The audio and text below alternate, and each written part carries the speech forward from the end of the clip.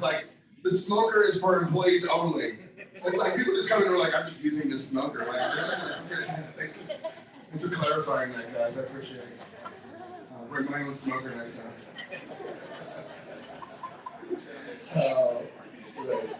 Well, since we're waiting, South by, I didn't know what to expect. I'm very pleasantly surprised, right? Yeah. I feel like I'm back. I feel like people are like, oh, Kelvin, we're here, let's go.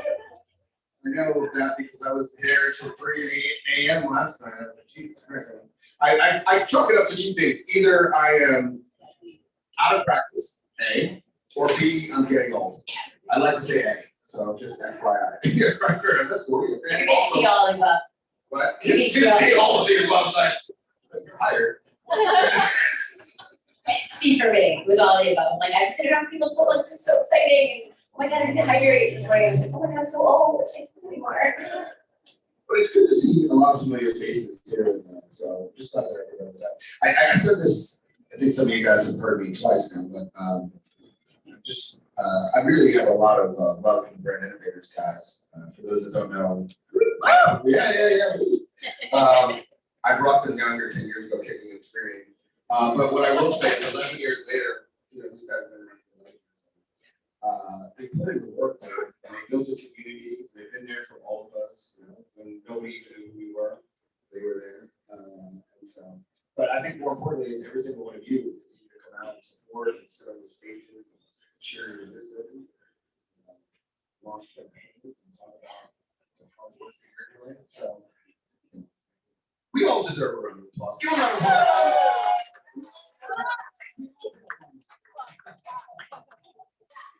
We all get plenty hairs. They promised you that they would feed you literally with drinks and meat. So, as well as you guys. We're a lot funnier if you're drunk. If you're drunk, yeah. We're drunk, but you. It was also risky.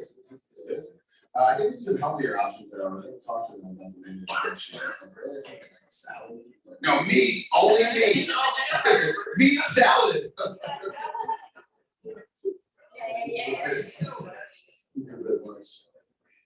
So, okay. Anybody want to say a few things? Anybody see anything that did anybody see the Porsche experience? Pretty spectacular. I think they did a good job. If you go out further down, Disney, it's not really anybody from Disney? So it was best experience of the festival. But it's the biggest. Like they have these huge inflatables, and you're like Disney everywhere. But then, and actually, I should say, what was nice about it is they did a huge screening for the community, so it was less about us losers, it was more about actual awesome Texan people. And so they had Jumanji hats and kids, so that was really cute. But then, anyway, Prime Video did a very good job. Spotify, Twitter, you know, they just nailed it in. yes. Yeah. Oh, Jesus Christ.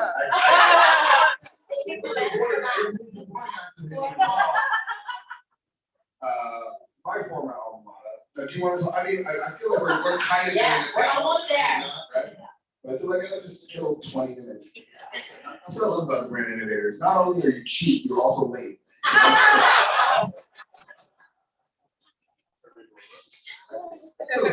It's like a good family, right? Somebody's cheap, somebody's late. Right. Somebody's drunk. Yeah.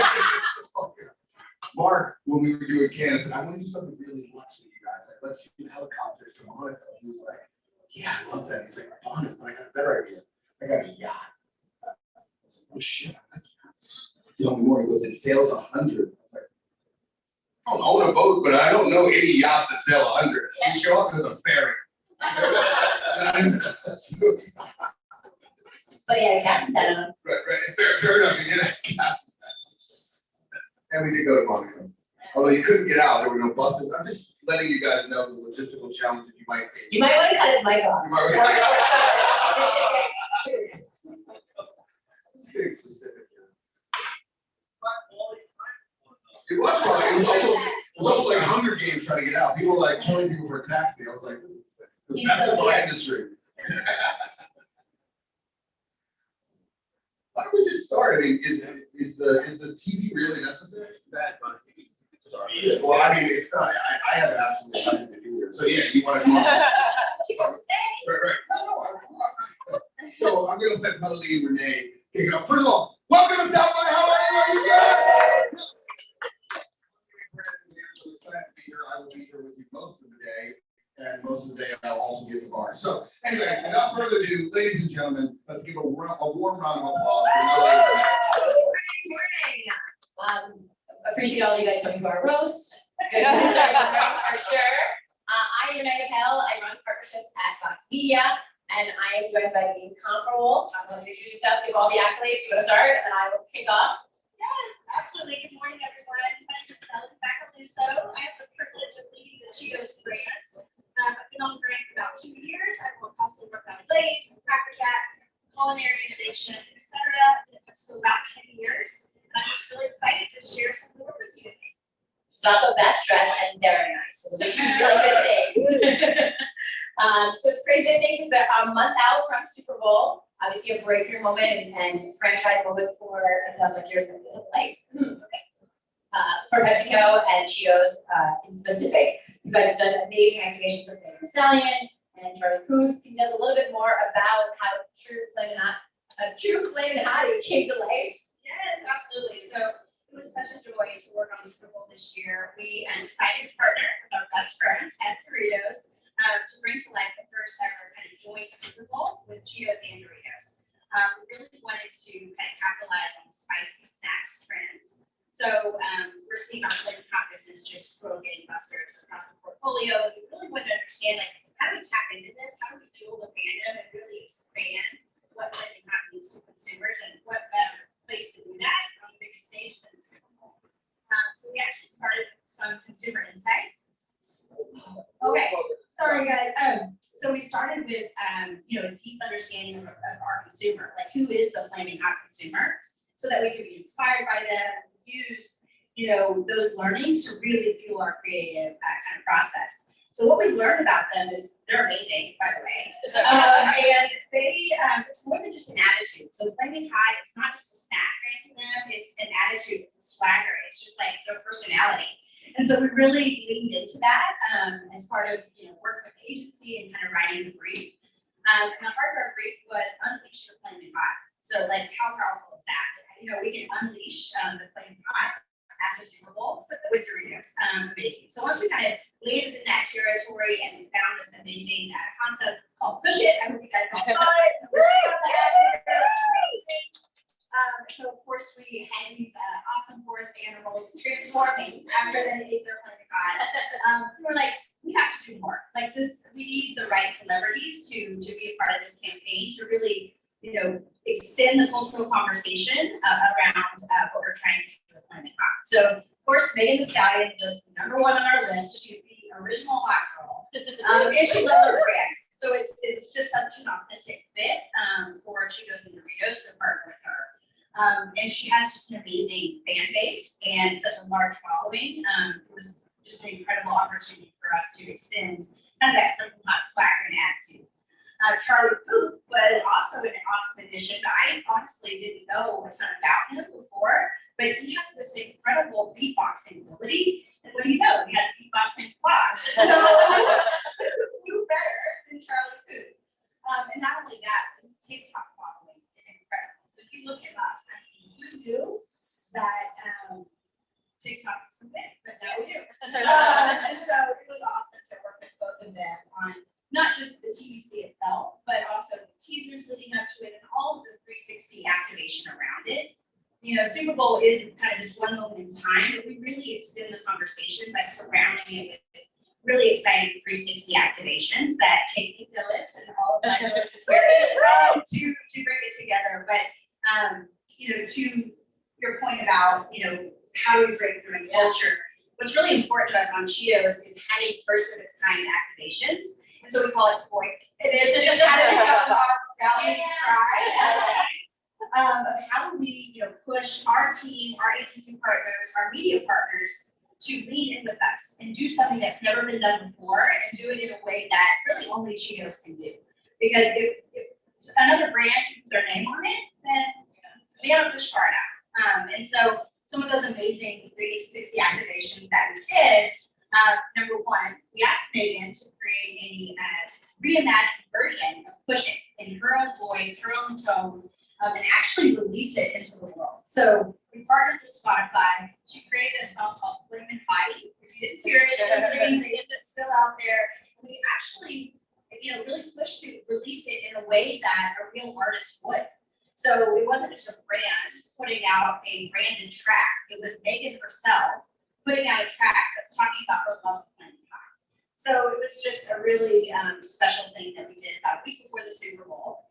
And we also partnered with Snapchat for another first of its kind activation where we created a dance video from Flip and Body. And we had a Snapchat lens where if you held up a Doritos or a Cheetos, you could actually activate the dance video on your chip. I mean, it was just, if you didn't try it, it just blew us all away, the technology and the fun that we had. We also had some great partnerships with TikTok and some our Instagram partners. So it was just a really amazing campaign. And, we're just starting the planning conversation. So we kicked off at Super Bowl, but this is really intended to be a year-long campaign. So we can continue to really fuel that fandom around. So clearly Melody's too hot to touch, Megan's too hot to touch. So they think they're too hot to touch. You guys have a hands-free house. There's a little bit of a line. So tell us a little bit about the house and the activation, how that's coming to life. Yes, absolutely. So the house was really inspired by our new campaign. It's called Hands Free. And all of our campaigns are really start with a consumer insight. And the consumer insight is that Cheetle on your fingertips is kind of a badge of honor. We've used it as a mechanism for a lot of our creative campaigns to get out of things, to hide that you're stealing snacks from your fans, but it really to leave your mark, etc. But what we found is life is just better when you have Cheetle on your fingers, right? And so we took that as kind of creative inspiration. Well, what else about life is better because of Cheetle on your fingertips? And so we imagined, well, what about all the hands-free technology in the world? If you have Cheetle on your fingers, can you open a door? Can you drive a car? Well, no. Can you vacuum your house? Well, Definitely well, not. no. So we believe that Cheetle was really inspired all these amazing hands-free inventions. So that concept led to an amazing TVC that we dropped last week. And then again, we really wanted to surround our campaign with the right 360 activation that felt authentic to the message we were trying to tell, the narrative we're trying to tell, but also in the unique tone of voice that Cheetos has. So we not only launched the TVC, but we also launched strategic out-of-home billboard placements. I won't say the technology company names, but we did launch billboards that had the Cheeto hand saying, "Have you ever wondered what actually inspired facial recognition?" And some other self-driving cars, etc. So just a cheeky way to kind of enter into the tech conversation. And then it also led to, what if we built a Cheetos hands-free house? Like, could we actually do that? How cool would it be? And so we worked with our media partners at Amazon and our amazing O&D team to build this concept in less than 8 weeks. We are here, and I'm telling you, it's one of the most amazing activations. We're over off East 6th Street. Yep. And the entire house is allowing you to live your best life hands-free. So you can eat Cheetos, you can go to the house, you can start a movie night, launch control. You can even create your own Cheetos mozzarella sticks, hands-free. And then you can have a little party and Cheetos did. I mean, who doesn't want to do that? So it's been a great time. We've been open for the last 2 days, and the traffic's been way more than we expected, but we're here for it. So please come join us as well if you can. Absolutely. And it's open until tomorrow, right? It is 2 to 10 today and tomorrow. Yeah. So we'll see you guys there. The Hands Free campaign has been amazing, explosive. Talk a little bit about entering into and leveraging the tech space. How do you see continuing to own sort of the Hands Free platform going forward? Yeah, absolutely. So we definitely see Hands Free as an awesome equity campaign that's going to live this year. And so we'd love to have another pulse, in H2. To be determined what that looks like, but we would love to bring in a media partner to help our fans be inspired to create their own next hands-free tech. what might that? Sounds like the Verge would be a great partner. Love it. Continue on this. Yes, love it, so let's talk. But so we're really excited, and the tech space is new for us, but we know that our fans are there. And so we're really working now on what's the right strategy for Cheetos to enter, because we're not going to just go there because everyone's going there. We want to be intentional about how we show up and make sure that it's only in a way that Cheetos can do. Intentionality and authenticity is such a big part of your brand. There's significant financial resources being allocated for that next community at the festival level and at the brand level. Cheetos is making big investments through a Danny Tejeo program. Can you tell us a little bit about building on success of year one? What does year two look like? How are you evolving? How do you envision this effort and supporting this community coming to life? Yeah, absolutely. I'm so glad you asked. This is one of our programs that's super near and dear to our Cheetos hearts. We started the campaign at the end of 2020 with Bad Bunny, De Matuella, and it continued through last year. I'm wearing one of the exclusive pull-out items that we created with him. But what's so special about this partnership is that the Latino community represents a huge portion of our Cheetos stand-up. And they're so unique. They're living in this cultural duality, with one foot in their Hispanic culture, one foot in America. And so it's really important to us that we, be authentic to who they are and celebrate the mark that they're leaving on culture today. And so really year one was about that celebration. But as you mentioned, we did give back. We gave $500,000 to Hispanic students that were leaving their mark. And so we're super proud. We used the collect collections to help fuel those scholarships. And we're so proud of that work. And so this year we're excited to continue the conversation and not just celebrate, but really empower the community to leave their mark. And so what that's going to look like is a new TVC with Bad Bunny himself coming in a couple of months. And what we're really excited to bring to life is this immersive visual world that highlights Hispanic superpoderes, which means superpowers. So it's kind of another new direction for Cheetos, but we feel it's really authentic and gonna really make a splash in this community. And we'll continue our Estudiante Fund, not just with scholarships for students, but also highlighting teachers who especially have had their superpoderes tested in the last couple of years from COVID. So we're excited to get back in that as well. All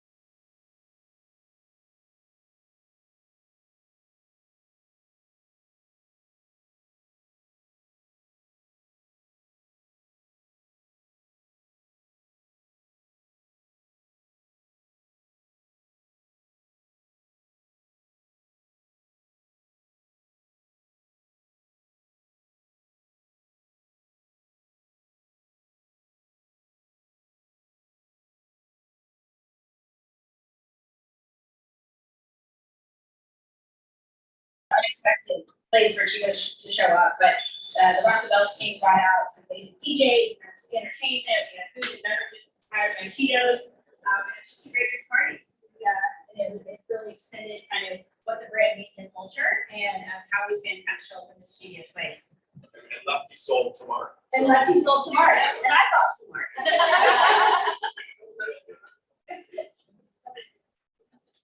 Another question?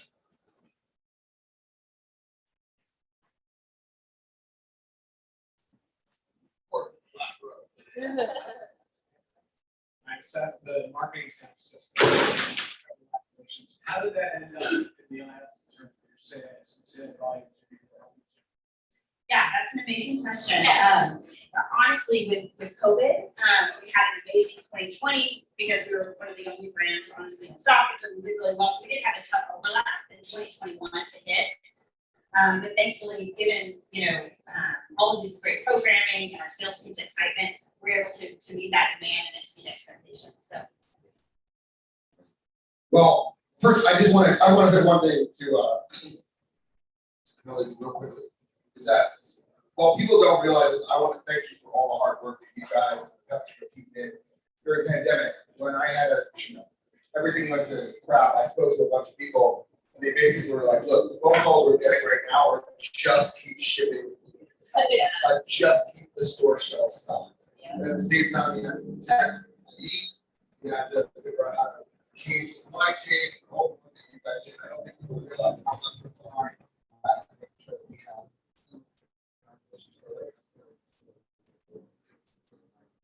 Outside of all the great work that you're doing. That's absolutely our front line for the real heroes. Yeah. Thank you so much. Thank you. As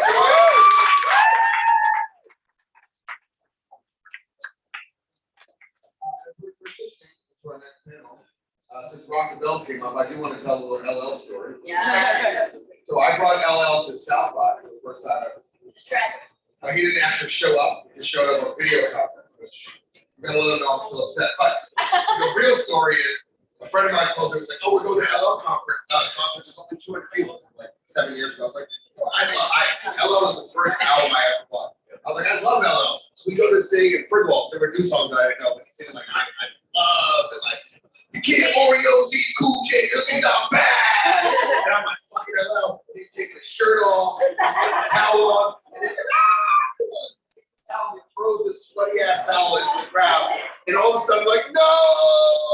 I try to turn and it raises. I know. I was like, this is terrible. So LL.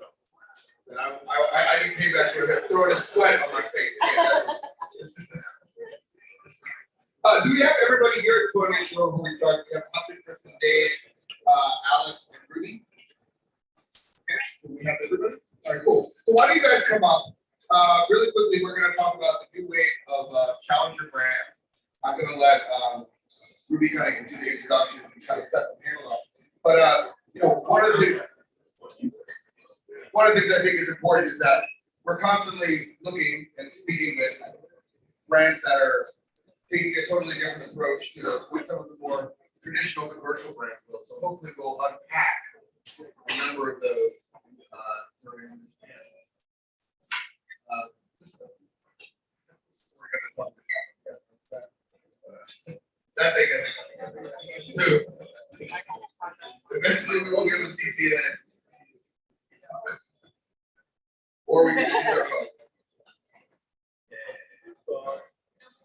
Are you ready? Are we hot? Yes, you are. Okay, so over to you. I'm going to give this guy my microphone.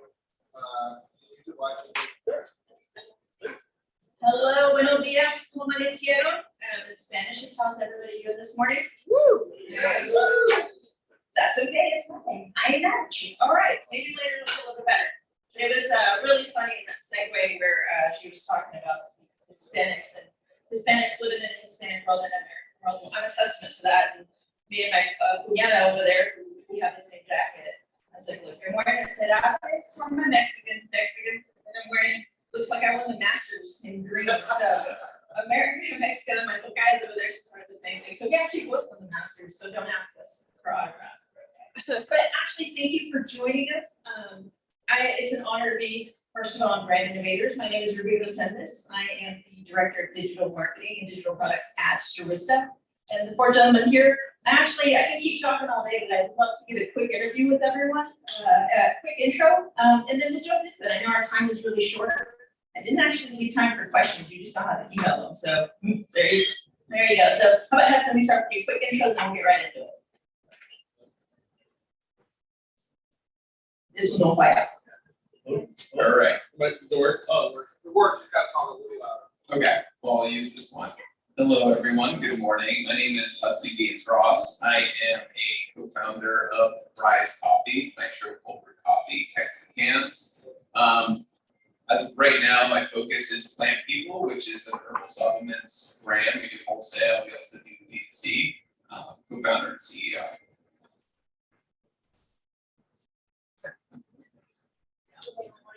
Yeah. How's it going, everybody? My name is Adam Simon. I'm the CEO and co-founder of Elude. Basically, what Elude does is budget-based travel. So if you're looking for different trips based on your budget, we showcase everywhere in the world where you can afford to that's flight and hotel package trips.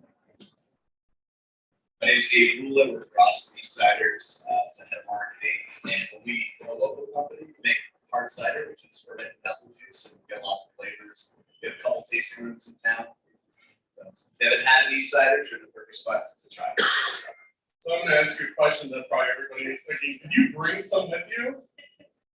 Big We're- puppet. I think there is. Like a special delivery. Yeah, That will work out, yes. I knew you'd come through. Hi, everybody. Good morning. Christian Bedford. I'm Vice President of Marketing for Mayweather Boxing and Fitness. You may be asking yourself, what is that? Well, Mayweather Boxing and Fitness is best-in-class group fitness concept founded by the undefeated boxing legend, champion, Floyd Mayweather. Great, thank you, gentlemen, for the introduction. I'll get into it. We have a short amount of time. So a question for everybody is, what's the state of challenger brands as we head into Q2? Dave, you first, since you just have all the news. So the thing that's thinking about this, and I think one of the big things with challenger brands, that there's just more and more of them. You're gonna continue to see the splintering of market share from big guys to people are taking a slice of market or a new innovative product. And I think it's easier than ever to start a brand. It's not easy to be successful. So there's just gonna be more and more challenger brands. I think that's big. That's an obvious that's a big thing. So we continue to have more and more brands out there. And they're coming out, they're more polished than they've ever been. They're more interesting, great branding. So it's gonna be hard for consumers to kind of pick through them. Christian.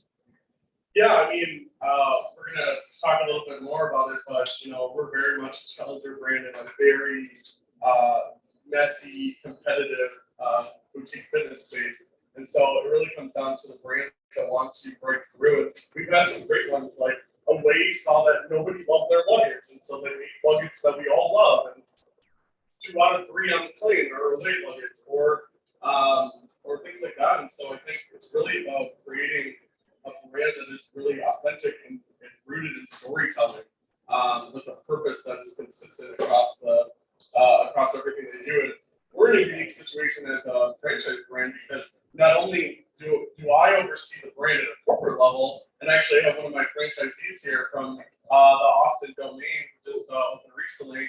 I have to give them a brand and put the brand in his hands, and give him the tools to make sure that it's consistent at the local level. So franchising is a whole other animal. How about Alex? Yeah, so I think travel in general, as we've seen, is very much the impact of COVID. I think what we're starting to see now too is the demand getting right back.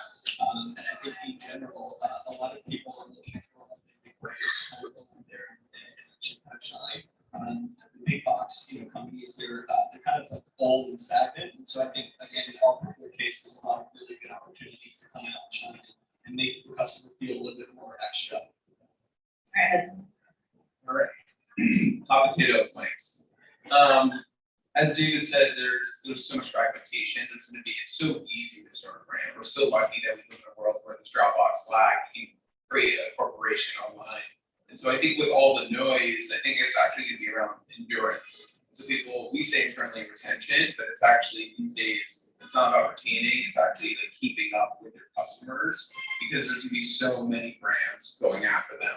And so I think what's been happening recently is, if you look back 2 to 3 years ago, to your point around the way, it was all paid marketing spend. And now with the iOS update, everyone has to diversify their marketing spend. And so what I really think is going to start to happen in the challenger market is starting with communication and turning yourself more into a content company. And actually, we don't do that much content. We're shifting and trying to keep up with it, but we sell products. And so if we think of the world as a big funnel, like right now, you guys are slightly in the funnel because you're listening to me talk. You may look at 10 people, maybe 10%, 4% of you guys will. The idea will be is, how do I catch you, bring you into the funnel through content, video, influencer, direct mail, anything that sort of catches your eye, or if you come in as a customer, how do I keep you and also keep up with you? Well, a good segue into a question I have for both you and Dave. So let's talk about customers. Like, what are some of the trends you're seeing in customer behavior? And you just kind of spoke really lightly on the customer and keeping them. What are you doing? What are the challenges of owning that one? Owning your consumers here.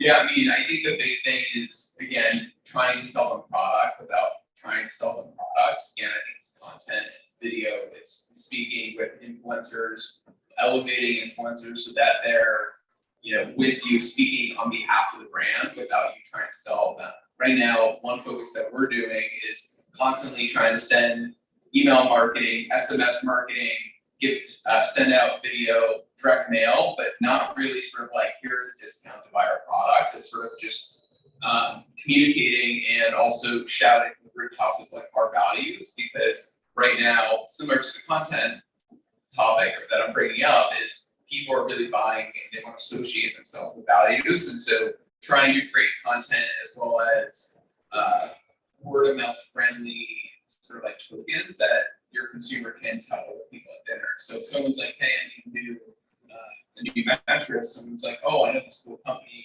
where they ship the mattress in a box. You just need that like one sentence, that token, and trying to think of like those tidbits that a consumer can walk away with. For Eastsiders, the big thing that happened with COVID 2 years ago is that people stopped going into stores, and it was really hard for brands like us to drive trial at bars and restaurants and grocery stores and events. So what we really started doing is we focused our team on how well we merchandise all of our partner e-commerce accounts. We launched direct-to-consumer shipments, thinking of ourselves more like a wine brand, less like a beer brand. It's a cider. It's actually a wine. It's an apple wine. But now the really exciting thing behaviorally for our consumers is actually back to within real life, which is our strong point, right? So we're able to break through. People are going back into stores and discovering our brand.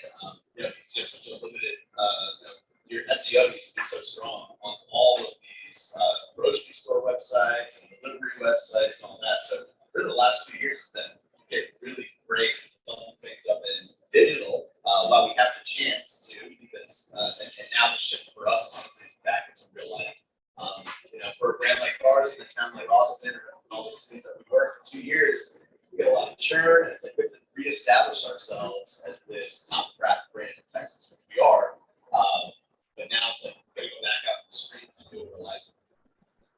Secret question here. So what is one of the customer behaviors that's actually shocking to you in both of your brands? That's it. I didn't put this one in the emails. One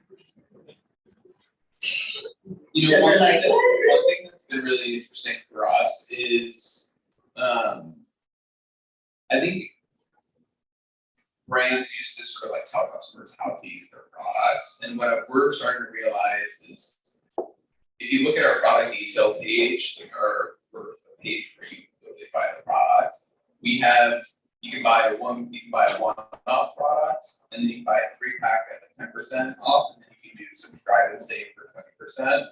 And I think that what we really learned is we really need to meet customers where and how they want to shop in a way. And we were really surprised that people were buying 3 packs on their first order ever. And we started to realize that we don't have to be like a subscription business, even though that's very big. That's our focus. We love having customers shop in buying multiple times over and over again.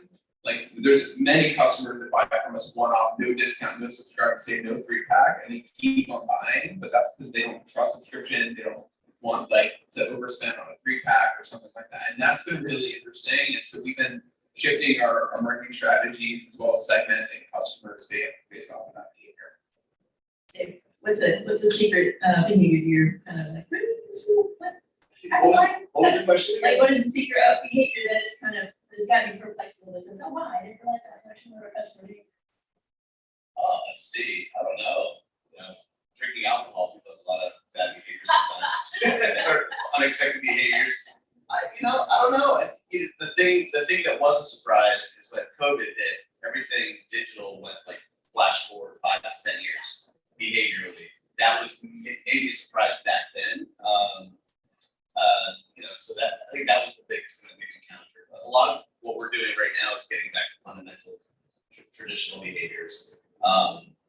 So yeah, I don't know, there's a lot of surprises. We have tasting rooms, and so, COVID and running a restaurant, a tasting room, and those consumer behaviors. But yeah, the big insights there for me. Dang it. Sorry. All right. Next question now. Let's talk about the competitive space you guys are in. I do want to see, as you guys talk about strategies, how do you guys overcome that?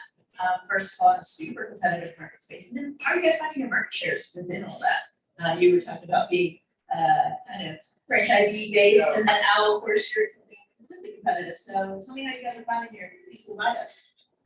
Yeah, so, the fact that we're a franchise brand, I mean, everything comes down to being consistent with how we're telling the story. And I think from a competitive landscape, it's really hard to differentiate yourself in boutique fitness. But I think what we really have on our side is that 70% of people in the United States know who Floyd is. They know the Mayweather name. I think that 30% are like newborns or babies that like just aren't conscious yet, as an adult.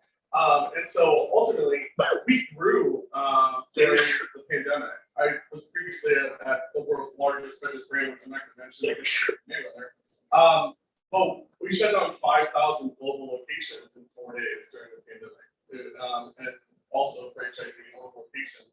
But Mayweather thrived because of the brand that Floyd had established. And franchisees like Ty, that's in Austin, really believed in what we were building, which is based in community and family.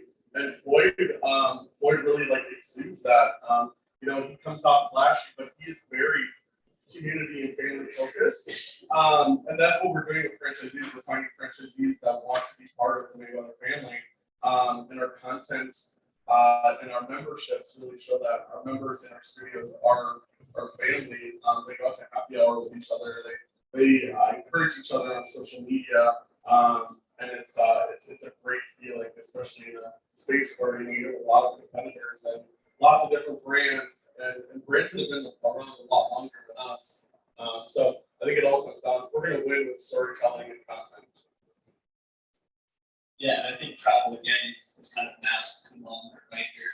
Just for everybody to know, there's 3 companies that own 97% of all travel companies, right? So it's probably the ones you're aware of, but have you stand out in something along those lines and have you deliver something that's a little bit more value add and interesting?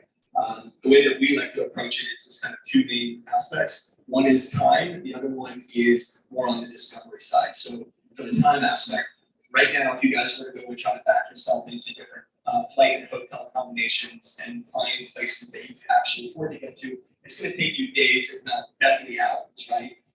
You'll maybe find out Paris, London, Rome, Taipei, places like that. But we end up kind of finding ourselves is more on the discovery side. We showcase people where they could actually afford to get to and package that up in a really nice manner. So I just think it's a little bit more about being authentic and a little bit more about being kind of real to our customers. It's as we talk about being real, and Eric talks about that. Like, so what channels are you guys leveraging more this year than we have last year? Is that kind of still evolving as the year goes on? That's certainly. Yeah, so last 2 years have been insane for reasons. We as a company at Plant People, we decided to cut our paid marketing spend around 2 to 3 months before the iOS update that changed like the whole game, which is amazing for a small brand. I absolutely love it. Because like real brands can start thriving versus competing in a casino versus high spend other competitors. It's amazing. We've been diversifying in podcast marketing, which has actually been pretty great for us. Direct mail, so really crazy amazing for us. And segmenting value types of consumers, so subscribers, repeat purchasers, and then going after the likes of new customers. I'd say the last one hasn't been as successful as the first two. So again, it's like about endurance. It's just trying to keep them and hoping that they word of mouth spread.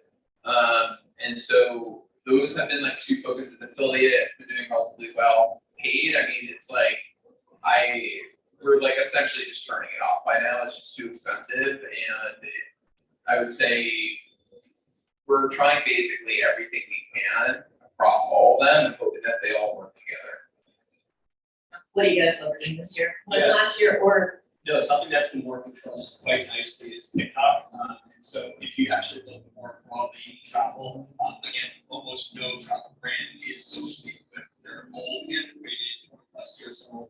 You know, you're not going out to socials and saying, hey, thanks company for booking this trip. It just doesn't happen. And so the way that we've been approaching it is much more getting it into the actual influencers brand and actually kind of showcase what we can afford, what the Loon has to offer for that individual. And then kind of promote it that way. So TikTok is the best for us. Dave, what have you guys been using? We need to get on TikTok. We're maybe having a small team, real entrepreneurial atmosphere. But back to in real life, you know, the bars, restaurants, tasting rooms, our own tasting rooms. We launched our second one into the pandemic, and it's coming back now. And it's really thriving. And we're working with some folks who. Yes, interesting idea of licensing our brand to folks for airports. So it's like less cost up front. It's only you only see on the profit side, you don't see the downside. So while that's been a super pain point for us over the last 2 years, we might get this opportunity to kind of put up our brand in all these different cities in a great brand building way, travel hubs. So that's really interesting. Another thing that we just started to buy into is a program called Luma. So it's video that's on store shelves at your grocery stores with audio, with rotating, circulating through 30-second ads with audio in the grocery store telling brand stories that are really well produced. So that's really interesting. But TikTok is like, that it's all about TikTok. We've been Instagram first, and now we need to be TikTok first, and we're just getting started. Yeah, we're similar. We're Instagram first. Again, unique in the sense that like at the brand level, we have all the channels, and then you multiply it by 50, 100 for each franchisee location on Instagram. So we're unique in that sense. But really, bread and butter has been Facebook and Instagram, especially on the lead gen side. So like a lot of our members come from those paid tactics. We are looking into TikTok as a brand, so I'm excited. Got to chat with a lot of the TikTok folks while I was here. So exciting things to come. I think also going deeper into video. So strategies around leveraging video, whether it's YouTube or across other channels. And this year I'm actually really excited because we're coordinating our first national campaign. So looking at less about buying platforms and putting advertising there. I want to buy audiences. So I want to identify the audiences that are key to our business and follow them around their experiences, whether they're on their device, whether they're at home on connected TV or advanced TV. So we're thinking about all of that. And so have a really fun national campaign that we're planning right now related this year. Thanks on that.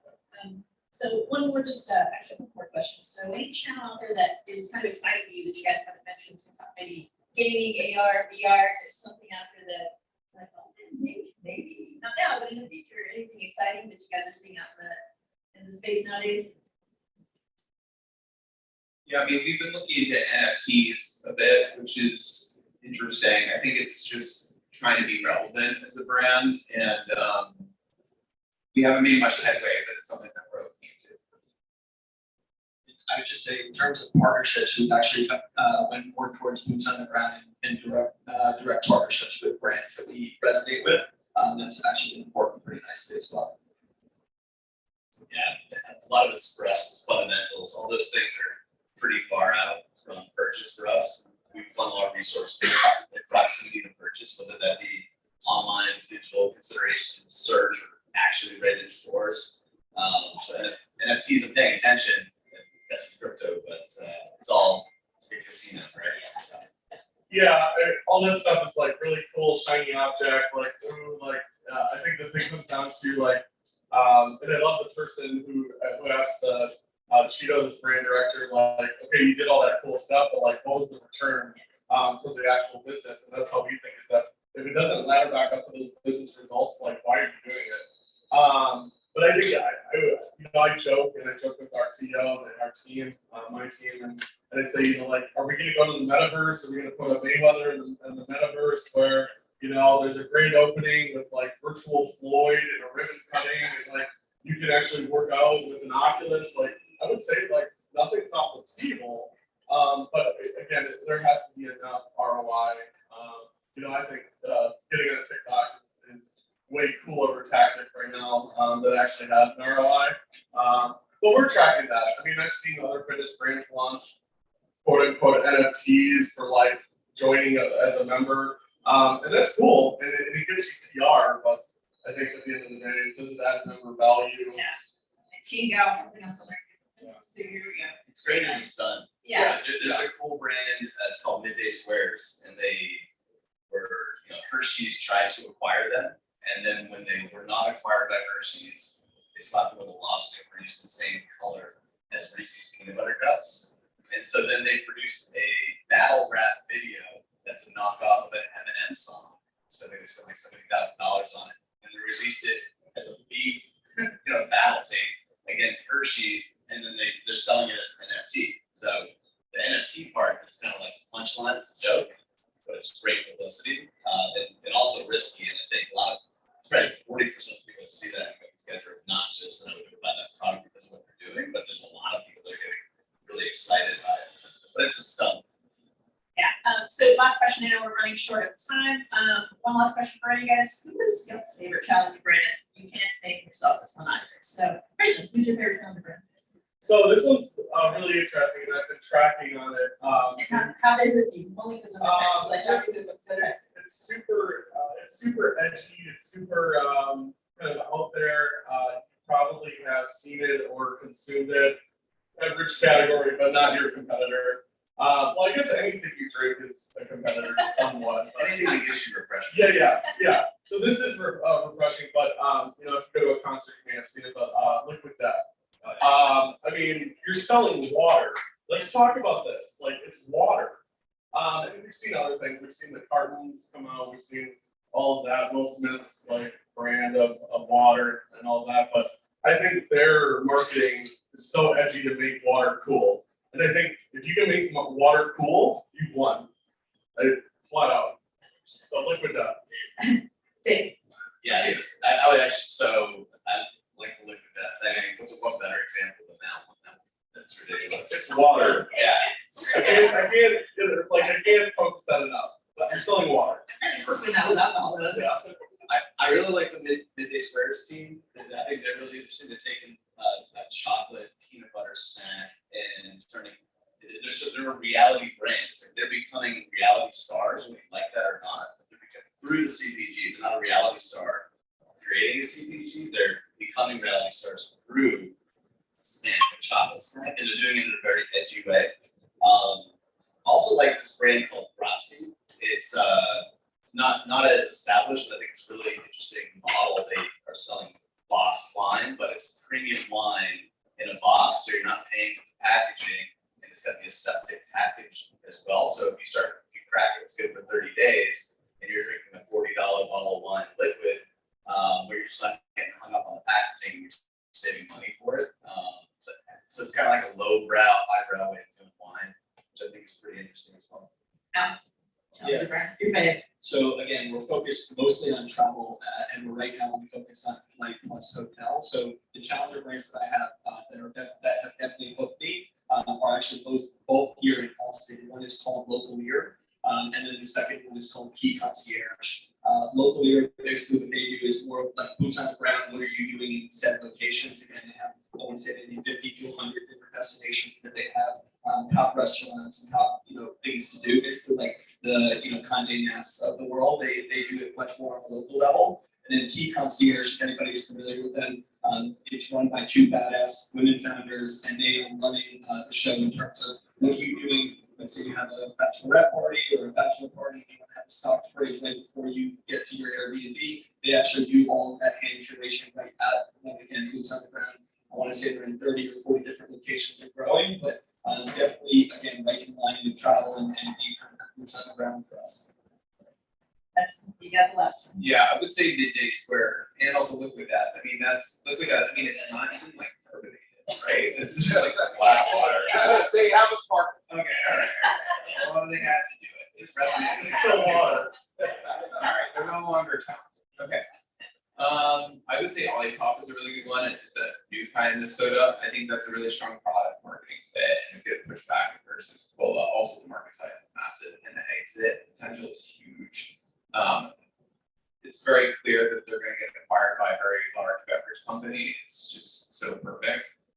So I love what they've done from branding to the flavors to just how easy it is to understand and just like they just kick ass. Yeah, but I would probably say those two as well. Right, well, hey, I know we're running short of time, gentlemen. 4 minutes for questions. No, 4 minutes for questions. Anyone? Anyone? Yeah, there you go. There you go, sir. Thank you, John. Thank you. Great job, you guys. When you look at all the different generations, how do you kind of determine which one you're going to target? And if you're going to target multiple, how do you determine the channels, the technologies? Because they're very different by generation. I can answer that one. It's interesting because when we started our company, Plant People, we really had the 24 to 35 demo. We still actually have like a huge spike in terms of majority. But if you were to add up the 35 to 55, that's like 2 times the size as that spike when you put them together. So that's like the demo we're going after is those 2 chunks. And I also think that when you go for younger generations, like the attention span is like not there. Also, TikTok just gets too crazy for us. But I think it's really tough because you can target the whole world, but I think if you stay focused and you really try to understand who your customer is, and you're constantly doing, like sort of quality calls versus sort of quantitative, and actually calling your top 10 customers, your top 10 subscribers, the top or 10 people that didn't repurchase, and trying to understand who they are, and that's kind of like how we focus. And I think you kind of have you have to pick a lane, and that's kind of what we do, is just picking a lane, even though it's all really great. I love that question. I think we actually approached it the complete opposite way. Instead of saying, who could we go out and kind of serve? We actually just did this for ourselves at first and said, look, if anybody else really enjoys the way, booking travel based on your budget, come and sign up, use our wait list and go through that route. And as we started to create basically our wait list, we started to learn a little bit more about where our customers are coming from and actually go down that route. One surprising fact for us is right now we're a little over 50,000 users. We're getting hundreds of downloads per day and things like that. But our largest market is women. It's about 70%. That's not, if you were to ask us 2 years ago when we were like launching this, that was not what our intention was. It was just more about where our customers are coming from. So it's kind of like, one ear to the ground and just kind of learn where users are coming. So at EastSiders, we focus everything we talk about a lot. We talk about proximity to purchase. So rather than focusing on a generation or a micro target, we're focusing on people that go into our stores, the stores where we're sold, right? Creating heat signatures around neighborhoods and cities versus spreading too thin. And it's all based on it's a retail first strategy. Where are those consumers close to a register online, but mostly in real life? But then if we did have to target, I think for EastSiders, just think about usage occasions. Who's drinking a lot? Dual income, no kids. Like our average consumer is around 35 years old. It's 50-50 male female. But if you go on social media channels, it's younger and more female. For us, it's all about proximity to purchase. We think micro targeting for us as a trap?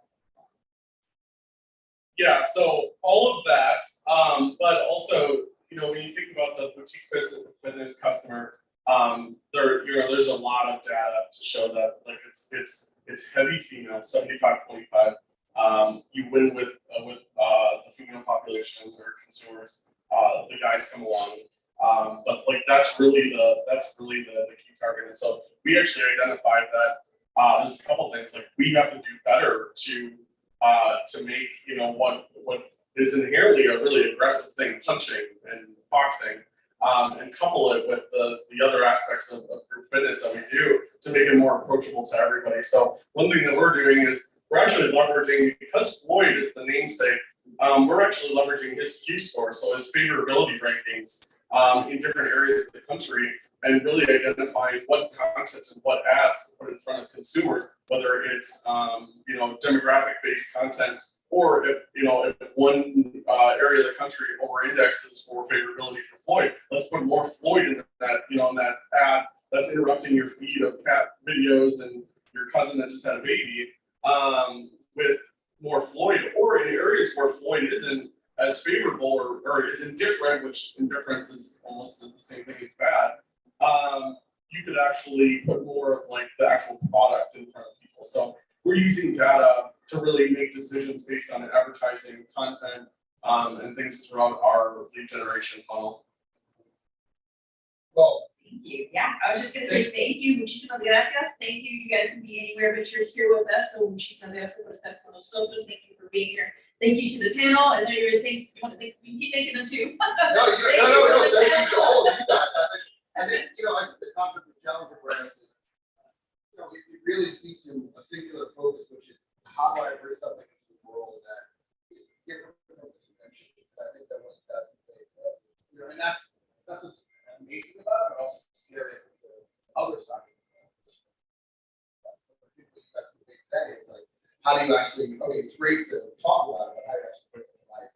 And actually, If it's not scary, you're not doing it hard enough. right, fair enough. Thank you, Thank you guys so much. Huge round of applause. Hopefully sure everybody's here. So, Santo, Christina, Andrea, John, right? You guys are all here? So,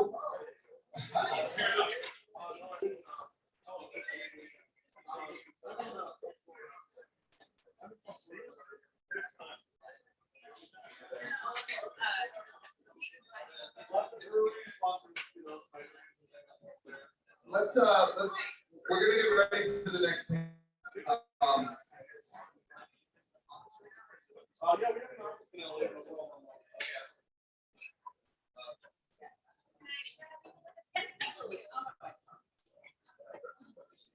So why don't we have the next panel start making their way up? So I just need Santo, Christina, Andrea, and John.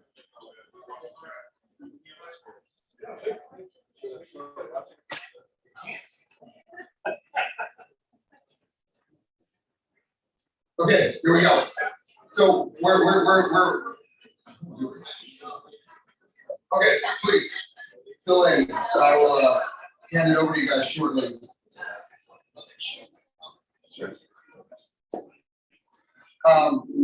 So we just saw one panel on challenger brands. We're going to see another panel on challenger brands. I'm going to go on a little bit of a rant for a second as they are setting up, which is, you know, one of the things that the panel said is actually a weird dichotomy. So they talked about, you know, the fact that does it actually make money versus is it a stunt? And the reality is I don't actually think that those two things are separate. I was lucky enough to see a presentation by a guy who was one of the most boring people you've ever met, and he also said it was going to be the most boring presentation on creativity that you ever saw.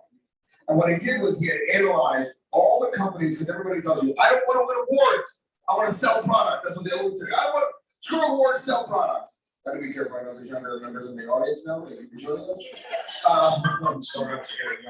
Right, I know, right? It's like, oh wow. What he did was he mapped all the companies that won awards in their category versus those that didn't. And he did that across all of like Cannes, yada, yada, yada. And two things held true. Those that won awards grew faster and the elasticity was greater. So people were willing to pay more money because the brand felt culture relevant.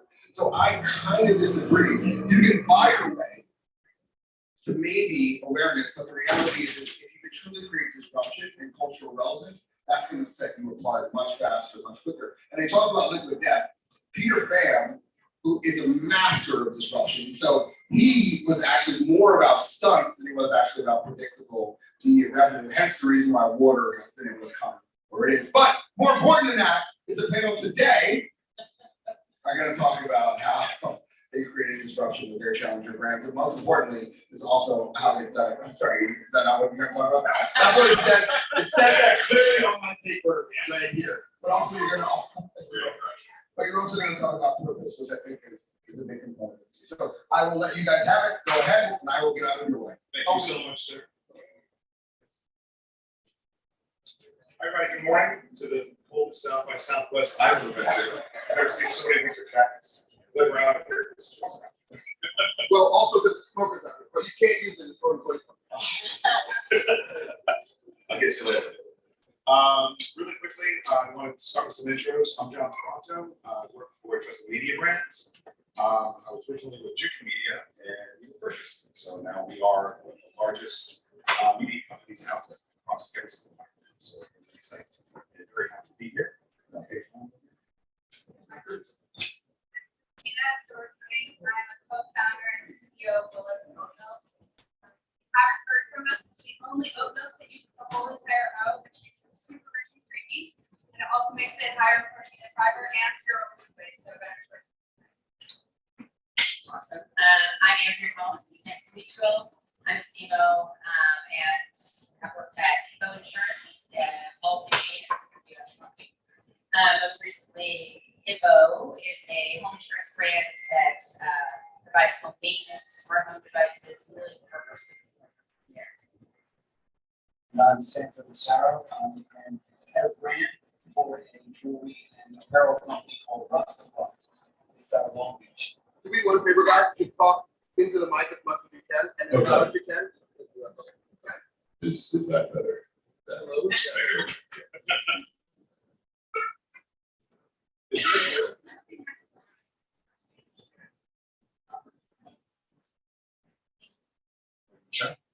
How's this? Much better. Okay, so let's kick it off. And we surveyed 200 brand marketers, and 41% believe that the ability to craft a brand narrative is one of the most important characteristics of a challenger brand. What would you say is your brand narrative, or how you develop your brand? Sophie? Well, our brand is named after my grandmother Wilda. It was, based on her recipe. So every single thing that we do has to live up to her name. She was a real force. We like to say she was real, honest, and uncompromising. So those give us some words to live up to for sure. I think equally, our oat milk is a brand that people drink every single day. They feed to their kids. A lot of them even give it to their infants. So it's not just about a name or product, but it's something that really has to live up to its promise in a big way from a health and sustainability standpoint. So yeah, with that, every single decision we make, every single action we take has to live up to our values. Gotta keep it real for them. That's right. I love that. And you can go to very good grandma. In so many ways. In the early days, we learned that it was no more people in South Africa than animals, which is not great insurance, but lesson learned. But nonetheless, I think one of the most important things in developing a brand narrative is laddering back to a vision, and a lot of companies really like to skip over that. And we've been very uncompromising about our focus on customer and customer experience in the villain. And I think that's so easy for a lot of companies to say, but walking the walk and talking the talk are two very different things. And so we developed by starting with a vision, mission. We've actually got some brand values, which I love, but that has to be a big part of the narrative. You can't have brands working in a silo, developing this narrative. And for us, I'm a benefit that I joined a company that has been around for almost a decade, where the founder created the company based off the purpose of, 10 years ago, that wasn't really the way that the idea of the brand, but it was, he started his company strictly to, well, he started using his shoelaces to make bracelets, and his buddies liked them. And he never looked back, and so and he was a gentleman from Kenya who was then brought to Orange County as a young boy, and so to find his way is a whole other story. But his goal from day one, it was tagged onto the first bracelet we made, is seek the positive, you know, and that's on all of our messaging. And, you know, the challenge for us now is, as we are now, we can hold true to that from day one, but then there's this influx of companies that have a division dedicated to, you know, causes and or purpose and serve the function. Ours is to figure out how we do that without kind of bastardizing the intent. Yeah, have that design. Yeah, Not it's have that really be like this separate part, and that typically happens with some challenge brands that come to larger companies, and that mission is kind of blurred, right? Not everybody talks to each other. To that point, consumers tend to be drawn to brands that, you know, have a stance on your mission. Right? Could you define your purpose-driven marketing strategies and how you are currently bringing it to life? Sure, we'll work back. So ours is really easy because it is seek the positive, and I know that is a very generic approach, but it allows it to be open for interpretation, and you know, we can be focused on how we need to interpret it based off of what's happening in the world. We've always been hyper local when it comes to, so our founder Daniel Cassidy from day one has always given 1% of everything the company's made back into charitable initiatives. Within a year and a half, we were able to actually start a foundation, the Seek Positive Foundation, which has been great. But like a little example of how we're starting to do that is just trying to do a little bit more storytelling and less. Of course, there'll be a donation and support, and everywhere we go, we have a presence at. We don't just write a check, but just a little bit more storytelling and how we do that is helping. It just helps with it expands our authenticity and allows us to kind of really refocus on what we're trying to accomplish. But quick hit was at the Super Bowl, we partnered with the running back of the Rams, Sony Michel, and he was kind enough to give us for the game his game worn shoelaces. And going back to what I said about Daniel starting the company with his shoelaces. So Sony won the Super Bowl. Good job for the Rams. I say that as an Eagles fan. But yeah, gotta be careful down here as an Eagles fan. That's why we sent you. Yeah. He gave us, and we're gonna go back to an origin story where Daniel's taking Sony's bracelets, Sony's shoelaces. He's gonna hand braid them like he used to into bracelets, and we partnered with the Boys and Girls Club of Los Angeles, who has a great partnership with the Rams, and they're gonna use that bracelet. Sony's gonna keep one to remember that day, and then the other bracelet from the other two is gonna go to auction. And that allows us to tell a story that's both our brand story, it's a local initiative with Boys and Girls Club, but the trifecta there is that it was on the national stage. Right. And you're not just using much traditional media like the words. No, it's just us storytelling and finding a gentleman like Sony, a group of people we've worked with for a decade in the Boys and Girls Club of Los Angeles, and then just the simple matter of Daniel used to make bracelets with his shoelaces. That's the definition of That's it. authenticity. Yeah. Yeah, absolutely. So, for us, we're in a very different category, and I was teasing these two. I was like, bracelets sounds like one. In comparison to insurance, because I think a lot of consumers don't want to think about insurance. So, but there is high awareness around it, and some insurance lines are required, right? So, even though they need it, which when anybody's forced to buy something, no one really loves it.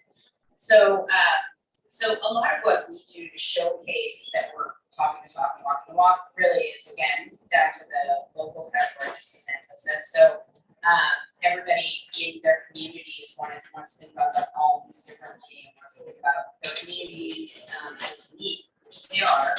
And so we lean pretty heavily into local marketing and multi-channel marketing. akin to storytelling. We like to showcase the layers of how we're doing what we do, how home maintenance looks different seasonally, how if you actually care for your home, your car is actually going to build a better home for you and your family. So a lot of that has to come through local multi-channels that are hitting people at different levels. It can't just be sort of For us, I think right now, climate change has gone from being kind of theoretical to just very much in our faces with fires and just everything that's going on. And as a result, we really use every opportunity, whether it's sharing a recipe or a brand partnership, to help educate around it. Not just saying, oh, we're doing less bad, we're not as bad alternative, but actively doing good, actively demonstrating that we're making a positive impact. Most plant-based smokes involve a lot of food waste, and it's not good for society, but it also is a leading cause of methane and greenhouse gas emissions, which I think a lot of people don't really realize. So just talking about food waste, talking about composting, is a way for us to help people understand how we can all take small steps to make a bigger impact collectively.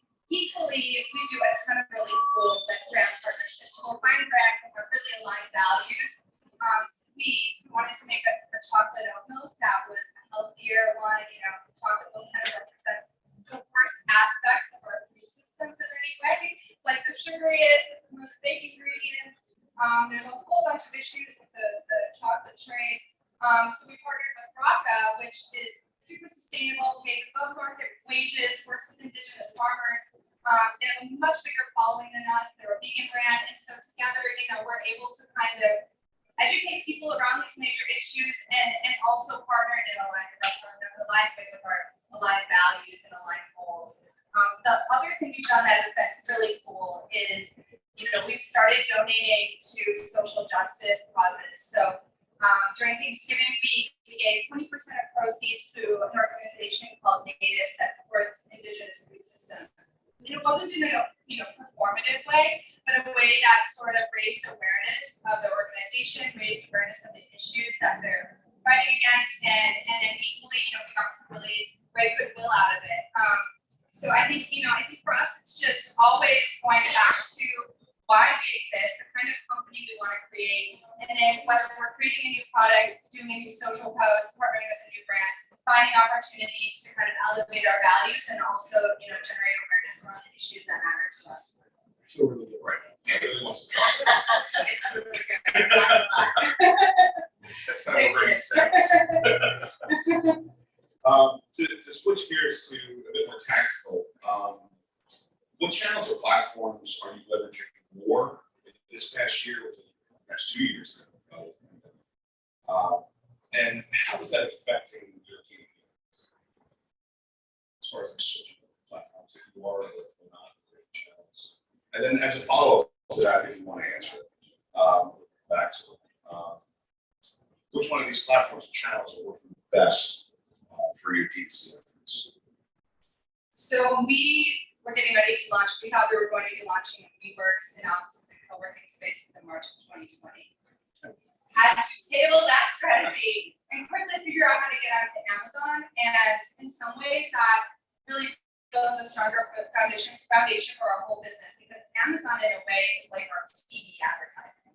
It is insane to me that the entire marketing funnel happens within a fraction of a second. And if somebody is looking for organic whole milk, they will find us immediately and probably see some A+ content that gives them all of the kind of key things that make our brand who we are, awareness around our purpose, as well as just like the nutrition facts and all the sort of functional things that they're looking for. So Amazon now is 40% of our business, and I can't tell you how many people told me that's how they found us in the first place. how are you channeled to Amazon? Is it through the listicles or through?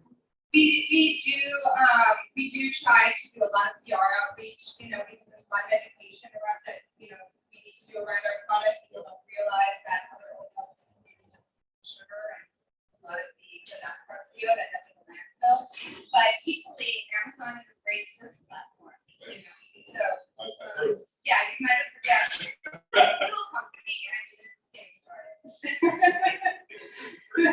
Maybe go to space. Yeah, absolutely. Questions. Yeah, so high performing channels and how pandemic changed.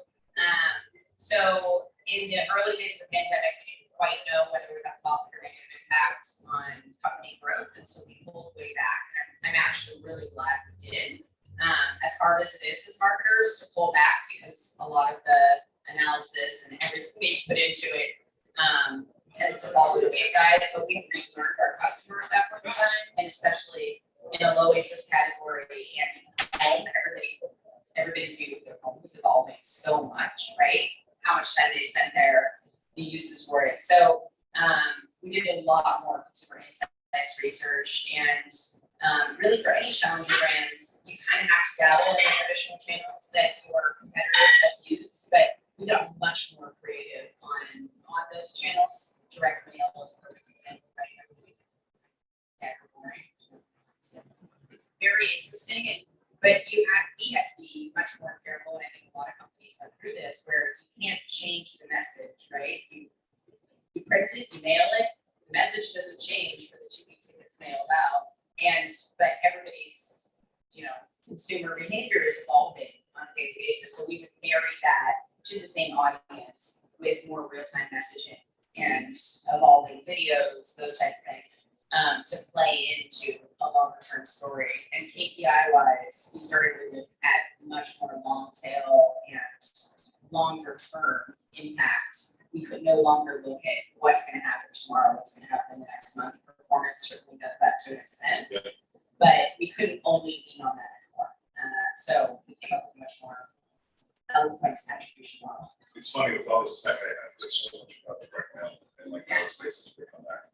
It Going works. to the mailbox is like an offense. It's something to do. Oh, somebody go get the mail. It's like slap you. I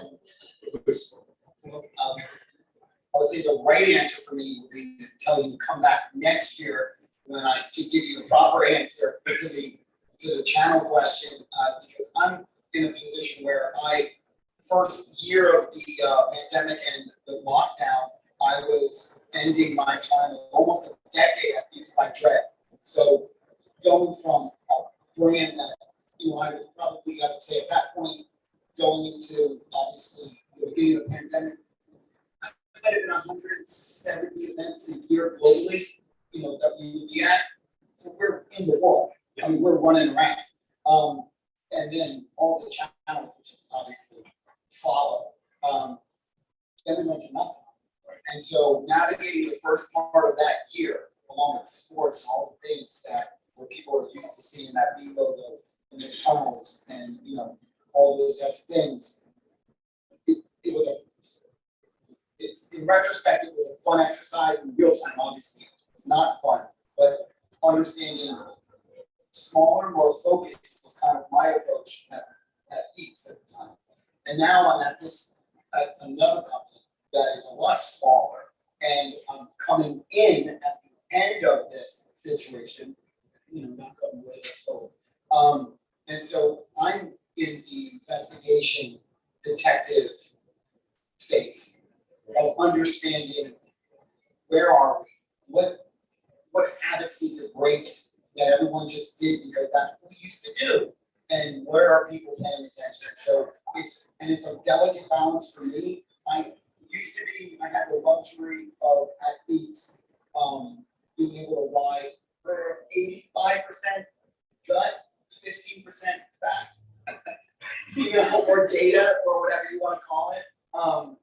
And I don't have that luxury anymore. Nor do I think anyone does, because everything's changed so much in the last 2 years, and you've got consumer segments that have grown out of the previous one, and you haven't spoken to them since they were in another kind of, you've got 2 years of kids that were not even driving are now freshmen in college. Very different group of people, and we skew younger, as the Beats, Boston Lot does as well. And so it's balancing right now the platforms that traditionally have worked well with figuring out that entree into what has never worked before, but probably will, whether it's TikTok or direct mail. Now I'm like, as you're talking, I'm like thinking of a postcard in my head. No, just tell me to trust the media, I'll take it. but that's where I'm at. So maybe next year I'll have an answer, or I won't have a job, I don't know. We'll see. Listen, keep following your guts, it worked. Me too, I think so, like, every single day. When your test and learn from the NFL with a much larger market into a much mid-market, that's pretty incredible that you were able to kind of change gears and still use that same platform. The funny thing, you were talking about this being like different, but one of the things that I think is a really fun puzzle, it's one that I've always gravitated toward, is like a product that is not considered purchase. It seems like a long time ago, 10 years ago, 12 longer, 2011, your headphones came with your phone, or no, sorry, with your device, and you wore them. We got on the plane and we kept them. It's really what headphones were. And the job was making it considered purchase. Health insurance, home insurance, these are things that they're not necessarily, they're investigated and they're price conscious. Same with an opener. Like if I have a choice now, go to your company.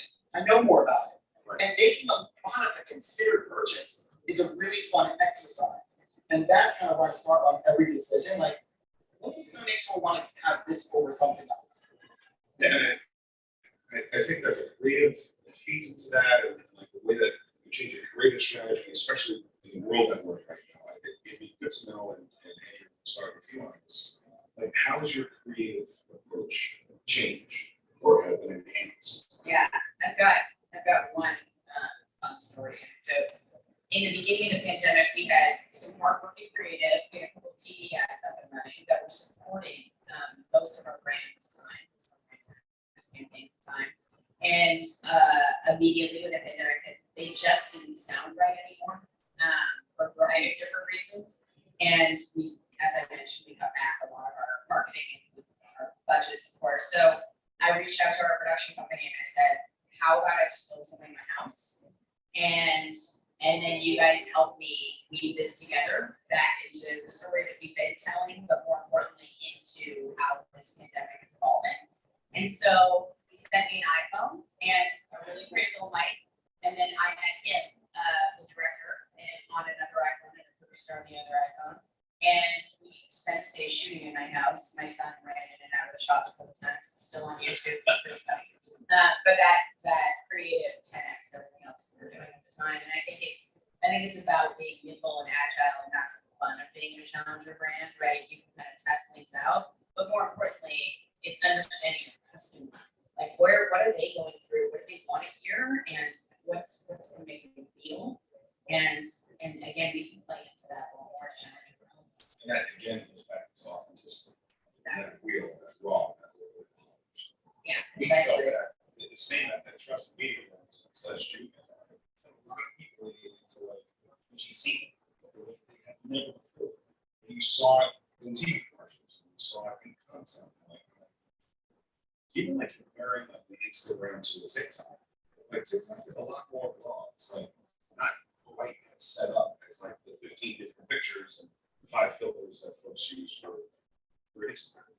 So that's a whole other panel that we won't get into. I have to ask this question to yourselves a minute. We're doing okay? Yeah. You guys have heard of Web3? It's a topic. We've heard of it. How will Web3 and the metaverse either help or hurt or be neutral right now for challenge? Is that even a place that we can play? Or we don't want to leave too much? I'll start, so I'll be brief on this one. I think that it plays into a 10-year plan. I think it's going to be our reality in several years instead of 8 to 10 years. But again, having smaller budgets and being a challenger brand, I view it the same way that I view a lot of things that have been up and coming, not just tactical channels, but tsunami waves that are coming, which is watch it. Make sure that you're closely tracking the research, attending conferences like this and understanding what bigger brands are doing to play into it, and then learn with really small tests. Right? So as there's a lot of pieces that are launching in Web 3.0. we're testing a little bit into some of those, but very, very small budgets, and we're not using it as part of our multi-channel strategy. We're using it as in a separate kind of test silo to understand what it's gonna look like in the future. For us, it's always about making sure it lives up to our values. So not too long ago, we were invited to be part of a special activation that used NFTs, and it sounded really interesting. It was with some sexy brands, but at the end of the day, NFTs do not align with our values. They're not sustainable. They're not great for the planet. So we had to say no. And I think, yeah, the key is always just making sure that your actions live up to the words that you're saying, and equally not chasing a shiny object for object's sake. You know, doing small tests, but making sure that they're, you know, actually living up to what you want to do and getting you to your goals. And I kind of skipped over the concept. Are you using any different types of creative? Yeah, absolutely. Honestly, most of our creative is UGC or created by influencers. It's funny, you know, we don't even do that much on TikTok. We're doing more all the time, but TikTok has become the biggest traffic driver to our website just by sending samples out to influencers. You know, it's like you might send it to 10 different influencers and one will have a video that, you know, finds some virality in it. So it's all about just kind of capitalizing on the fact that, you know, you just need to kind of create a lot of quantity and just assume that some of it's not going to go anywhere and some of it's going to. Again, I'll do a pop out, so come back next year. Maybe I have an NFT plan.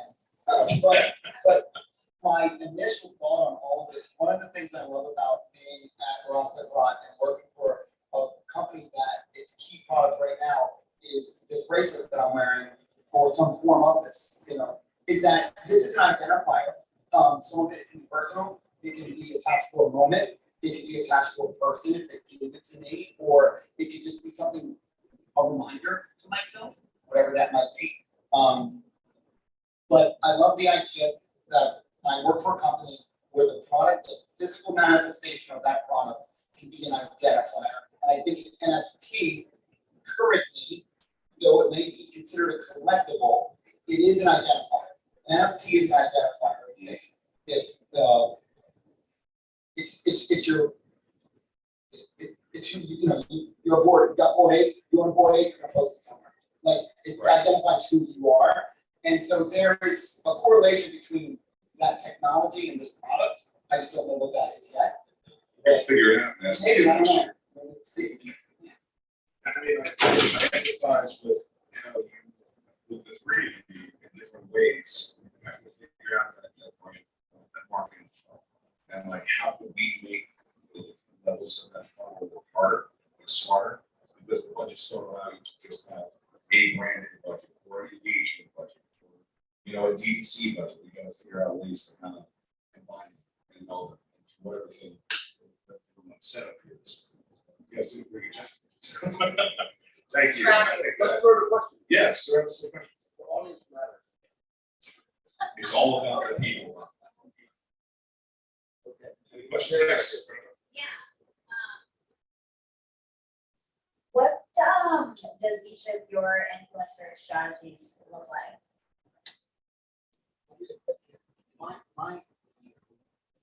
My influencer strategy is very, I don't know if it's being welcomed internally right now, because it's not as bold as getting product in people's hands. The other, last night or 2 nights ago, I hosted a dinner for a friend's film. It's called A Lot of Nothing.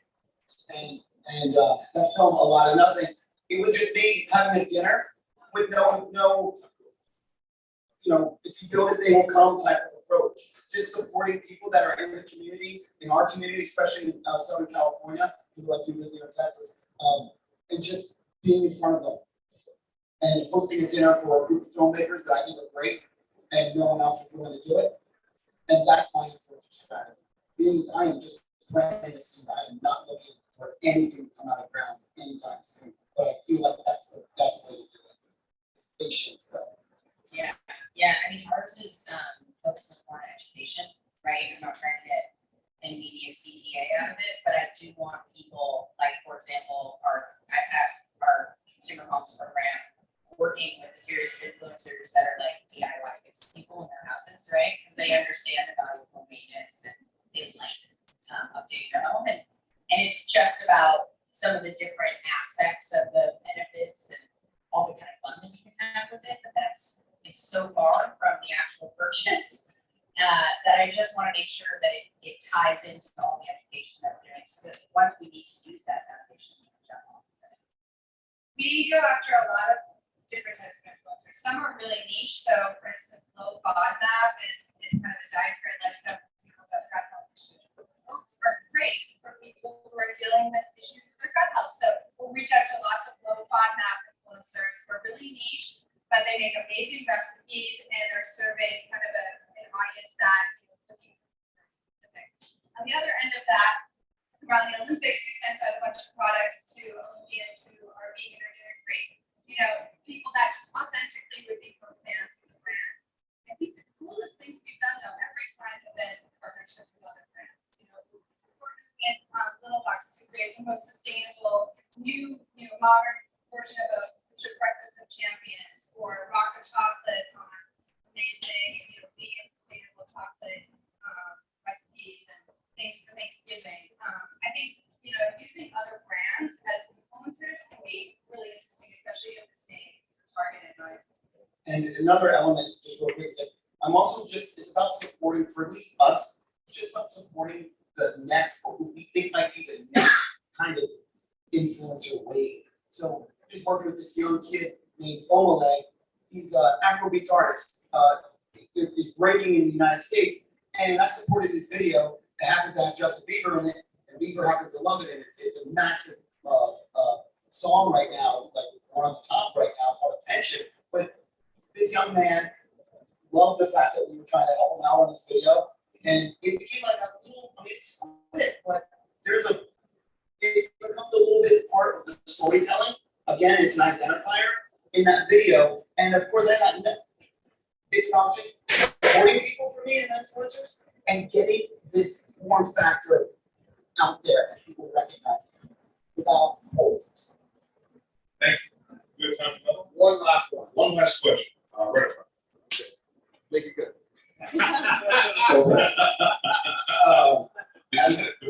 Yeah. As a challenger brand, and this is very interesting with Dipple Insurance, a lot of times the focus immediately on ROI. And during the pandemic, you got the courage to say, I want to look at the long tail. I want to think beyond just sort of that immediate gratification. How hard or how easy was that to sell it to your entire organization, especially in insurance, where it's a lot about cost of quote? Yeah. That was pretty good. Yeah, that was.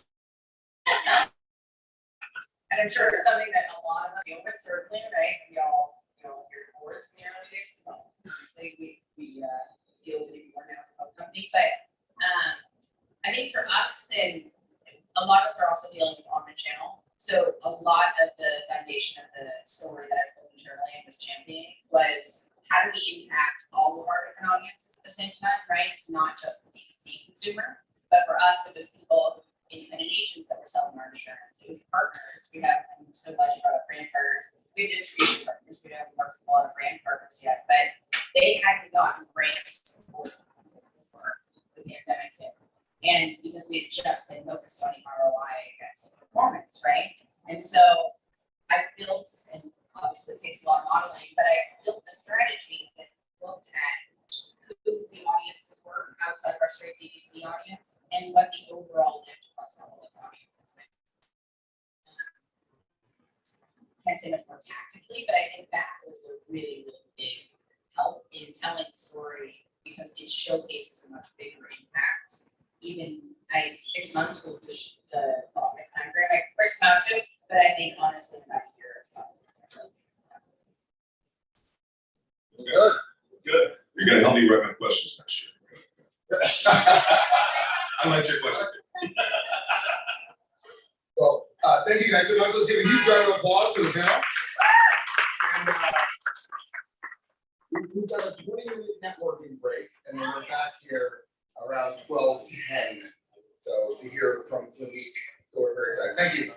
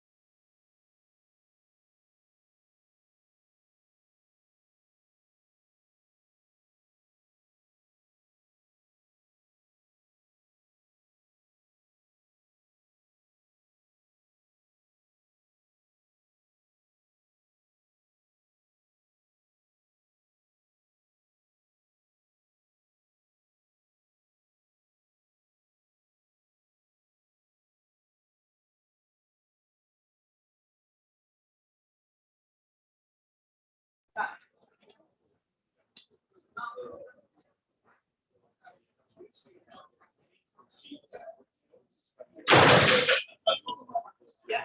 So, see what it's, this is her free market, like. I guess it's ingrained in your DNA when you grow up in that. Show you a picture. So I torched the Monday.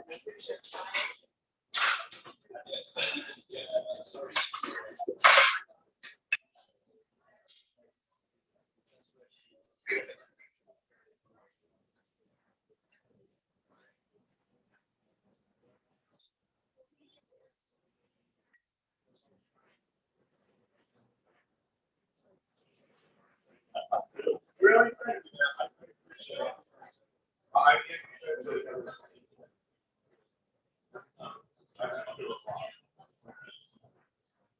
I just heard this, that's the.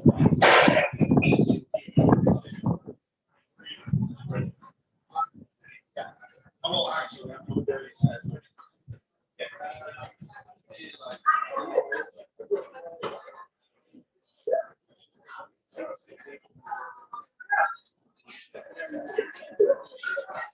Weird.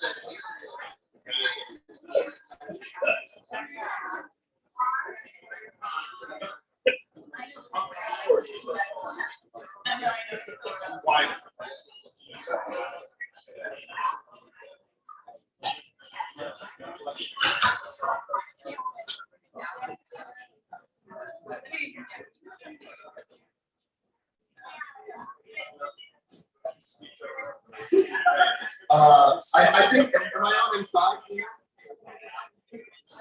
Hello? I don't do sound, I don't know.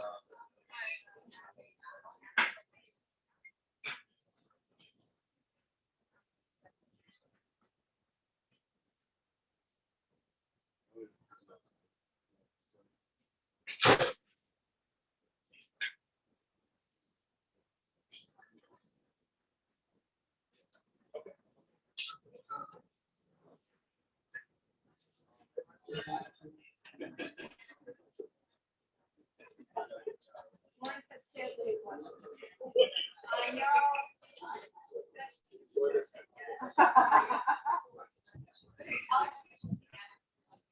I will tell her.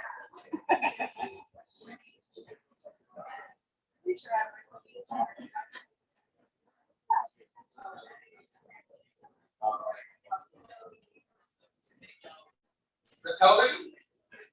Good night there. Always.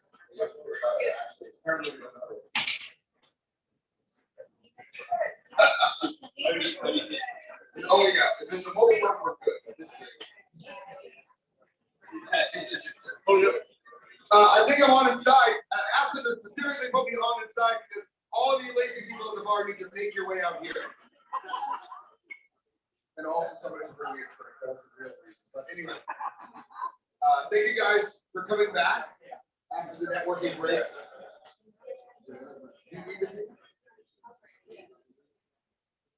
Okay. TV's been a bit of contention all morning.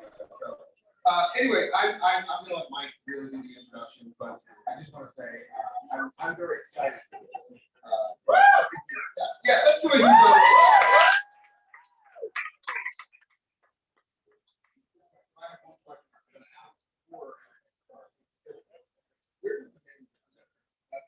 You're not there for now. Well, hang on, we have Clinique for men. Yeah.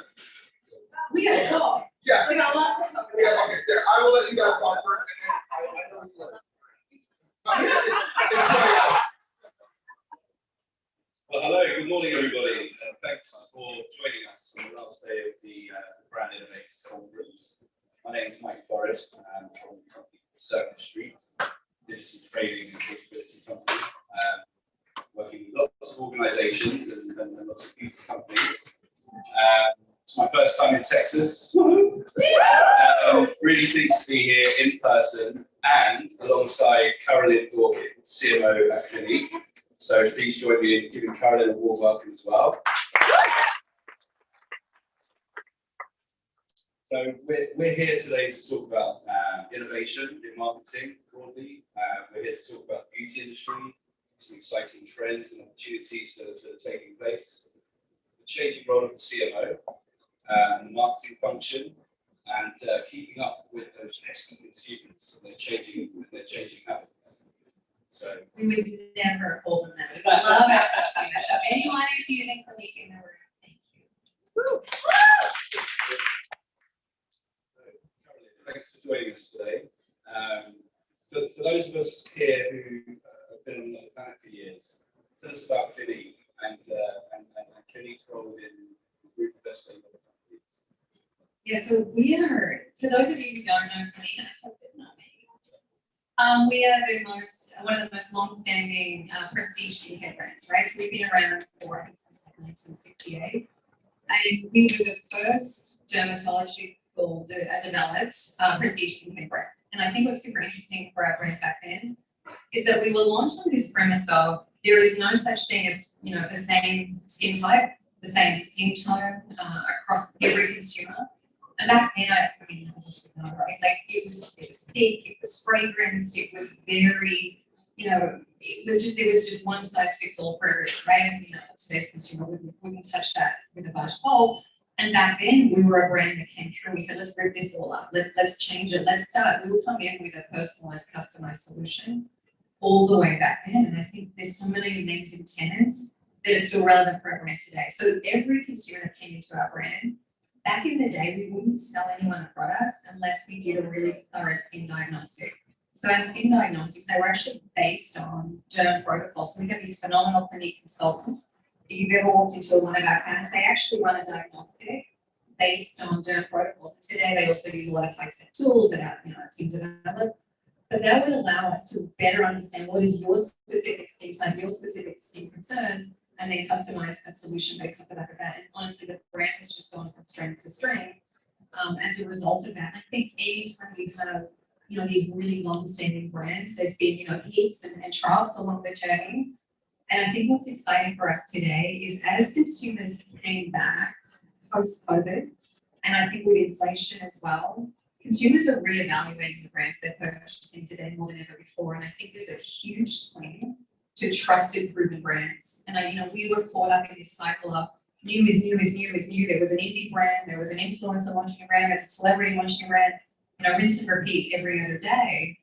But I think what consumers have really come to acknowledge is that all of this newness, it's not always trusted, it's not always proven, and it's not a great investment when they're really starting to be very careful with the way they're spending their money. So that is a huge win for us. And I think a brand that is built on such deep science, and throughout COVID, right? I think, with the scientists, no one values science more than our consumers today. And that allows us, I think, with that beautiful backbone. I don't know if you've been seeing some of the innovation that we're doing, whether we're in metaverse or, we're doing social like TikTok and some of our services, and we'll talk about it today, but it's given us license to where we're innovating on brand. Thank you, Caroline. And yeah, with that in mind, that trust, that brand equity is so important. And maintaining that trust with your consumers who have essentially been with you since you launched that first line in 1968. how important is it to keep innovating, these products around, but at the same time, maintaining that core belief in core products and brands?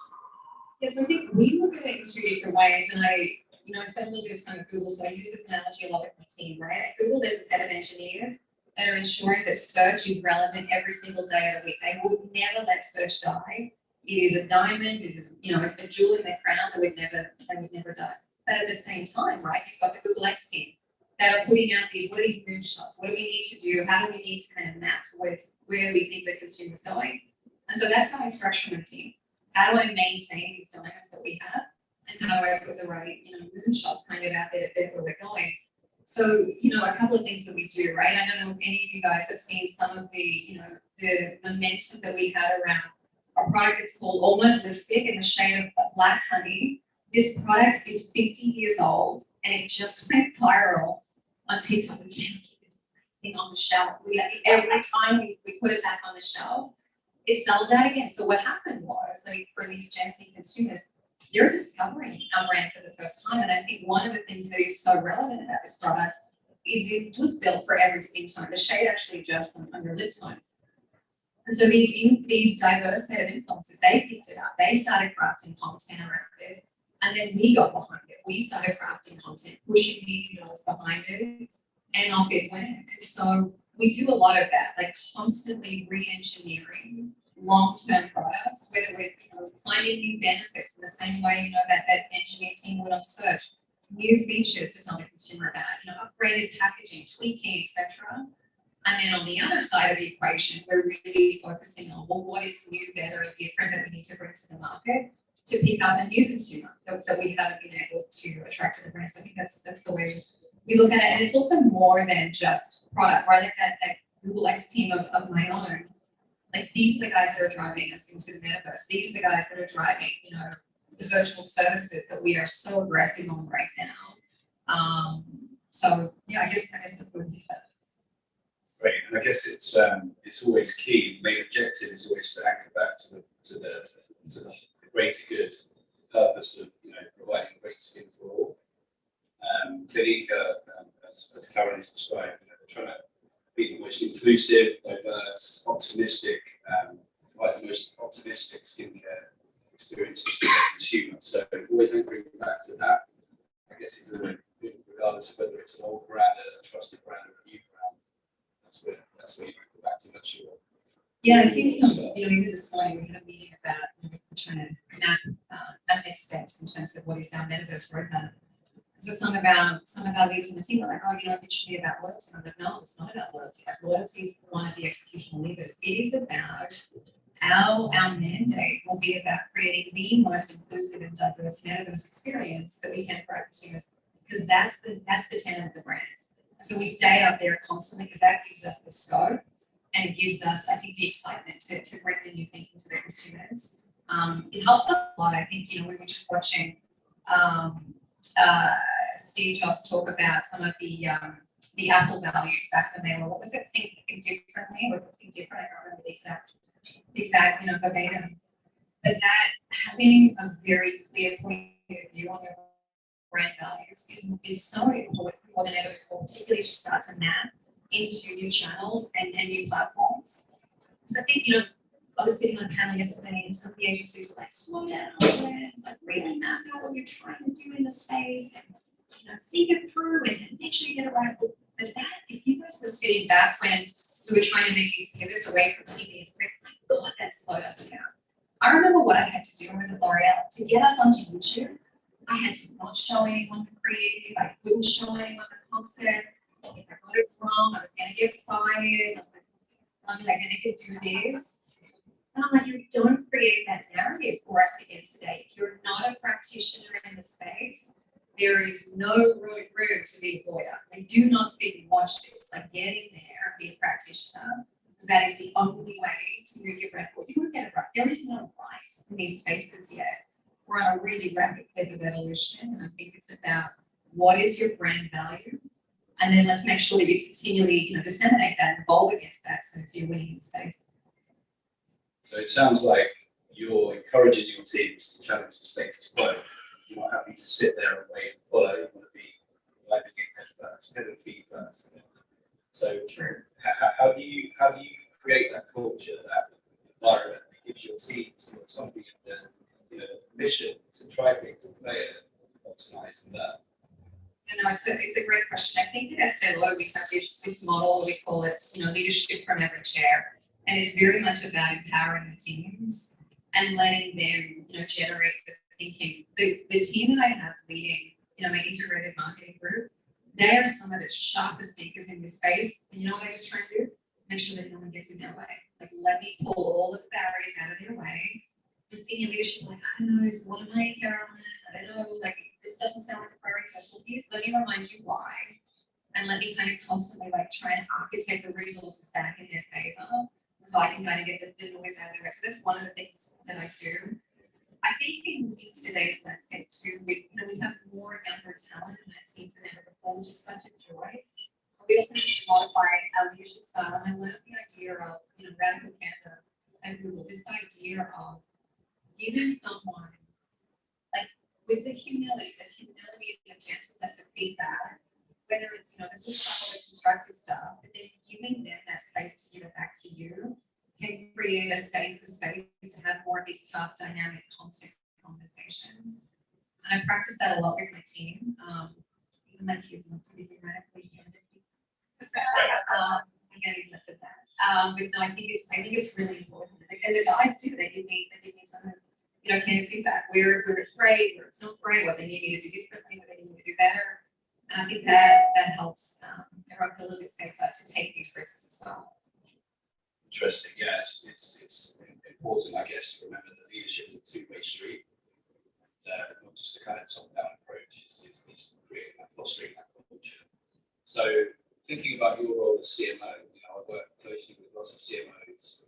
It feels like their job gets bigger and more complex and more broad every year as new technologies and consumer expectations raise. How do you manage that complexity? How do you prioritize? And then how do you kind of lead the marketing function in line with that? Yeah, so I think all CMOs, right? We're in this service of how do we deliver brand growth? How do we deliver business growth? And I think just in terms of how we achieve that continues to change year on year. And I think in order to be an effective CMO, you have to be in a constant state of learning. And I've worked across a diverse set of organizations, a diverse set of industries. And I think the one thing I've learned along the way is the answer never sits inside of a category. So I spend a lot of time looking at external categories, different industries, trying to find synergies, then going deep in our category, what are our competitors doing? And then going deep in terms of what are the strengths, what are the gaps that I have in my brand, what do I need to lever up and lever down? So I think being in this constant learning mode and challenging your team to be in these constant learning modes, I think is really critical. I think what then sits underneath that, right, is this idea of test, learn, iterate, test, learn, iterate. And so giving your team space to do that. So I think, we do that really well on certain teams, and we're still on a journey on other teams. Our digitally facing teams are so much easier to get there. Obviously, going to get my product team there a little more, but I think that's a really important piece underneath it.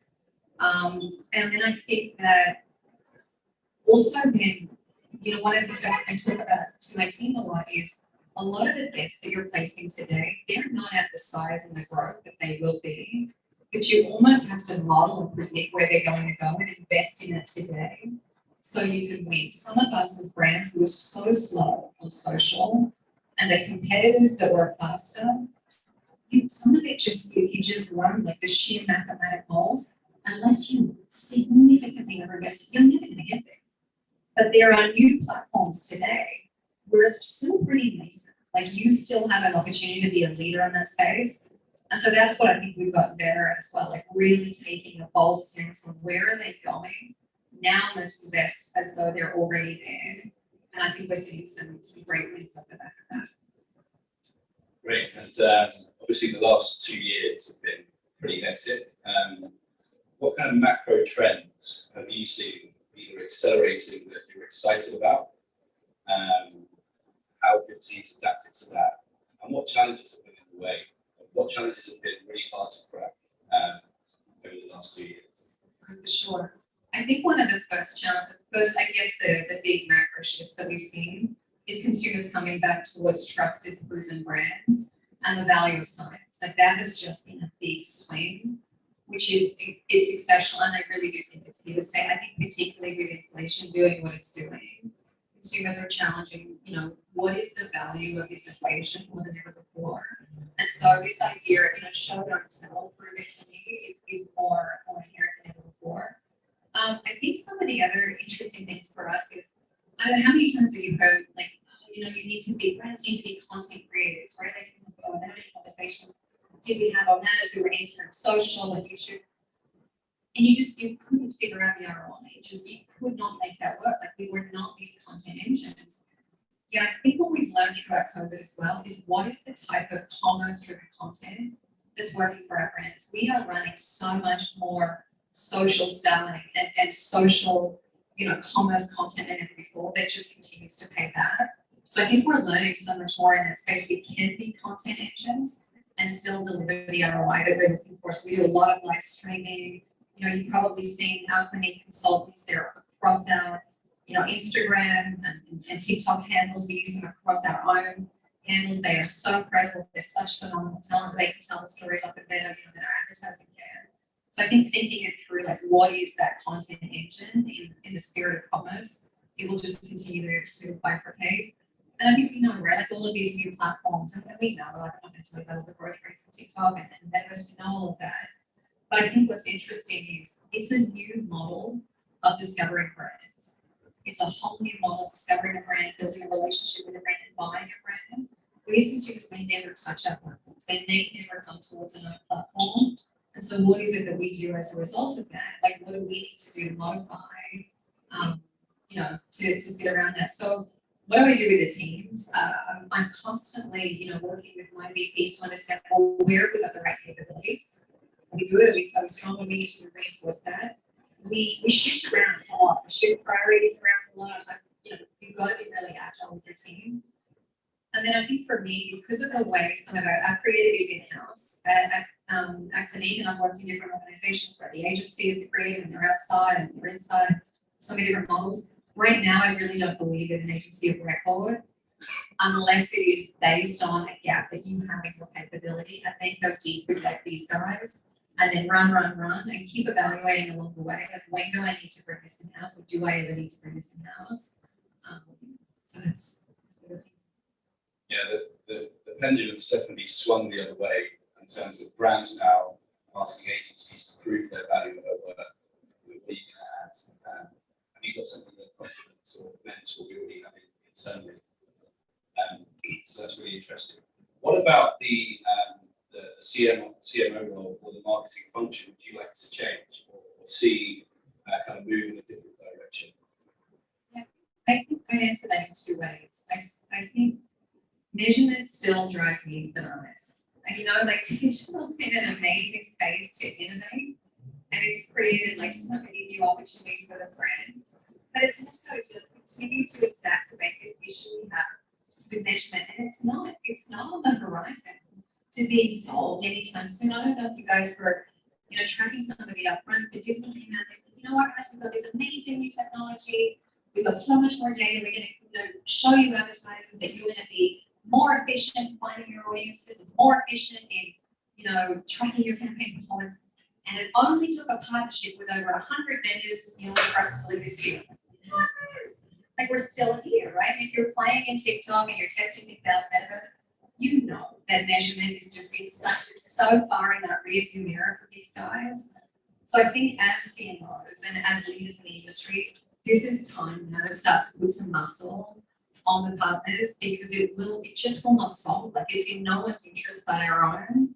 And I think it's really important particularly for the CMO and the marketing functions in the brand, because I need the organization to pivot their resources. I need them to understand the consumer's pivoting. And so I need a better like source of growth. I need one view of the consumer. I need to turn up to, you know, my C-suite with business metrics, not marketing info. They don't want to hear all of that sort of stuff. I need to consolidate it back up to true business growth metrics. And I need more help there. So I think that's a big one. And then I think what sits underneath that is just ensuring that, you know, the C-suite need to be on journey with us in terms of this innovation. frontier. It's not just our role. I have to do a lot of work in terms of finessing and bringing people along, which honestly, on Clinique, they've been exceptional. But I would love that on more about C-suite. So bringing leadership, getting their advocacy, bringing them along the journey is obviously key. In terms of your peer group in the C-suite, talk to us about collaboration. So who are your allies? Who helps you to prove effectiveness and show the business impact that the marketing is having? Obviously, lots of organisations now have chief brand officers, chief officers, information officers, etc. How does that look in Clinique, and how do you kind of balance, I guess, building that relationship and collaboration whilst at the same time remaining to kind of uphold your role as the custodian of the consumer, the voice of the customer? Yeah, I think you have to rethink who your stakeholders are. I think for us right now, the team that are blowing me away, it's our IT team. They are in this to win this. Like, they are in there, they want to grow, they're challenging the status quo. So they've become a really serious partner for us, whereas, they've learned so much in the past. And they're at the table with us. They're forging the relationships, they're helping us build our roadmaps as well. Finance is key. Finance, a CMO, I think it was a Google article that talked about the relationship that needs to happen between the CMO and the CFO. So I spent a lot of time there. And that's super critical for us, and it's paying off. Relationships like legal and regulatory. Like, as you take the brand to these new spaces, you need that just as much. Yes, you know who your traditional stakeholders are, but there's a whole new team of stakeholders that you really need to make sure they're on the journey with you. I was just talking to my team about it this morning, right? We have to find ways to bring them on this journey, because otherwise it becomes an us and them. And we've been there, right? We've been there with these old, what is this old technology now, with what happened on YouTube and Instagram. I don't want to do that again. I want these guys to be able to be so seamless that everyone kind of gets a positive flow back from the results. Yeah, sure. Please, if anybody has any questions, we have time for a couple of questions. I love you. Always out the first question after. By the way, in fact, there's a lot of accents up here. I don't know if you can tell, I'm from London, Carol's from Australia. So thanks for bearing with us. I'm wearing my holidays in honour of Australia as well today. So please. Thank you.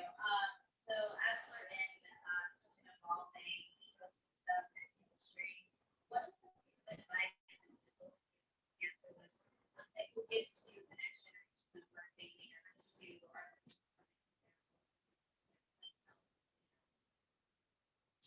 I think one of the things that works for me is that everything that you're seeing today has almost happened before, right? There's so many synergies. And because what you need to do is you need to align senior leaders, like senior leaders who may not be aware or as comfortable in the space as you are. So how do you draw on these synergies, right? Like, great example, TikTok that's happening today, and that's YouTube back in the 2000s. They look so similar, right? It's the same thing. That's not their algorithm. Yeah. But it's so similar. And the same thing, like where Coinbase is going with their social trading. eToro is already there with their social financial trading. Like, everything has some sort of direct relationship. And I think if you can draw on those synergies and you can use that to decode it for senior leaders, I think you will be able to accelerate much faster. You're also allowed to call. Just randomly pick some people out. no, thank you for your time. This was excellent. I really appreciate it. You're good. All right, excellent. So out of curiosity, just curious to know how you're employing the next generation of girls.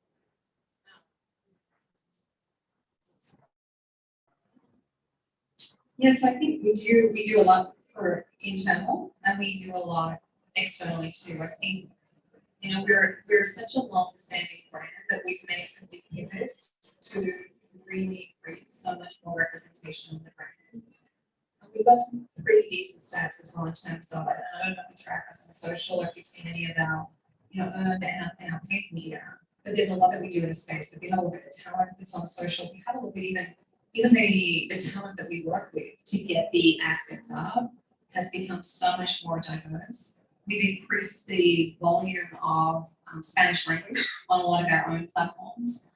we've changed our customer care models to increase what language you respond to us in, we respond back to you in, which, you know, some of this stuff may be like, oh, that's, you know, of course you should, but not a lot of brands actually do that. It's kind of crazy.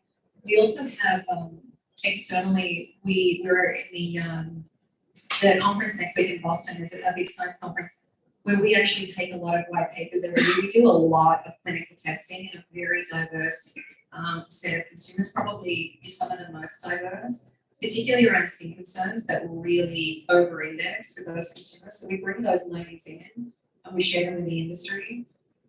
We also are doing a lot in terms of, we're starting to do a lot more in terms of empowering more Black dermatologists. There's some big gaps there in terms of, you know, Black students coming through as dermatologists. And as a result, a lot of Black consumers say, I don't feel like I can see representation for me when I want to talk to someone about a skin concern. So we do a lot of work there in terms of grassroots. And then internally, I think Esther has invested a lot. We did a big program called Leading from Every Chair, and the organization just invested millions in it, where they brought in external thought leaders, external strategists in terms of what do we need to do differently. You know, if so many diverse talents in the organization were given direct access and able to connect with a senior leader in the organization as a mentor and a sponsor. So there's a lot that we're doing in that. Could we always do more? Yes, we could always do more. So you know, we know we're still on the journey there. So more to come. No, I'm so excited to hear it. It's funny that it's a Black dermatologist, so. But it's like a unicorn. But I'm super excited about it. I feel like all the things that you're doing. What are you most excited about the next 3 to 5 years? What if you could accomplish or achieve a piece with me, like what would those next 3 to 5 years? I think the hardest thing to work on is long-standing brands. You have to balance the DNA and you have to take it forward. And I think we've all, you know, I've worked on so many different brands where you're either in the right phase of the cycle or, you know, you missed a phase of the cycle and you go out and play catch up. We're in a great phase of the cycle right now. We don't know what the next 3 years are going to look like. And I don't want to put a stamp on the wall and say it's bad. But what I do need to do is make sure that I'm moving quickly and dropping things quickly. Like I'm super proud of what we did on NFTs. We turned that around in weeks. Like for a brand in this experience, you know, historically, you know, it's been very thoughtful. It's a brand that's built on like rigor, safety protocols. So moving fast was not something that, you know, was always inherent in the brand. You'll see it today, like we move so much faster. We make these bets on where the consumer's going. That's what I want to do. I want to make sure the brand, if I leave it and when I leave it, that it is just as relevant to the next generation of consumers than it was when it first launched. Do you think you're building that rapid muscle memory? Are you seeing that the organization being able to operate? For sure. I think what's interesting in the organization is there are centers of excellence in the organization that have had some great influence on us. And then our aggressive push for innovation has had a lot of influence on them. I think I've brought in some exceptional talent. I think because we're getting runs on the board, we're getting more license to go in that way. And I've got some amazing partners as my peers on brand as well. You know, this is not just me alone doing this. So I think we're setting some great strides. Sorry, Mike, I didn't need to jump in there. But anyway, let's give a huge round of applause. Thank you so much.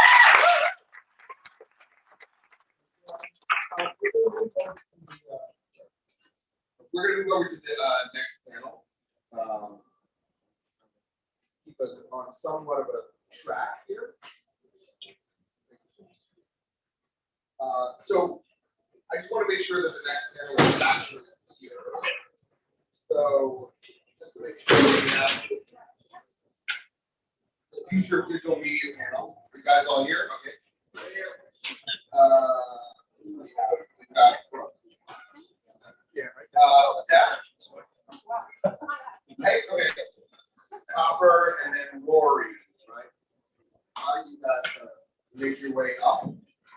I'm very excited for this one. I want to know what are the trends in digital I'm also very excited about a question I was asked about, what can young talent do? I think one of the biggest things that young talents can do is create a plan for themselves, because, you know, I used to always say, if I ask you what the plan for your product and service, you can show me a 50-page PowerPoint. But if I ask you what the plan is for your career, zero. The reality is there are more elite athletes in this world than there are vice presidents of Fortune 1000. It's hard to be wrong if you're also being intro with CEO. And the walls are littered with people who said, I'm gonna make it to the top, but they didn't have a plan, and as a result, they didn't get there. So that's one of the biggest things I think for young talent. Anyway, okay, I'm just trying to drop a little sharing some knowledge, please, waiting for you guys to get up here. All right, so I'm gonna hand it over to you, I guess, and you're going to, I got it. all right, go ahead, tell yours, sir. Thank you, Mike. This is stage 4 of South by Green, I think otherwise known as Hydration Day. Hope you all had a great time so far. I've had the opportunity to meet these 3 amazing women who are truly innovators for their brand. I want to give them the floor and the opportunity to introduce themselves before we get started. Okay, Wait, I'm gonna give this microphone, but the warning of this microphone, you have to talk very close, very loud. Okay. Okay, so my name is Brooke Gary. I serve as VP of Marketing for Original Chop Shop in Bella Green. Original Chop Shop is an emerging, better for you fast casual restaurant with 17 locations in Houston, Dallas, and Phoenix. And the Bella Green is an eco-friendly American bistro with 8 locations in Houston and Dallas. Hi, everybody. I'm Topper Overton. I am the experience in the state of West at Johnson, and I also work in our Favorite Pride initiative, so I love to raising awareness right community across our global. Hi, I'm Steph So. I lead digital experience at Shake Shack. We are a burger joint case, and if you was here yesterday, we got the delivery that came in the afternoon. I oversee our digital experience, which includes our product, our user experience, our third-party delivery channels, as well as our performance and lifecycle marketing teams. So it's been a really exciting journey over the last few weeks. No, Seth didn't miss Shake Shack yesterday, so I'll have to order some when I get home. I just wanted to, open the floor here. We have 3 people, so there are going to be a couple questions that are geared more towards restaurants, and then some that Copper and I had spoken about previously. This one's open-ended. We're focusing on the future of digital media and trends that we're seeing. And obviously, there has been a tremendous amount of change over the course of the past 2 years. What digital enhancements would you say have been made to adjust based on COVID and the scenario we faced? And how do you see that playing out? What trends are here to stay? Anybody who wants to take it? Well, it's hard to believe that it's been it's hard to believe and easy to believe, I think, that it's been 2 years since COVID started. That at the beginning of the pandemic, our leadership team sat around as people and we looked at the current situation and we said, okay, this is like really tough. I don't think we knew how tough at that time. But what are the silver linings that come out of this? The 2 greatest things we could do would be to build goodwill with our teams and with our guests. So we set out to make it convenient, affordable, and safe for our guests to enjoy their favorite meals from us. And we made a lot of very quick digital enhancements to do so. So we were very fortunate that we already had Olo in place as our online ordering provider. That made curbside delivery really easy to roll out. We were able to introduce that within 48 hours of mandatory restaurant closures. We also, to create new jobs for our teams, introduced internal delivery, which was a great way to drive guests to order direct through us. And then we created our own dispatch system with OnFleet that integrated directly into Olo. That ran through November of 2021. Great success, and temporarily suspended that program. But I think what was most impactful, the thing that served the most success for us is really our app rollout. So we introduced our Tops app in August of 2020, and we were able to just drive consumers directly to order through our channels. And we've seen some really exciting digital growth. So in 2019, 15% of our orders came through digital channels. At the end of 2021, 46% of our sales came through digital. So continue to see that growth. I'll just jump in because for Shake Shack, it was very similar journey in terms of curbside, in terms of native delivery. COVID was really about, we needed to think very, very quickly about being local. So one of the first things we did so we're thinking specifically about media, we partnered with a local search agency, like right as COVID broke out. And we realized the number one thing you're going to think about when you think about where to eat, all the local regulations were different. All of the operating hours were different. All the, do I have to wear a mask? Can I go into this place? So we partnered with a local search agency, and all of our local listings were basically updated in real time. And this was our focus, that like wherever you live, you should be able to type in Shake Shack and know with some certainty, like, okay, it is open, I'm not going to make that trip. It was, that scary time when we were not really going to make a special trip out unless we knew for sure it was open, you can get what you needed. So that kind of spawned for us a really interesting proliferation of digital channels. So aside from local search, which became kind of an engine for us, then we really were thinking about what are the channels that folks are going to be looking for food in, and it seems pretty obvious, but Waze and other navigational channels became really big for us, and we started really thinking about it's when I'm on the go, it's when I don't want to get out of my car that I want to order curbside, or I want to order delivery when I'm sitting at home, and what are the channels that I'm doing discovering or thinking about food. So we spent a lot of time investing in different channels, taking ourselves a little bit off of Facebook, and really saw that pay off. And I think when I was 14 and a lot of things, that ended up being a strategy for us that really paid off and helped us really expand some of the. Thank you. I think something that we spoke about that was interesting that it kind of just leads into this question. But when we think about Postmates, now Uber Eats and brands or third parties, how do you look at them as you adjust strategy? I know personally I'm guilty. I'm in like the top 5% of Postmates orders. I get notifications. So just curious how you work together and how you do that relationship. My God. We have an exclusive relationship with Uber Eats, which we launched right at the top of the pandemic. So they are our exclusive last mile partner for our native delivery channels. So we order through the Shack app, the Shack web, Uber Eats does the last mile. We also added every partner as a third party partner to us, which was helpful for volume. And we think of it as two very different headspaces. So I think you all have been in that Friday night mode where I'm definitely not cooking dinner tonight. I just, something needs to come to my door. And that to us is a very like third party marketplace moment. I don't really know what I want. Now, if you're in my house, Friday night is Shake Shack night. And so I know we're getting Shake Shack. I have 3 boys who have high demands on that is Shake Shack night, don't mess with it. So we have a standing order. We pre-order it Friday morning. It's in the Shake Shack app. I know for sure it's gonna arrive at 6:30 when they're done with practice. And those kinds of like predictable things, I'm going into the app, going to a branded app because I know that's what you guys want. So I think that's kind of the relationship. It's very cordial, very partnership driven with all of the third parties. We know that there are guests, and I'm sure Chop Shop experienced this too. You know you have the guests that are relying on you as a consistent brand. You know that they are going to you, and you should have native channels to serve that. Thank you. Copper, this question is for you. I don't think we can talk about the future of media without focusing on TikTok and what it has done for Gen Z. But feel free to chime in, Steph. From our previous conversation, you mentioned that you've seen tremendous success with TikTok, and you actually monitor the Skin You channel for TikTok. Curious to hear how you measure the success there and how that works in your marketing mix. Sure. So I actually led the first launch of our J&J consumer brand, Neutrogena on TikTok channel. It's a huge, big for us across J&J, as you can imagine.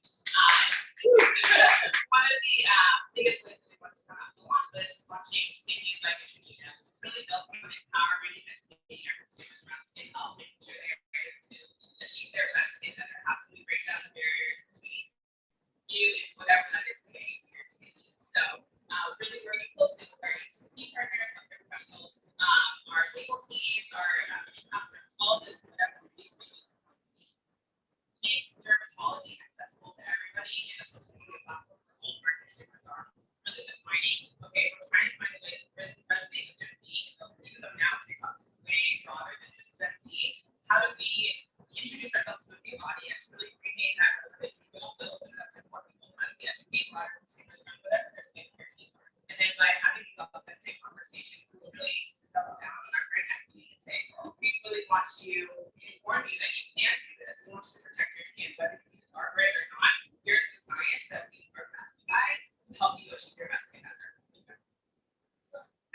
much. Anything to add on the TikTok front?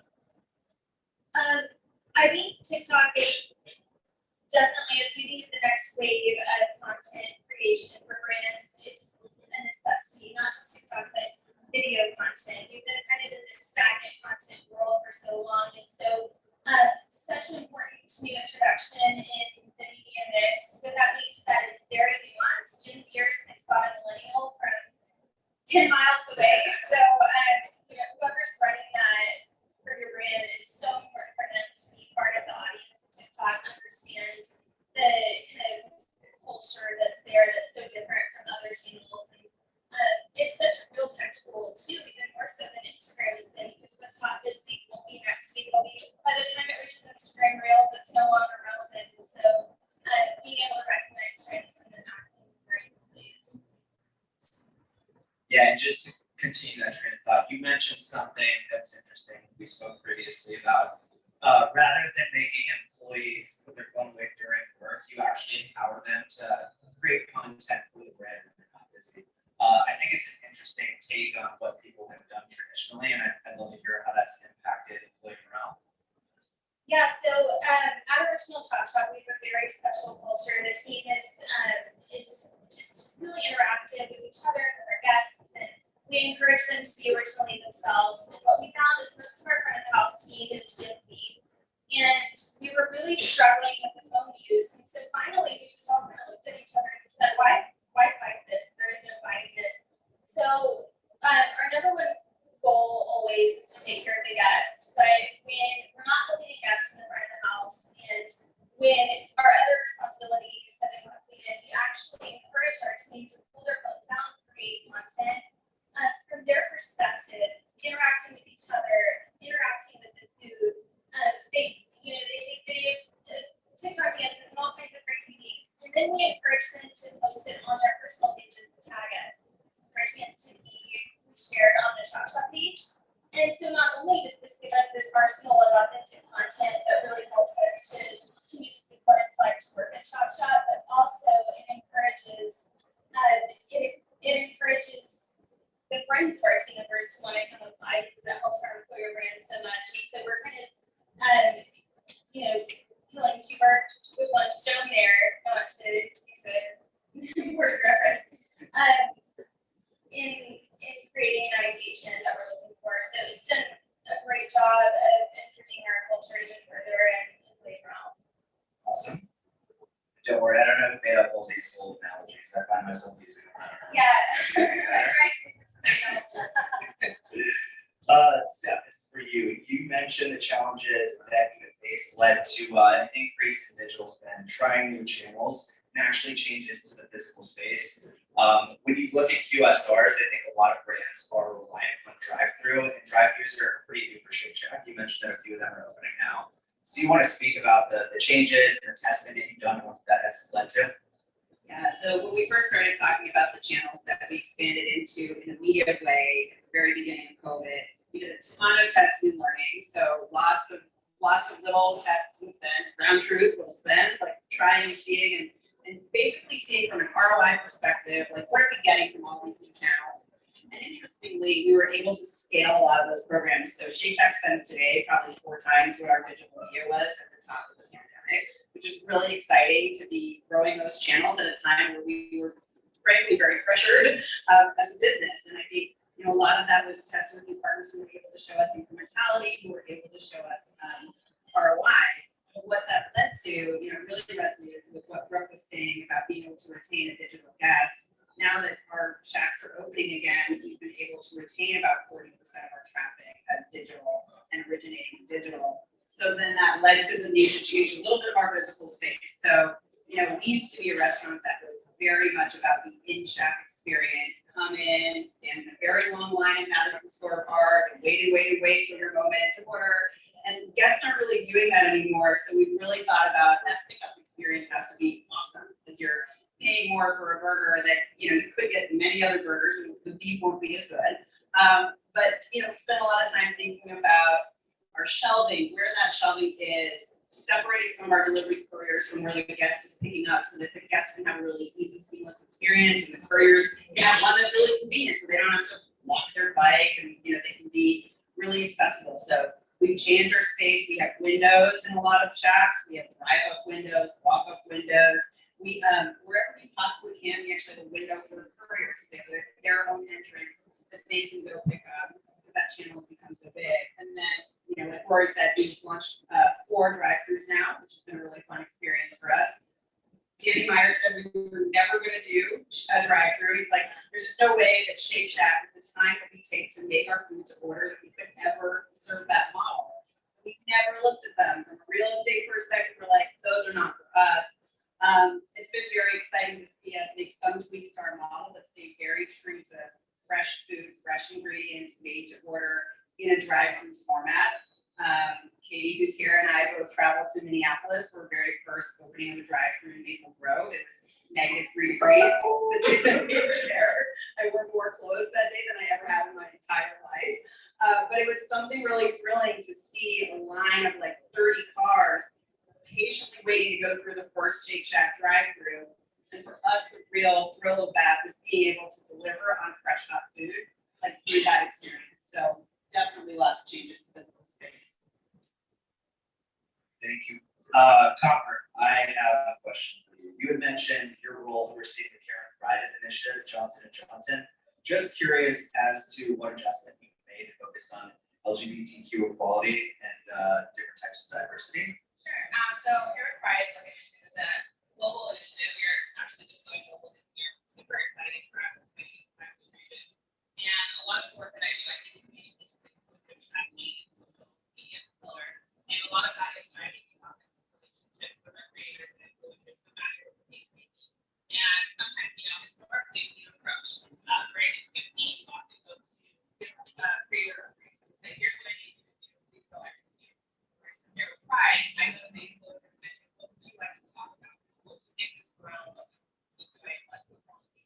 How do you want your story to be told? How do you want to come across? How does Care with Pride align with your initiatives and your personal brand? Really just doubling down on what is the best way to share experiences in a new platform. So really, you know, focusing on not only just social media content, but authentic conversations. You know, we're looking to like expanding globally. So how do we have these authentic conversations in areas where maybe it's not as easy to have these conversations, where it's not as accessible to a lot of people to feel and have those dialogues. Looking into podcasts, just have a broader platform to have these real authentic conversations. Also, you know, talking about products and retailers. You know, Care with Pride started in 2011, and it was never a product-focused initiative. We didn't start using curated products until 2014.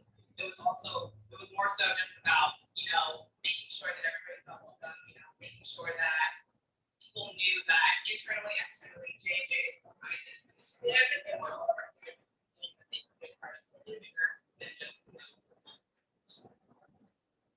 Yeah, you do a great job. Yeah, let's give it up for her. Switching gears a little bit, this is for Steph and Rug. It's, you know, talking about the QR code debate. I think everybody saw the Coinbase ad and it created some momentum. I think it's starting to pop up more and more. So when you think about the media mix in the future, what do you think? Is that here to stay? Is it something you're testing right now? Have you seen success? I saw something that said no one had a better year in 2020 than the QR code. Such a comeback. I think we all kind of saw it 8 or 10 years ago, and it never really took off. And people finally figured out how to use that as a necessity with COVID. For us, it's been an awesome way to have a digital call to action for our guests inside the store. So whether I'm showing them a menu or, more importantly, trying to drive them to download our app, encouraging them to enter a sweepstakes, asking for information for catering, prospecting, whatever it is, I'm able to directly drive them to that call to action immediately in the shop rather than hoping they remember it later or asking them to type something into their phones, which is just such a big ask. So in my opinion, I think it's here to stay. I guess we'll see. So to be radically transparent, I think, yes, big year for the QR code. I think it doesn't hit for Shake Shack what we really want in the in-shack dining experience. So I don't know how many of you have now been to a restaurant and had a paper menu given back to you, and you're like, oh my God, I don't have to do this. Like, in order to see. So I do think that there are pieces of the experience that, especially from our critical for us. We have 3 pillars that it has to hit. So the number one is life hospitality, which was always Danny Meyer's philosophy of restaurant. It has to give you an uplifting experience. And I have yet to find a QR code that gives me an uplifting experience on the other side. It's usually, and by the way, we did use them very much. Brooke was totally right. When you have to get a download, when you have to show a menu, that is where we use it. I guess it's uplifting there. But as we open back up again, there aren't too many places where I feel like that QR code is delivering me something special, unless it's going to be like, here's a free burger, and I'd be like, yes. So uplifting experience is one. The second pillar that I think about all the time is personal, but not just personalized. So there's so much in marketing that's like, I want my name in the email, I want it to be personalized. And there are a lot of CRM and lifecycle tools that can help you personalize. But Shake Shack is really focused on your dining experience should feel very personal. Like, this is what I'm choosing to eat, and I want it to be amazing, and it is very personal, and it's a choice for me. So that closeness to the guest, I feel like you don't always get when you're QRing something and you're like, what is this gonna open? And then the last place, and the place I do think we'll continue using QR codes, is for data. So the last piece is Shake Shack from a digital perspective. Our third pillar is about being smarter every day. And the smarter every day is not just like the Tiger Mom and me say, like, let's get smarter every day, but like, how are we using people's data is something we think about all the time. The QR code is a great way. We need you to quickly fill out a form. We need you to quickly create an account. So I could see it being a great experience if that's what it's leading to. But we've been really focused on not creating channels or side sites and pop-ups just through a QR code. It's been a very concerted decision. So I don't know, kind of a radical thought there where I think a lot of folks are using QRs in lots of different ways. And I think we're going to continue to just be pretty limited in where we deploy the tool. It'll be interesting to see how this shakes out. I think it's all the rage, and who knows, there's always a hot. It took me a second. All right, cool. Copper, you mentioned something interesting, and I think I learned this when I entered the media world. It used to be you had your clients as very much a rinse repeat, copy paste strategy. Now things are constantly changing. You have so many different channels to test. Content continues to evolve. And you mentioned that you're making a lot of optimizations on the fly. And feel free to chime in, Steph, as well. But just curious on any challenges that's created and what benefits you see from it. Absolutely, and I think as you're learning, you always learn to shout no matter what that is. But I think something that our team is really doing, working closely with our brand teams, is defining that goal, right? Seeing what we're trying to learn, putting together these frameworks to help us gain more insights to launch the next campaign. So it's not a matter of just saying, okay, for this category, this works well, so let's replicate it over on this other category. Makeup doesn't always function the same way acne does. So it doesn't function the same way as your facial moisturizer treatment. So really taking a step back and saying, how can we successfully define those KPIs to help us learn more about this category while achieving our internal goals that their brand has defined alongside with us, and then really seeing, okay, if it works, then how do we execute this again? Or if it didn't work, what do we need to shift and tweak? And really working closely with our data team and getting those insights as we go to help us update copy or update content. Content studio now, which is super exciting to be able to make those on the fly adjustments if we needed to do something like that. And I think that it's not just, there were days where you can literally just, like I said, copy and paste the same treatment executed across all categories. But it's about learning more about what your consumers really looking for in that category and how we tailor our campaign to ensure that one, you're getting data, you're learning more, but also you're getting the consumers what they need. Anything that we good on that? She said it all. All right, great. What has been the biggest disruptor in terms of gameplays? Obviously, unprecedented challenges, and I think we're living in a world now where it's like we catch a break. It's COVID, it's war, and it's just transportation, remote lifestyle, inability to travel, have FaceTime, which like thank goodness for here. It's just so nice to see people in person. It's been so refreshing. How do you feel like you've adapted to those challenges? I think the iOS 14 changes are a really big disruptor when it comes to anyone who's spending money and trying to allocate media. It's really a challenge. I think it took us like a solid few months of really understanding that change and then re-evaluating the media mix in order to honestly spend a little bit away from that and also rebuild some of those audiences, understanding how do I rebuild my audience when I'm not getting that data due to change. And I think privacy is going to continue to be one of the biggest challenges for a digital marketer. It's totally fair. Every consumer needs to be able to protect their identities and whatever they would like online. But I also think it's such a big part of how you reach your guests. So ultimately, we need to make it feel comfortable that you can give us enough information and you know exactly what we're going to do with it. It's interesting because we get a lot of requests for I wish you would just default to the shack that I'm closest to. And I'm like, well, that location preferences thing that you turned off is the thing that would give me that information in order to more accurately serve you. So I think there's a lot of communication that the brand has to do to say this is exactly how we're going to use this data. It is always to better serve you. It's never for us to do creepy stuff on the back end. And it's also, we have to earn that trust. I think there are brands, the ones up here hopefully represent that will never do shady things with your data. But there are and have been brands that do. So that becomes, I think, one of the biggest challenges as a digital marketer and makes it harder and harder for digital marketers to prove the value of what we're doing because, a lot of the data then becomes masked and it's harder for us to show incrementality. So that ends up being, a really big hurdle. I think it started when iOS 14. It's probably going to continue with a lot of other channels. Open-ended question, are there any other companies, publications, et cetera, that you look to when you look at digital innovation as inspiration? I really like what Sephora and Working Marker have been able to do from a augmented reality and bringing that experience in the hands of the consumer. I think that's something that is not always accessible or something that really truly customized towards the consumer and seeing what they've been able to achieve to make it have an experience that you have in store where you're doing it with all of your hand, your stuff, or figuring out, how do these products align with the need rather than just getting certain ads. I think that's really exciting for me to see, especially the one that they got with AR. Is anybody dabbling in the metaverse yet?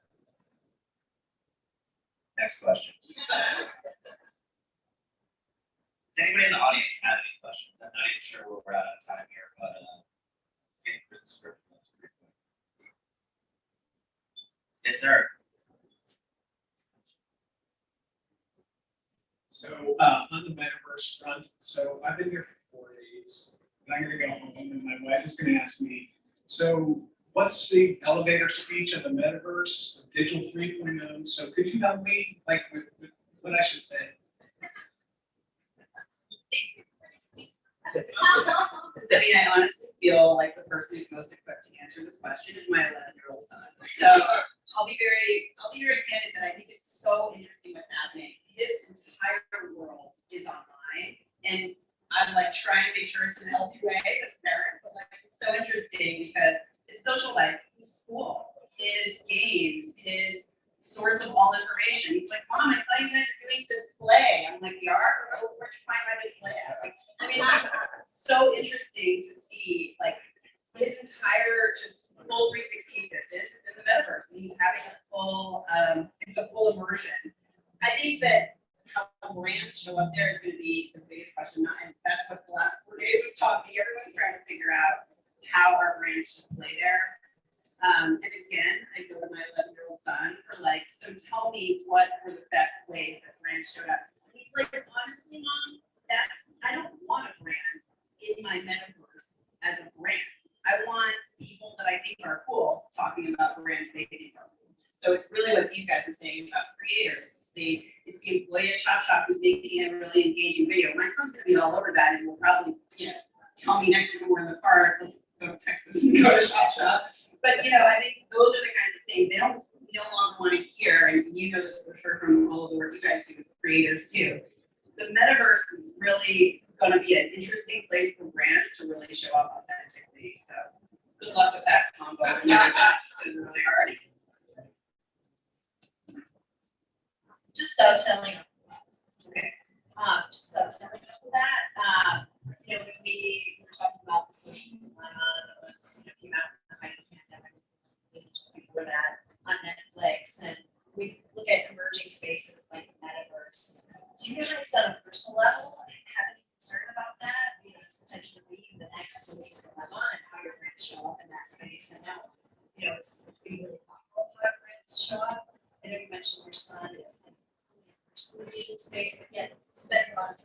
swimming and practicing movements, right?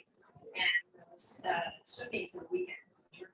So I'm just curious to know, gut feeling in terms of the metaverse and how those maybe what the future is. I'm just curious if you guys can see that. Something that actually this week, I actually saw Scott Galloway talk the other day, and something that he mentioned was around just the metaverse is creating an environment we are getting deeper disconnected from what's currently right in front of us. And for me, that's scary. You know, like when they talked about talking around mental health and how do gadgets and technology really kind of pull you away from that a little bit, defining what that means for you. So I'm very curious, and I have my own personal restraints about it, but I think that if done effectively, I think it can be obviously a really cool thing. Technology is always great in this sense, effective. But I think that it's going to be a process. Like I don't know if there's going to be a time where somebody just knocks it out of the park in the first try. We're going to have to learn and adapt. That's something that we as digital marketers do all the time. But I'm just curious. Yeah. You guys cheated. You went to questions without me. Other questions, sir? Yep.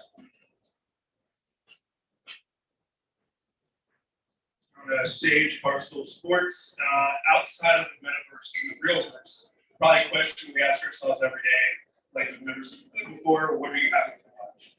How do you guys come with that 11 to 12 o'clock question on a day in, day out basis in the digital world? So for us, Original Shop is a very functional brand. We always love to serve that higher purpose that we have. But we know our guests come to us to feel that they can feel great about putting into their bodies. So we created all kinds of smart systems in our app to really drive the frequency of our guests and win them at lunchtime. And then, we also do day partying. We're not just trying to win lunchtime, but we're also trying to win them for breakfast, snack, and dinner as well. And so that's a huge piece. Word of mouth is big for us. So outside of the metaverse, we have to, because we're an emerging brand, we have to be really creatively about creating organic word of mouth online and in real life as well. So that's been wildly successful for us, and that's what we focus on. Probably best for lunch. The only thing to add on that is when you have that conversation with your coworkers, you're generally thinking about a small set of like things that are really close by. I mean, timing of those messages is really key. And one of the things at Shake Shack is we try to maintain our voice even as we're really scaling across now almost 400 restaurants. So it's interesting when we think about it, like some of the tweets that we've sent. I think back to when Katie and I first started working at Shake Shack, it was the Super Bowl, and there was this Shakira tweet that we just blew up for us because we had some kind of delightful copy that went with it. Another tweet that was like our overwhelmingly most open message ever. That awkward time during the election when we were all waiting for votes to be counted, and we had a push message that went into the Shake Shack app that was like, something about waiting and like the worst feeling of waiting and how cheese fries can really assist with that time. It was like our most rebrand, retweeted, reshared, open. So I think for us, it's just like that voice of, Shake Shack could be that friend of yours that also has really great ingredients. It's a really fun place to be. And then like making that hit at the right time so that timeliness and relevance of the message is like a really big part of how we think about it. Question though about Shake Shack is, I think I do love a good cheese fry. I love a timely placed tweet. Some of you might remember, you can still talk in the dark. But no, when you guys are, when Shake Shack kind of became cult following, it felt like a very, very small, I know it, not everybody knows it brand, although it was cult. How do you guys maintain that? Before I didn't even realize it was that good. I mean, that's exactly the challenge. I know you think about this all the time on a big brand. Like a lot of the folks in our marketing team come from really big established brands that are very well known, and are losing that magic is like going to be the worst day ever. So our CEO, Randy Rudy, is always like, the bigger we get, the smaller we have to act. That's why local search, the first day that we were really dealing with COVID, we're like, we need to make sure like every single person within a 5-mile radius kind of has the information that they need. And then, we will still try to do things that other big brands cannot do. So that will always be like our move. Just let's try to do something that a big brand couldn't do. We partnered with the New York City mayor when we were first doing like vaccinations and did free vax fries, which was a really fun moment, and also became wildly viral because Phil de Blasio was like eating a Shack burger during the mayor talks thing, and it was like one of the most reshared things on the late night. It was so ridiculous, and like those kinds of things, are how you try to get results. Can I ask a JJ question? So you guys have always been laser focused on choosing a cohort and kind of chasing it down. Like you spend time working in the nursing, work with you guys, and what you've done with baby, mom, and the skincare side of the house. You guys, what's the cohort? Like, how do you guys work? Yeah. I think that when you're looking at, who's your target audience, I think going back to what I said earlier, everybody wants to achieve their best efforts, obviously. So regardless of what you look like where you're coming from, we want you to be healthy, and we want you to pass this no matter what that is. So I think that defining within our categories, how do we talk to our active consumer? What are they looking for? How do we talk to our makeup consumer? How do we talk to our retinol consumers? There are very different messaging that go along with our categories. That's where we really pride ourselves on digging into those insights, looking at our audience, and looking at who we're trying to talk to better adjust and reflect the consumers, because we are all consumers. If we're not able to talk to ourselves in theory. That's always funny. I always feel like we always forget that we actually also buy products. We don't just market it. We are also the president of everything. Anyway, is there one last question? One last question. Okay. Thank you so much. It's been a pleasure. We are going to go to our next panel. What we might lack in content, we make up in the number of people on stage.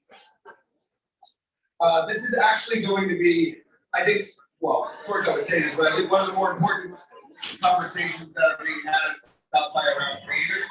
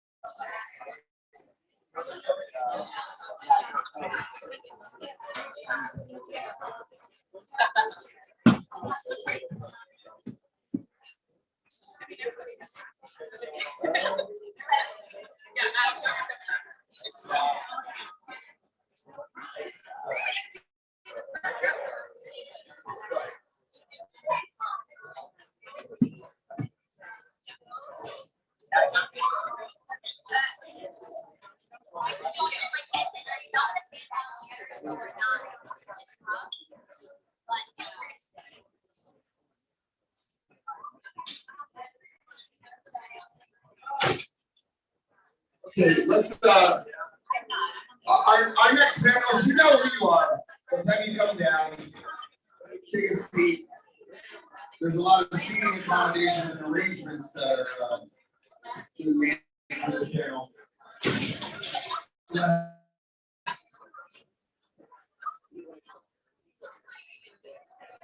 It's up to you. So you want me to remove from the chair?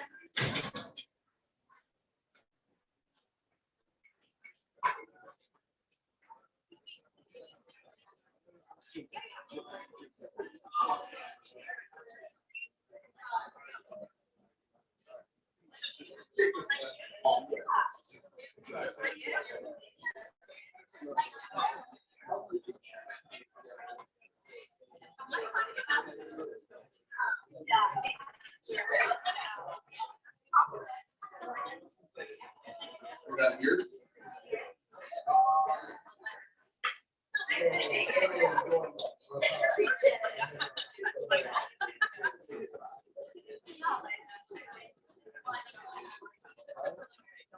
It's gonna be bouncing back and forth.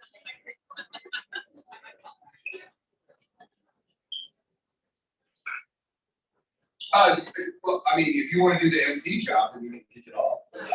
Last time I checked, that was actually my gig. So, AOAO. right, I'm not supposed to back. I'm coming for all the jobs. Right, for all the jobs. I mean, no, you know what? Go ahead, it's all yours, go. You know what?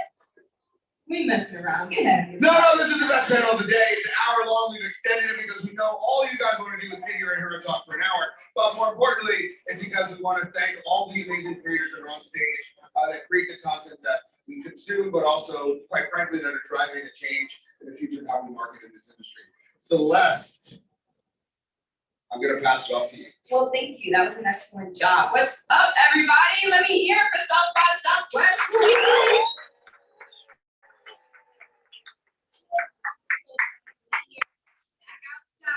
Yes, I'm extremely thrilled to be able to host today's panel, where we are going to be digging into a topic I'm sure you've all heard about because you're all educated queens and kings, right? It's called the culture vulture movement. So we're about to attack that head first, and we have an amazing group of panelists with us today. Group of content creators, groups of strategists. We have brand representation, and we're really going to talk about what it looks like from all of those unique perspectives to be and engage with Black creators. And at the end of the day, we're really gonna talk about that money, okay? So to kick it off, I'm just gonna have each of you kind of go around the circle real quick and get your brief introductions. If you would you like to start, Ms. Morgan? That one mic. Yes, well. Yeah. Yeah, perfect. I just looked in, here with Black and all creators, our next partner and pillar. With Concierge Black, we're here building as the largest collective Black media and diverse creators. So my job there is really to champion the creators, make sure they get the money they deserve, and the brand feels that they are very capable of making inspire.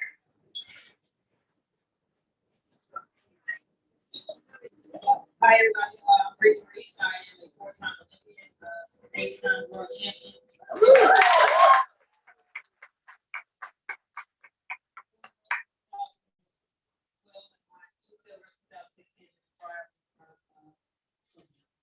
I'm just here for content. I do business content and I'm a brand. My name is Dale Moss, former NFL athlete, have since transitioned into the entertainment space, also the creation space, now as a host and an actor. Yeah, so I've been involved with Trailer for a while. It's an amazing thing to be a part of, also to be a part of this collective of, just amazing individuals. So I'm excited about the panel, to have this conversation and just share, kind of how I feel like beyond sports and in a new space, but while still just maintaining who I am. So I think that's what we're all.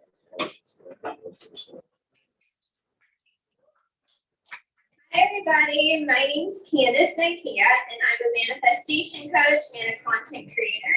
I'm so excited to be here. I feel so inspired this whole weekend. Well, I've only been here one day, but it's amazing to be here and see so many Black people thriving and being so successful.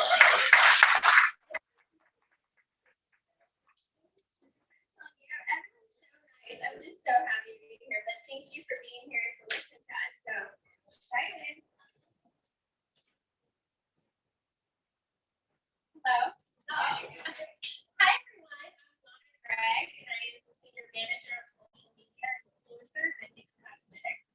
I oversee all of our social platforms and influencer partnerships, and I am beyond excited to be here today and to connect in person for the first time in a very long time with many content creators. I'm inspired and excited. Well, hello everyone. I am Whitney Porter and I actually work at Triller as a brand strategy manager. What does that mean? I get to come up with really cool ideas all the time, actually. So it's very, very fun And I work on the team that helps work with some of these amazing brands that we have here. And then we have the Assembly of Black Creators, which actually Bonin and Jasmine thought that up. And so it's really awesome that we get to create specific opportunities for Black creators to be able to work and partner and get paid by these brands. So it's really awesome to be here and kind of share a little bit about what we do and what we plan to do in the future.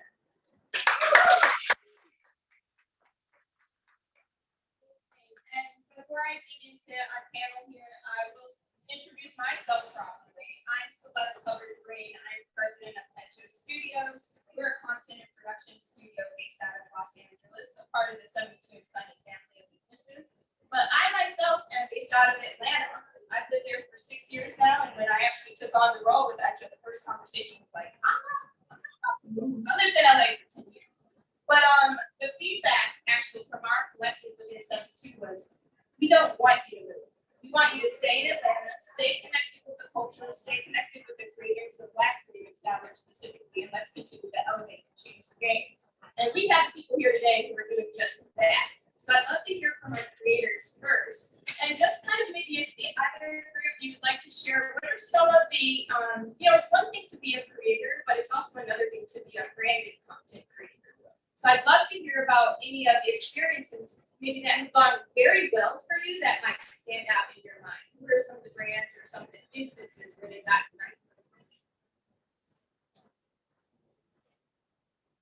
So, I feel very fortunate over the years. I've been able to work with some great companies. I've been able to be, very creative in my own right. And so my background is in video production and video production, beyond sports, and that's what I went to school for. And I've always wanted to be a storyteller, and that's what naturally kind of had me gravitate into the entertainment space, but also dictated a lot of things that I just do in life, to enhance other people's stories. And I think the biggest thing with that is, we're talking about Black creators. For so long, I felt like I couldn't share my story. I felt like, how I grew up and, some of the things I experienced was either too much or just people wouldn't resonate or accept it.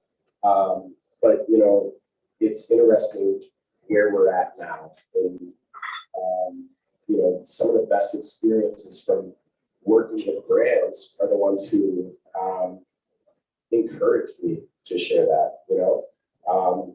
the fitness and wellness space is really good for me.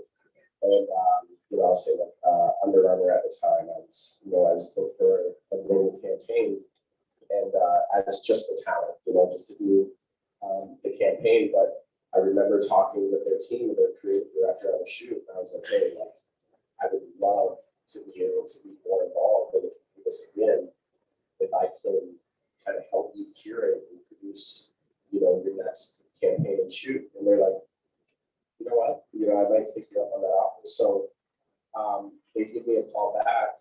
This is about a month later, and they actually even allow me to bring one of my good friends who's a super talented videographer.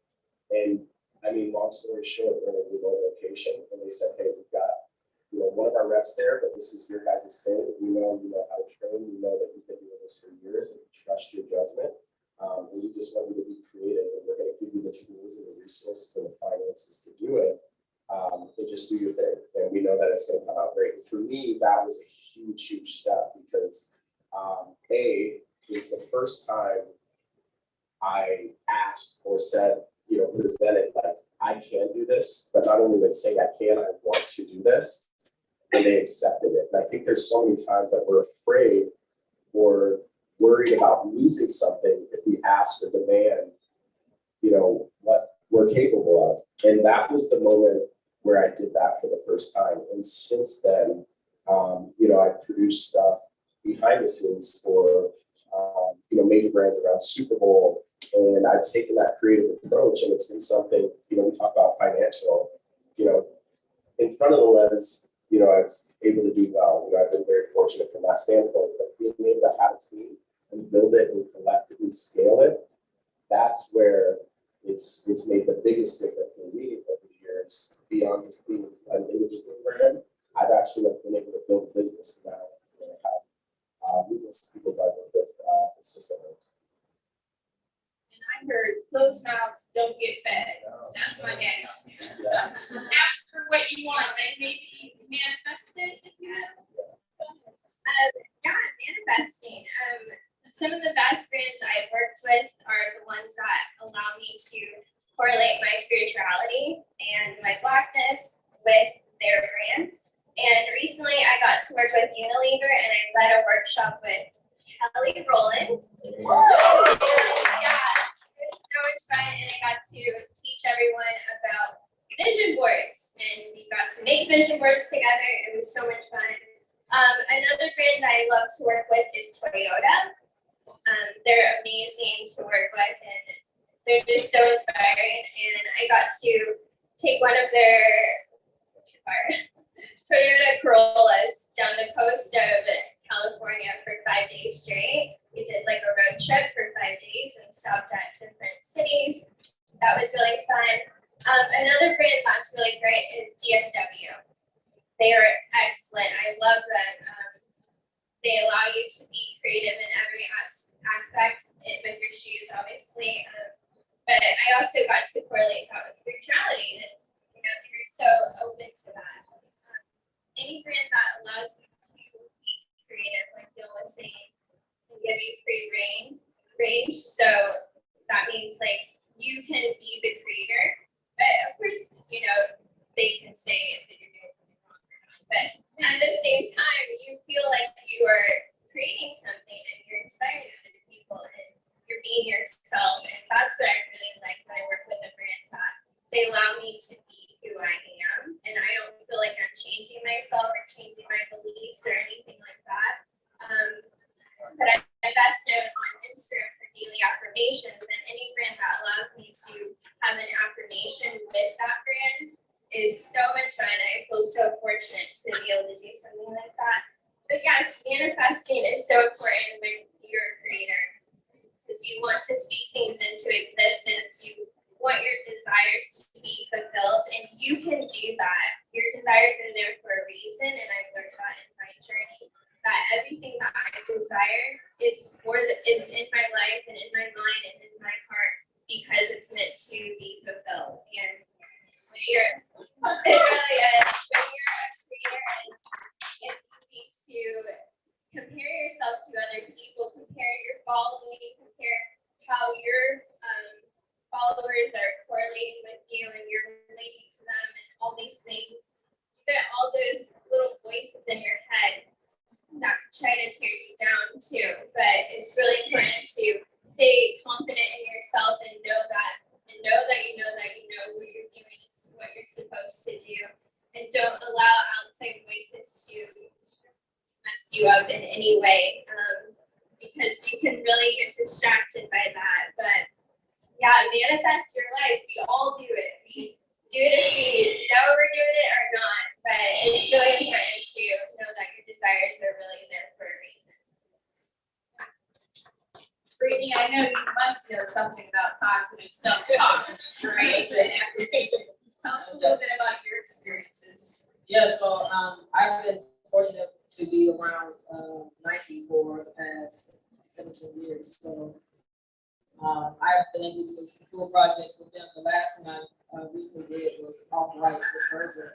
And it was pretty cool to be able to, bring that out and actually did stuff with some rubber dunks that had nothing to do with track and field, but it's the part of them respecting the great athletes that we have in our sport, and that seems to get misconstrued like Flojo. And I was Flojo in the Off-White brand, so I look at me, I'm not wearing nails, but Flojo had the long nails and all the gears, so it was a pretty cool concept to be around Nike and how they kind of show respect for our sport. Sometimes I can tell y'all we had world championships every 2 years. We were looking crazy. Like I thought we were just like the Olympics. Like don't nobody know we have world championships and things like that. How great athletes we have in our sport. So I've been fortunate with Nike. Also been able to do some things with athletes. They have new iPads or something like that. They're trying to video cameras, show off their camera, the new camera system they put every year out. So it's cool to be able to work with them. I I love hearing, of course, we love hearing from the creators and what their perspectives have been, but the beauty of this panel is that we have these multiple perspectives. So I'd love to hear from one of our brand representatives. Please tell us how do you guys look at Nick's approach working with influencers? Especially, I think, something that I also heard is the just dynamic, multifacetedness of these individuals. They are not just a skin color. They're not just an athlete or a beauty, blogger or anything else. They're all multidimensional. So how do you take that into account? Yeah, I can say that working for the Knicks brand since its inception was one of the only brands working with influencers. That's how they started. We were all about community first, influencer first, which is really the beginning of what the brand does. Every strategy we lead, it's from the influencer perspective.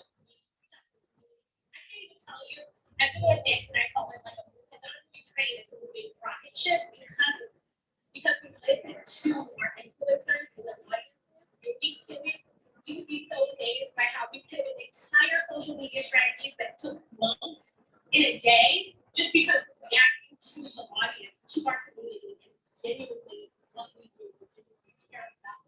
So we have our ear to the streets, as I like to say, always listening to how the community is responding, what they're talking about, and adjusting our strategy or outreach in that way. And it's almost instant. So I truly love that about the brand. It speaks to me, as a Black woman. Like I always find it difficult to answer that question. It's like this is me. These are my people. This is what we do.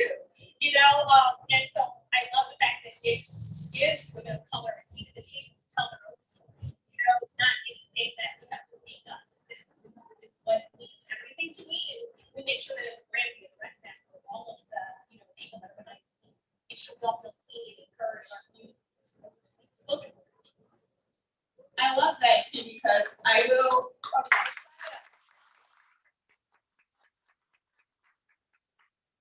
Say our good sis Goddess Riviera was intended to be hosting today's panel. She's lost her voice. So I don't know what y'all got up to before I came to town, but she did speak to how important even in Twitter the importance of these conversations with the cultures, with the communities. Before you act, speak with the audience first and determine if you even need to be having a conversation in that space or if you're welcome in that space. So I love that as Knicks has that just embedded in your DNA. And I think I'd love also to hear from the strategic side. What about in those conversations here? We all live and work in very corporate environments, and sometimes our ideas are not always, the thing that gets approved. But how do you continue to push for the audiences that we're representing, the Black creators specifically? Yeah, I think that's a great question. Even before coming to Triller, I did research. And I saw that they have this initiative for the Assembly of Black Creators, and it was really important for me as a Black woman, as someone who's created content myself, to be a part of a company that is intentional. And I think that's really important, and that's what I feel in the support. I'm not just saying this because I'm about to sit right here, but I'm constantly being supported in the fact that when we're talking about working with brands, we are saying, is this authentic and genuine to the voices and the actual audience that you're looking to reach? And so, I think the creators can speak into it themselves. We're never coming to them and asking them to do something that would be out of context or that would not feel genuine and real. And so even when working with the talent team who's back there, and they're going out and they're recruiting, it's very intentional what we do at Triller. And so I think to be able to bring that and to bring my voice, and I was even saying that during my interview, I'm like, so will I be able to create ideas? Because I'm that girl that you're creating content for, so can I speak into that? And they were like, we would love for you to do that. And so knowing that you have a community that embraces you, even if they have a different perspective or that's not the lived experience for them, but they want to create more opportunities for those that live in that world, I think it's really been powerful to me to be a part of Triller.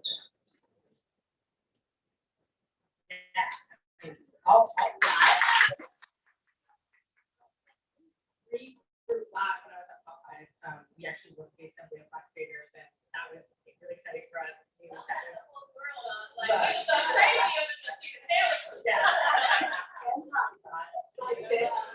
it back. I think really it's all in the brief. I think about this all the time, and what the creators work about is really listening to them, right? And I think as a brand marketer myself, I love brief. Let's stick to it, but you can't always stick to it, and that's like where the nuance come in and having people like Whitley and on teams on the brand side to like really be like, let's have a conversation with this creator. This group was brought and sent to 100 people. And, you know, if Candace wants to talk about it, you know, but it takes the extra time, the extra understanding of the culture and also the creators working with and the people they're serving. And I think sometimes on the brand side, and I can speak in the past life on that, it can be hard because, you know, it's numbers. It's like we want 20 creators, we want 100 creators, and we're going to talk about that. This is the brand message, but it's not that simple because we want it to resonate and we don't want to just use them for their follow, we want to use them for their voice. So that's always kind of a toggle, but I do think more of these conversations are going to help kind of people on the brand side and also all of us understand that it's a conversation and we want the content to actually seem like it was created with intention, not just like I read and I repeated the brand message and I showed the product the way I was to. Like, how is this product or brand in your life and how is that going to help the people that follow you believe it? So I've heard Apple does it right, Under Armour does it right, Mix does it right, Triller does it right. Group Black does it all the way right. But I know there's been some instances where maybe someone got it wrong. And I'd love to hear again from y'all's perspective. It's not really, we're not meant to tear anyone down, right? This is a positive space. We're here to help educate and grow as individuals. So what is some advice, just learnings from maybe some not so great experiences that we you know, all good? Yes. That's what I like to hear. I would get into something that I'm not comfortable with. Number one. I think, you know, obviously we don't want to get into an uncomfortable situation, but I think there are times where we're in a situation and it shifts and it pivots and then it becomes uncomfortable. And, you know, I think for me, I've said this, you know, numerous times to friends and family, but sometimes the best deals are the ones that you're willing to walk away from.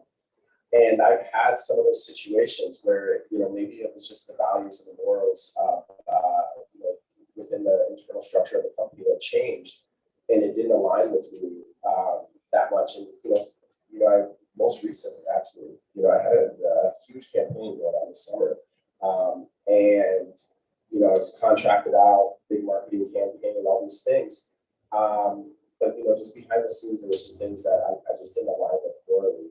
And I think about, you know, what my sisters would think. I have 4 sisters, I'm the only boy. And also, like, you know, to be able to sit up here with all these strong, beautiful Black women, this is amazing. You know, so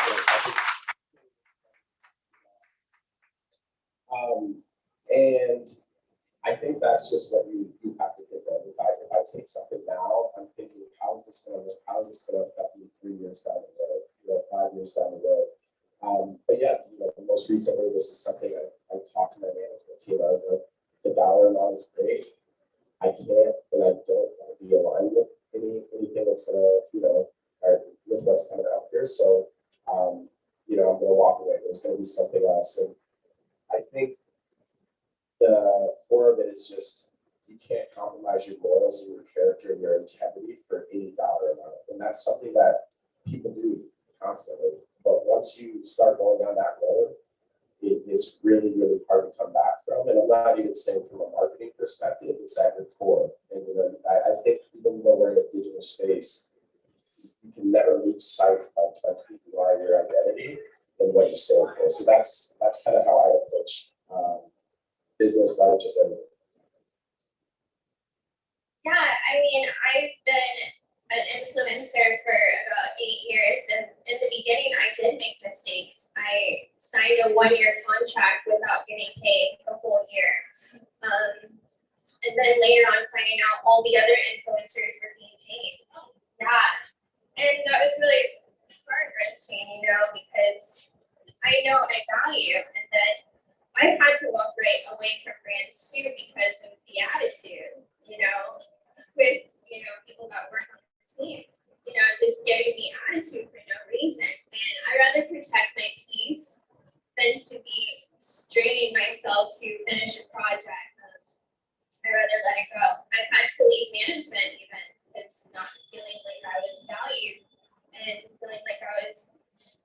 lower than the other influencers, you know? So there's just some things you just have to say no to. And then also, I think one of the kind of funny things was during the Black Lives Matter movement, all the brands reaching out to me and having to say no to a lot of them because I knew why they were reaching out, and I saw how, you know, how they did work with some Black creators, and then now you don't see any Black creators on their platforms anymore, you know, just getting that one Black creator to make them seem involved. And I don't want to be a part of that. I don't feel like that's genuine to myself and to them. So you just have to stay true to yourself in this industry, in any industry, really. We got a meeting. Yeah. You just have to stay true to yourself and stay confident in that, because when one door closes, I mean, there's 700,000 more doors that are going to open for you. It just takes that one, you know, the universe is like, we just need you to say no to that one to see if you're really ready for that big project that's coming out.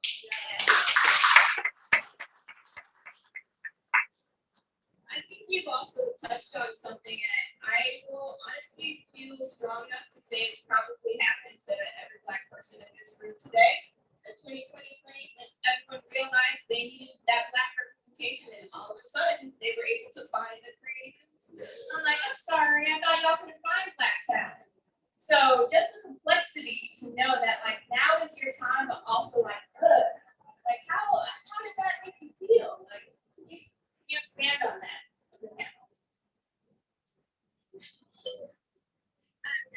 Yeah, again, that made me feel really upset. I think also the people that started following me during that time. I mean, I think I had the most engagement during that time. I had people messaging me, following me, interacting with my stuff like none other before on Instagram solely. And I don't know where they are today. You know, it wasn't a genuine follow. It wasn't a genuine ask to work with me. It wasn't a genuine partnership. So therefore, things that aren't genuine can't last. So, you know, during that time, I mean, it was very inspiring and we were moving through, but I think a lot of brands use that time to manipulate and not really be genuine again. And it was sad. To me, it's sad to think about how brands did that so freely and didn't keep up with it. You know, I don't like the brand I have in my head, they don't have any Black creators they're working with since. So I just hate that. And there's really, the only thing we can do is just not work with them, you know, and go pivot somewhere else where you are appreciated, where you are valued. Because those brands, they don't matter.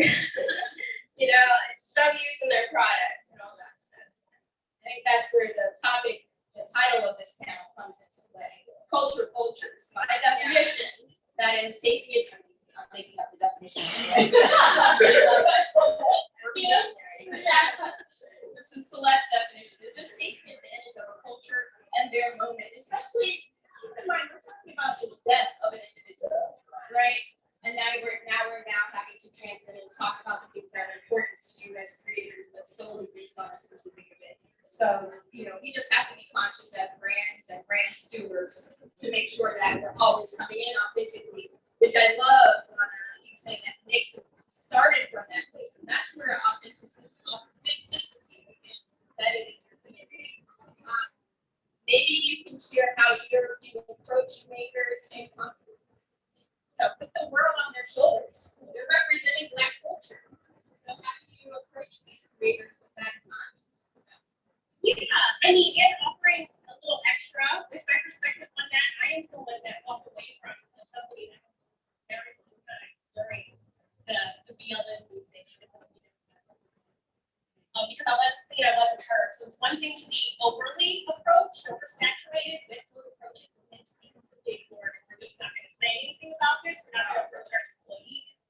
And I, as someone, especially at the time, I was running a brand, ironically,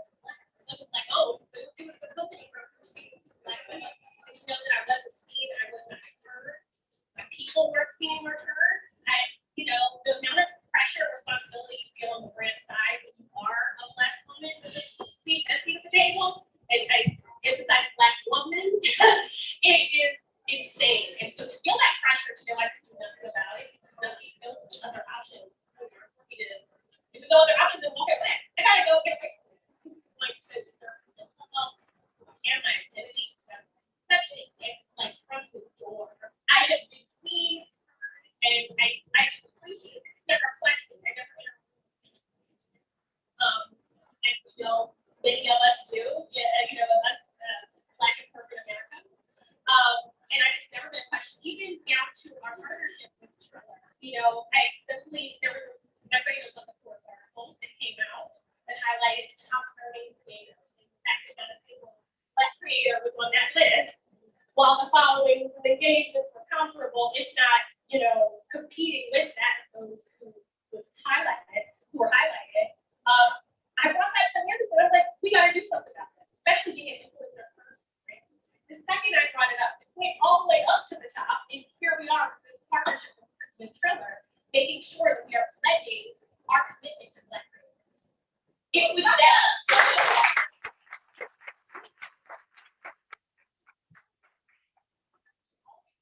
feel that responsibility, I feel that pressure, and I love working for a brand that listens to that, never question, never challenge.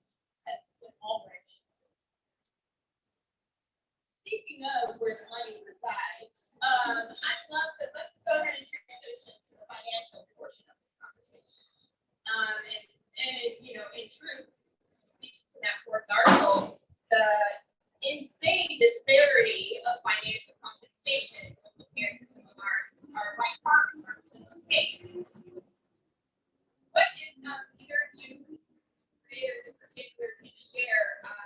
I'd love to hear more entering into a contract and then finding that you were the only one that was unpaid at that time. And I was the only Black person, so, it's 5 emails, contract right here.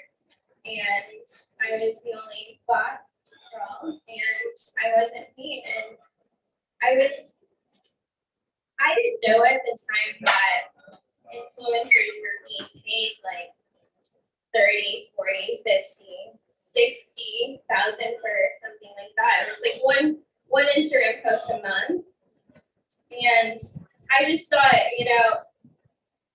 this was 8 years ago. I would never do this before, but I just thought that the product exchange was like the natural thing that happened all the time,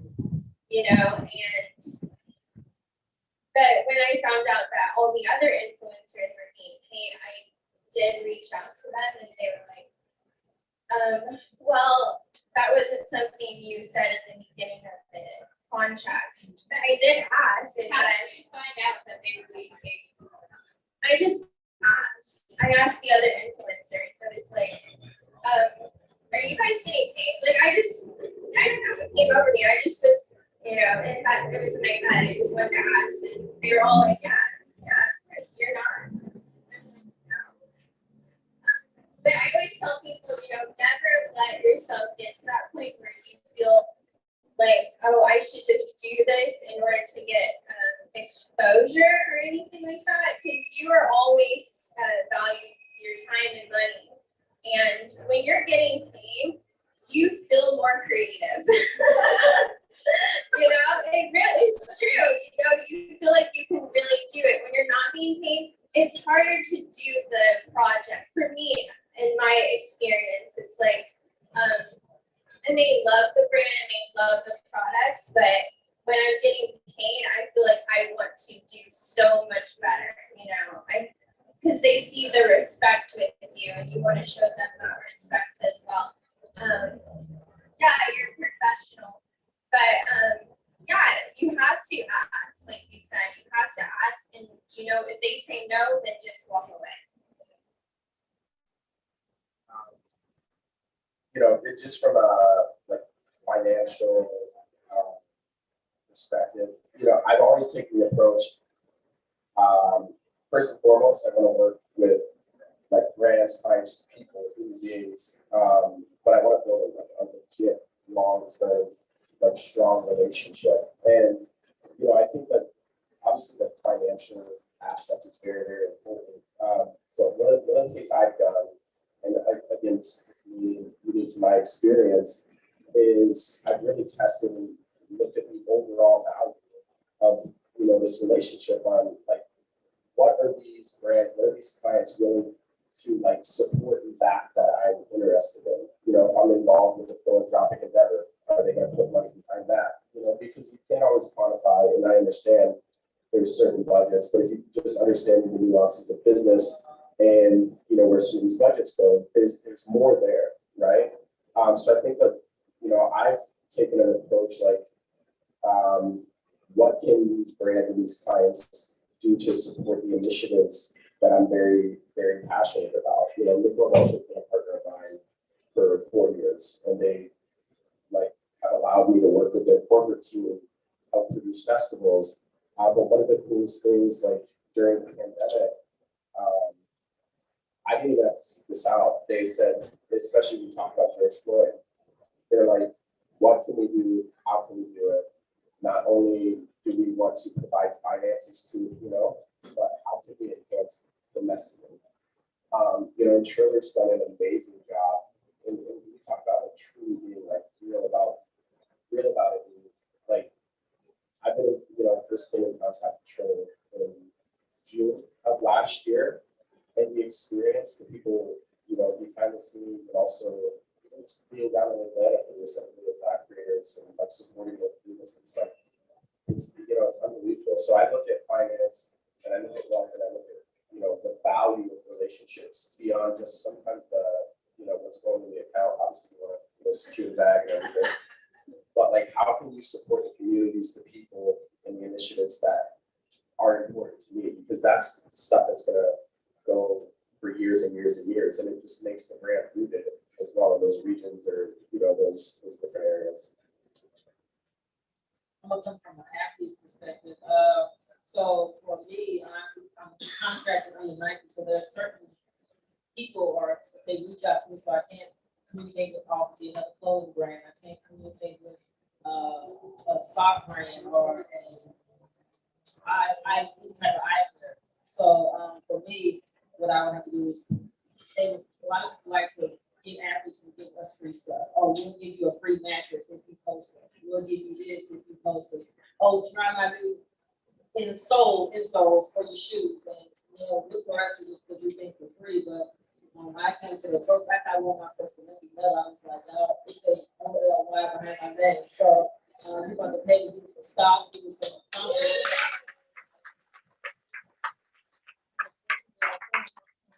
legacy. So therefore, you have to give me something in return. So that has worked pretty well.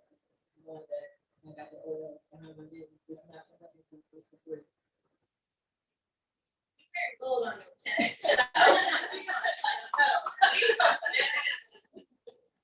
Well, first of all, like we talked upstairs, my question was, what is it like to have to perform in that one moment? Because a lot of other sports, they perform day in and day out, but that is your one moment, what you go through. I thought it was a beautiful answer, but I couldn't be more proud. And I think that the challenge is that, what I wanted to really talk about was, when we're talking about the financial, that is really the crux of what we're facing today. That is really the issue. So one, if you look at female sports, looks like most of them are Black athletes, but even taking that aside, we look at NCAA. So the women's NCAA tournament, if you look at them just from influence, just from the number of people who actually want to follow those athletes and view them are twice of the men.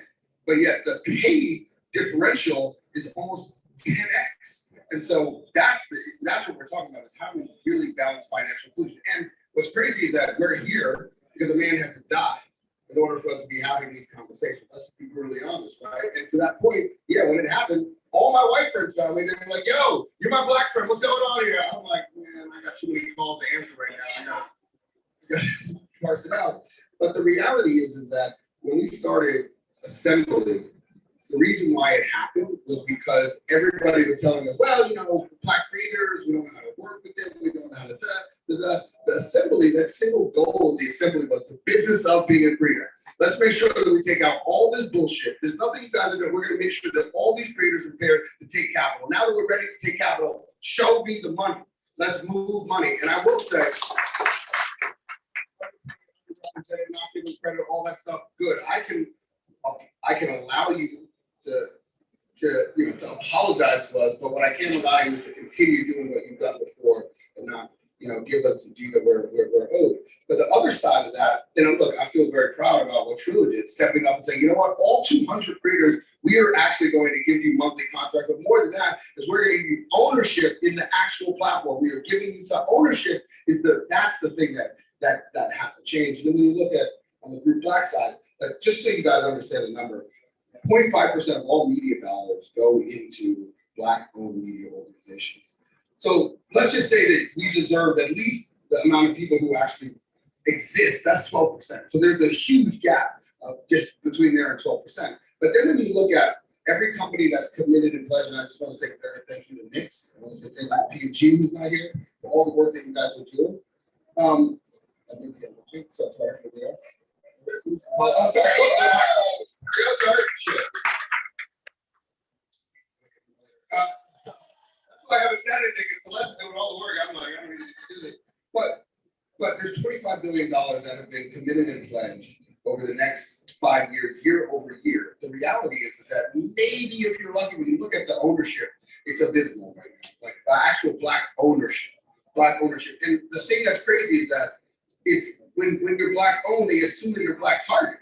And it's like, no, wait a second. Wait, Viacom can own BET, but we can't own MTV.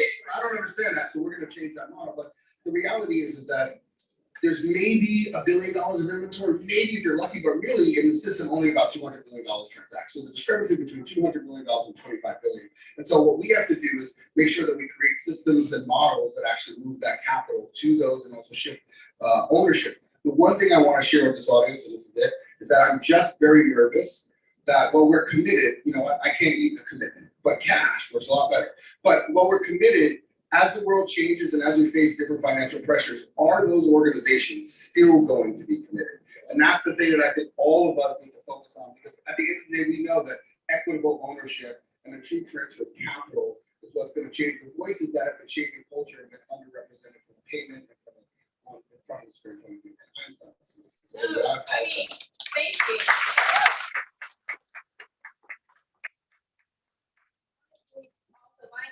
Just from what you said right there, is frankly, Black culture is popular culture. Full stop. Right? There is no Black audience. Like everything that this group is making today is influencing mass culture. Okay. And then secondarily, this isn't a Black problem we're facing. This isn't a Black creator problem. This is a societal problem. And we all are able to impact it. Yes, we are fighting on our own recording. We will do that every single day, but it's not a singular fight. In fact, it takes the community and allyship and continued just conversation, because and understanding that this is not singular to one group of people. It's actually it impacts our overarching world. And so the more that we can all engage and attack this problem, the more all votes will rise, if you will.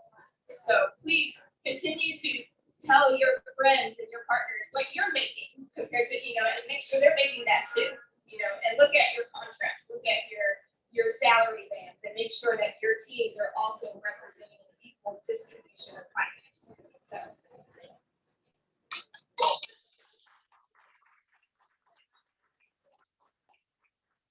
Just wanted to say, as I was just listening, and and this is more so from to the brands, to some of the corporate companies and everything. And we talked about having the Olympic behind your name, and I think with social media and I think with digital, sometimes people get grouped into a category based on following and reach, but I think it's so important to understand the value of the history and what someone did to get to this point in their life today. And especially understanding the difficulties, not only just with their craft, but even society and the battles and the struggles. And I think about that very frequently. I think about it from, background as an athlete, all these other things growing up, just I see too frequently where brands are devaluing not only Black creators, but just in general, and they're not taking into accountability everything that's been built up to this,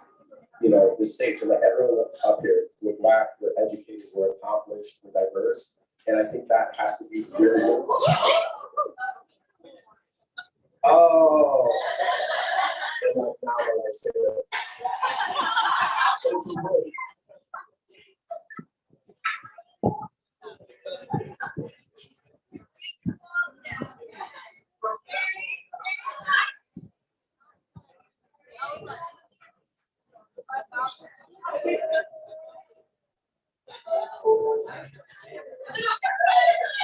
Yeah, they'll set change real quick. Yeah, I don't know if you finished your thought. Yeah, I mean, the biggest thing is like, I think a lot of times because of social and digital strategy and just everything, like people are grouped into one category and they're looking at a reach and a following, but there's history, there's work, there's less than 1% of the world, less than 0.5% has done what we've done. And, you know, that's something that will live on forever. That's a legacy, that, you know, the training of the knowledge. And my biggest thing is just saying that, like, you got to really see someone's value, but in order to do that, you have to understand their story and have empathy and, like, be real about, like, what's gotten them to this point. And that's what separates, you know, one person from the next. Don't act Kim Kardashian now. On that note, I think we're gonna open it up to some questions from the audience. Doing all my job. I was supposed to run the line. Thank you. This has been really inspiring to see.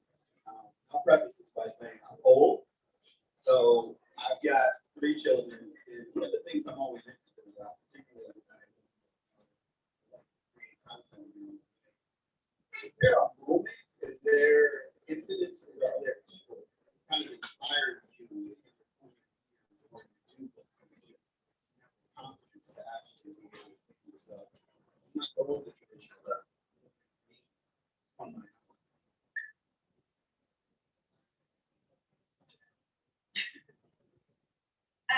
Yes, there's so many people. I can't really name on top of my head. But yeah, I think when I was starting, it was real new. I think Instagram was 2 years old. And I was told about Instagram through a friend, and I only had it on my iPad. I didn't have it on my phone, you know. That's how old it was.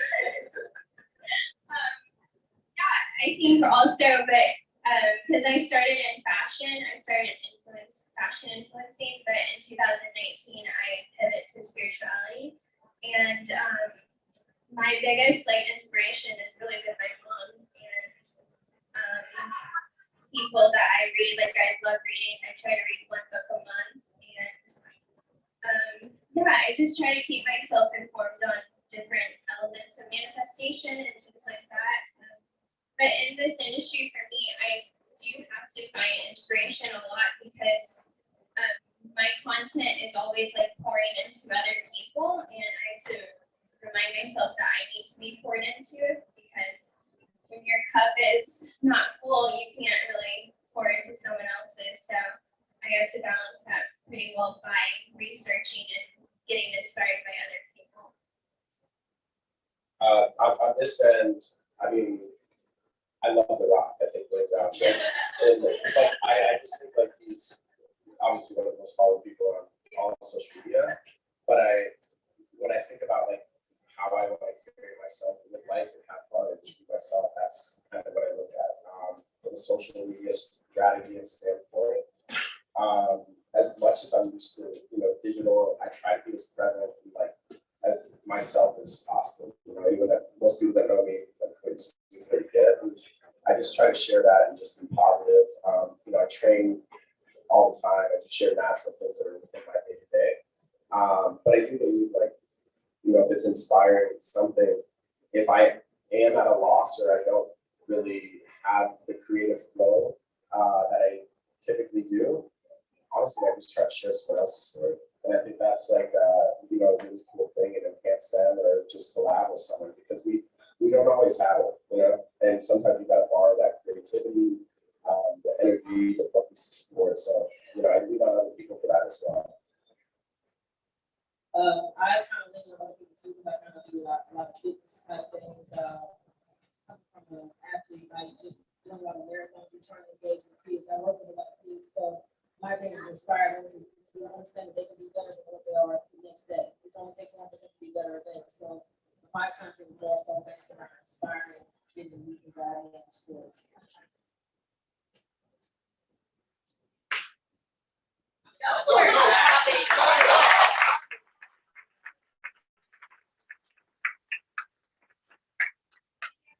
some more questions.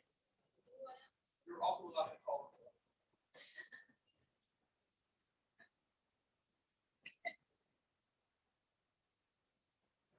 Hi, I'm Susan from First Black, and I'm really excited to be here and listen to you, learn from you all. First of all, she is the Susan. I'm just curious, people talk about this internally often and with brands, like you guys are building your own companies and you're creating this like incredible content. So I'm curious, like with mentoring and like your audience, do you know a lot about your audience and measuring that, which is something that's really important to brands? And how do you do that? Yeah, so for me, I kind of get off the Instagram comments, and I try to engage more on things like I know it's a lot more little kids are getting on Instagram and things like that. I'm trying to find different videos to get better every day. Now, because kids got a lot of energy, so they want to be big pastors. So I know how to do it right now. So I try to keep those information, and that's how I do my content based off of that. Sometimes a lot more women too. Yeah, I mean, I definitely am aware of my audience. And I guess, I try to just understand that. I don't necessarily let it fully dictate my creative approach, but, it's definitely something that I'm very attuned to. And, when you look at social media and just these digital platforms, it's important to know that because if you are sharing your message or you're putting something out there, you want it to be received. So, and every platform's a little bit unique. One is not like the other. So I think in general, it's always important to have an understanding of like who's following, who's seeing your content, and how it's received. I do most of my content on YouTube and TikTok, so my audience is really young. A lot of them are like under the age of 18, and but that doesn't like affect me when I post. But I try to just, knowing that they're in school and stuff like that, I don't post at the time they're in school, things like that, timing and just knowing that they're younger, I can talk about, how to manifest good grades and how to manifest your crush, things like that. They love that stuff. Teach me. Yeah, they love it. So, I mean, it makes it fun knowing the ages and like the gender and things like that, but I wouldn't say that it makes me want to change or anything.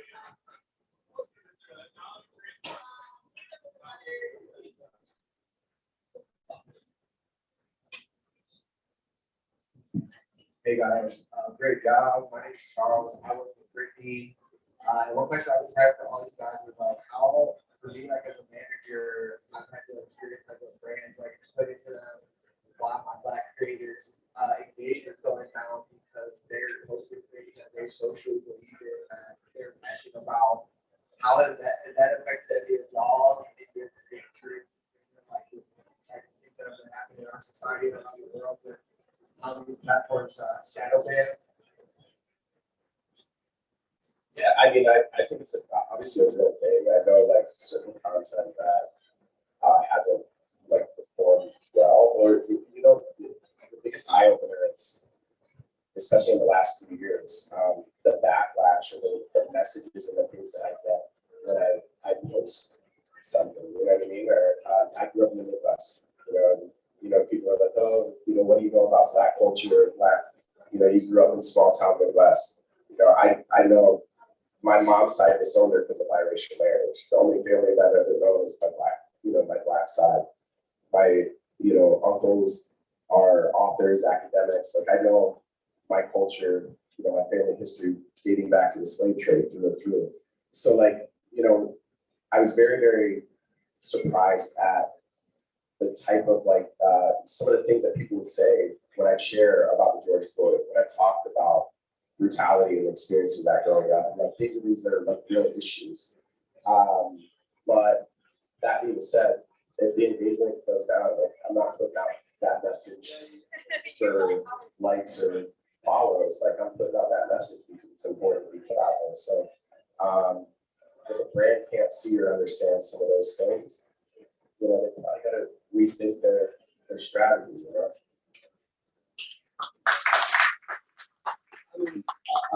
Look, come to New York and try to get taxes. You don't know how black you are. You know what I mean? Like, it's like, I'm brutally honest. And it's not a thing, it's wrong. And that's the bottom line, that you have platforms that have made money on the back of creators. Let's just be really honest. Like, the creators have received the smallest amount, and these guys have made the largest amount. And at the same time, they believe that they have the right to filter conversations that are real conversations that are happening. I think it's horrendous what happens during that period. I mean, look, I happen to have been very blessed to work at an organization where that was the last thing we were going to do. In fact, we pushed those conversations forward because it was a real conversation. But the only way that changes is if we say something about it. Like, we have to take them to task. Like, you are not allowed to judge what is socially appropriate on your platform if you are also going to make money off the back of it when you feel like we're socially right. So I actually think it's a much bigger issue than it really is talking to the person. I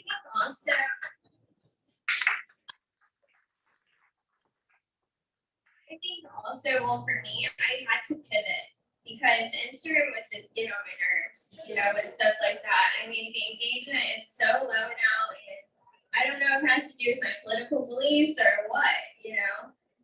So I just pivoted to YouTube and TikTok and things like that, you know, video content where videos are really thriving, you know, chiller, you know, things like that. So that's where I can freely be whoever I want, because I think it's just different in the fact that there's only one way to find content. So you're not like on Instagram, you have stories, you have the explore feed, and you have your own feed, but you don't see new people all the time unless you actually search on the explore feed or whatever.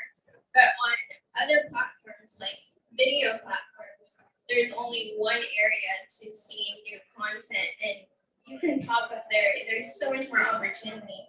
So if my following doesn't agree with me, there's still millions and millions and millions of other people on the platform that will see my content too, who will agree with me. So therefore my engagement isn't going down or up. It's staying the same or going even higher. So I just think Instagram is really hard. I mean, for me as a Black creator, it's always been that way. On Instagram, it's been really hard to grow and keep your engagement. It's always fluctuating, and I have no answers for Instagram. So Mark, are you around? yeah, where you at? We need to talk.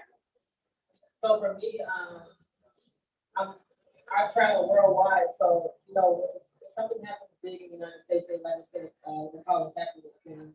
A lot of athletes, track athletes did the whole I stand with cap type thing. I was part of the Olympics that where one of our athletes, she raised her fist on the podium and she got in trouble. She almost lost her medal just for doing something like that. So it's kind of tough because if we were to post anything like that, a lot of brands probably wouldn't back us because of the situation. Nike did a really good job with it. Like they gave us a lot of posts that we could put on our social media, but under the comments, you can just see like me being a worldwide stage, a lot of backlashes from other countries, just calling, I never got called monkey, I never got called, they got called everything from other countries. So it kind of puts us where a lot of athletes felt like they shouldn't even speak out at all. And I'm not the type, I was on Twitter. But it's just crazy how something that's big for us is so small to the world, and a lot of small-minded people in the world. It hurts as an athlete you can cheer for us when we're doing good in the stands. But as soon as we try to be for our people, you're running away from us. So that's my engagement with that. I think that's kind of what happens in this world.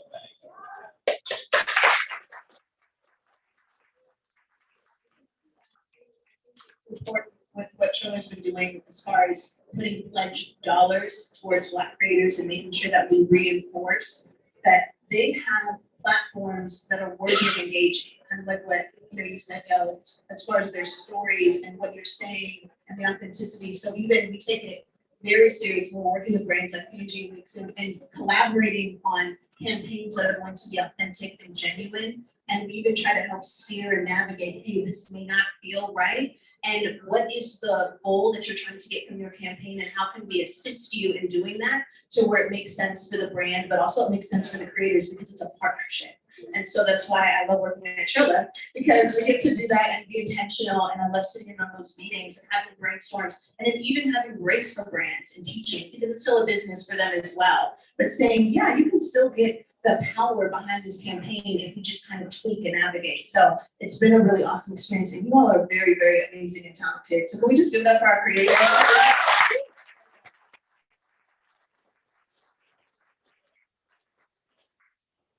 That with Nick/L'Oreal, we have tools, all of these things. You'd be amazed by the things. Anytime we work with creators, there's a process.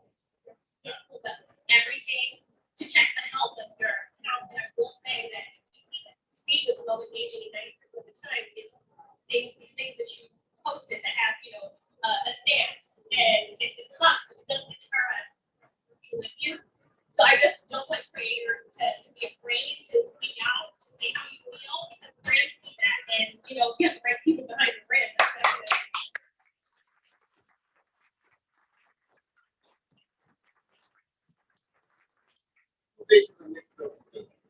Yes. Open for business. I will just build on that one more time, and also it's an encouragement and an invitation to each of us who have the privilege of manning brands or entities with power and having power to change the systems. So if we have a data or analytics system that is saying, well, so-and-so's not doing so hot, take a look at what they're really talking about. Take a look at why maybe the engagement has changed, where it's become, more personal, and maybe it's not for everyone, and that's even better. So just take a look at our systems. I think even that's something we do. I haven't talked about our studio at all, but as a production studio, the first thing I did when I sat at the helm was say, everyone's asking me for a director's roster.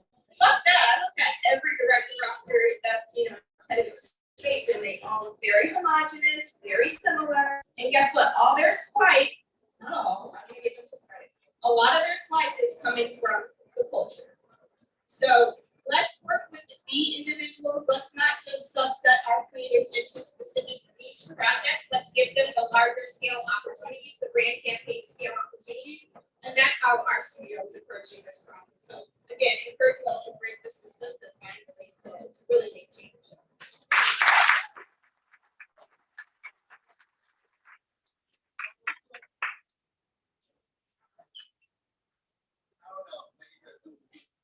So first and foremost, great job, everybody on the stage, y'all are awesome. I believe the title of the panel was Culture of Culture. But I'm a big believer in the fact that it's not just the creative and the creators, but the boardrooms in which the decisions are being made, is why a lot of that occurs. And there's been a lot of talk about George Floyd, the Black Lives Matter, the genesis where a lot of these conversations are happening. And we noticed at that time a lot more brands started looking for Black creators to help them push the message out. So I'm curious how you guys, because again, representation matters, and a lot of these boardrooms where these campaigns are being come up with, there's not that representation. So I'm curious how important it is for y'all to have that alignment when you're finding brands to work with. And if that doesn't exist, understanding, I mean, Dale said securing the bag is the most important thing, but understanding, or is an important thing, understanding that is important. Have you ever been put in a position where you have to walk and go front because of the misalignment between investments and what the company actually showing? Yeah, I mean, I've experienced that. I've experienced that with agencies, and it's funny because it's kind of twofold, right? So from an athlete's perspective, but also being Black, and I was working with a brand. I was actually sitting down with their corporate team, helping them really ideate about strategy and all those things. And I remember one of the people on the board, I'm not gonna dive into names, but they're like, wow, you're so articulate, you're so well spoken. Like, it's just very surprising. And I was like, I mean, I'm very, very educated. I have 2 major, you know what I mean? Like, I've been through life. And that was like one of the first moments where I really was like, I mean, this is how they're really thinking about like me and like other like creators or like talent in the space. You know, and I talked to him a little bit, talked to their boss and everything. I didn't, you know, make it a huge scene, but I like at that point, I stepped away from working with them. And it wasn't as much as like I wasn't like pissed off or really offended, but I was like, damn, like, you know, this is really, really happening. And like I think like people don't know how to approach it. They feel uncomfortable just being around someone that's Black in a space that's, you know, typically someone is not seen. So you know, that's been the case. And then also like, you know, I alluded to it earlier. You know, just a few things more that I've worked with some people on. And at this stage of my life, like I want to create, I want to build a great life. I want to be able to support my family. But you know, odds are if I'm putting something out on social or I'm working on like that project's not going to make or break me. And I've worked hard to build business behind the scenes and have other things, you know, or have skin in the game, equity and stuff like that. Because I never want to be controlled or leveraged by anyone, any brand or anything. And that's been my biggest fear. Like I never want to be leveraged and controlled in that way. And I think like everyone has to kind of think about that as they're making these decisions.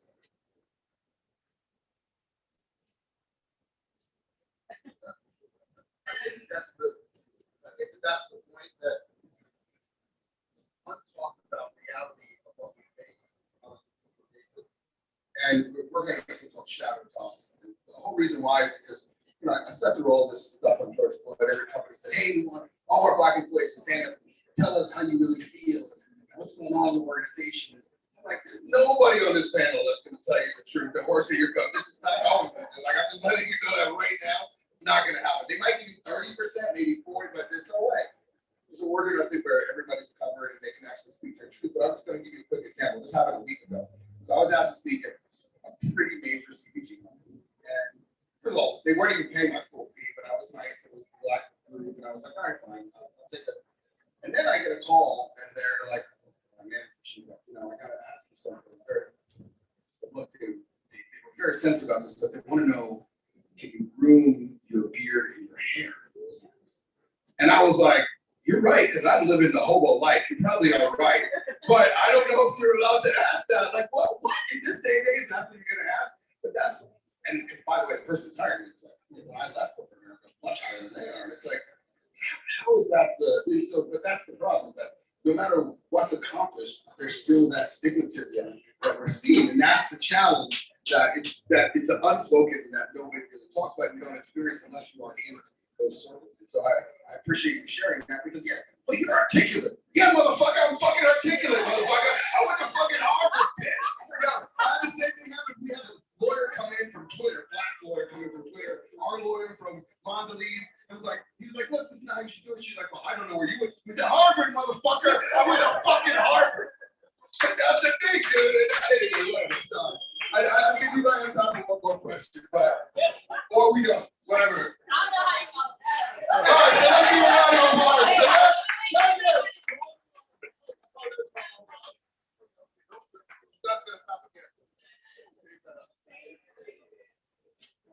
Hi, everyone. That was an absolutely great panel. I think that this is so great to hear from the creator perspective.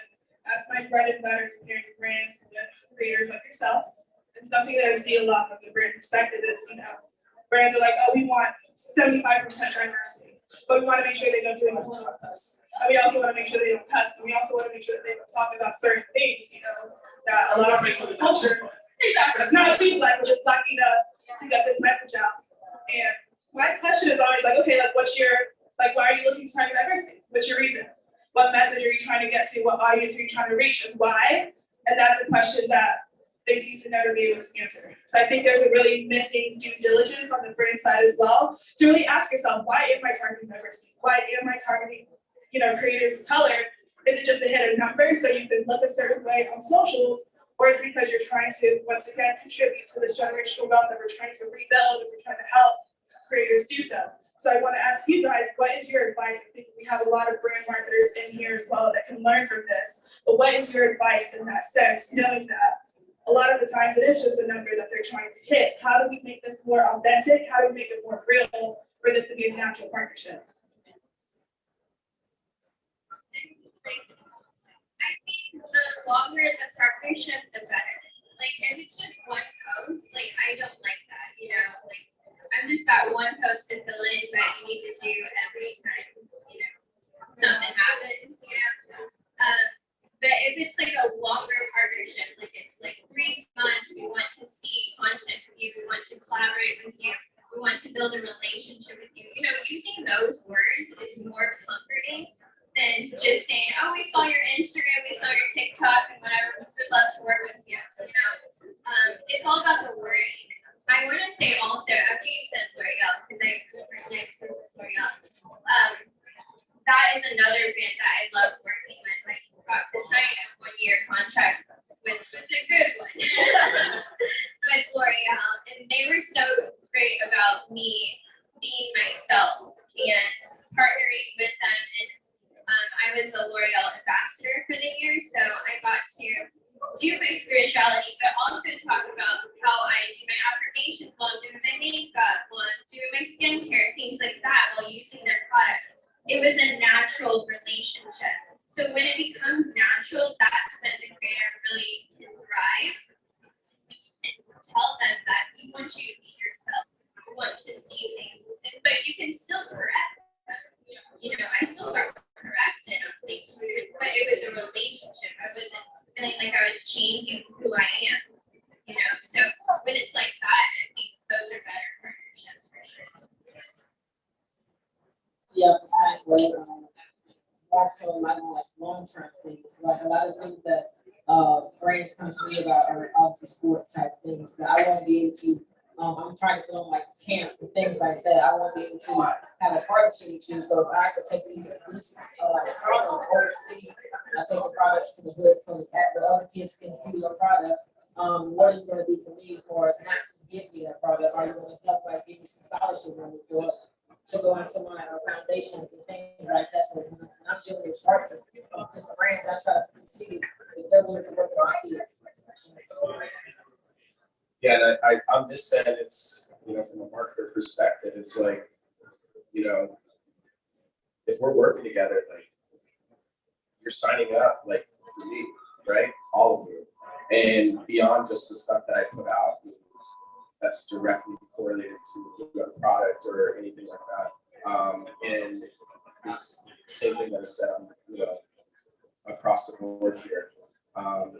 You know, it's just going to be something that's a bigger relationship, more long term, because, you know, you got to understand as well, like, I'm thinking when I go into a relationship, I'm like, what do they really want?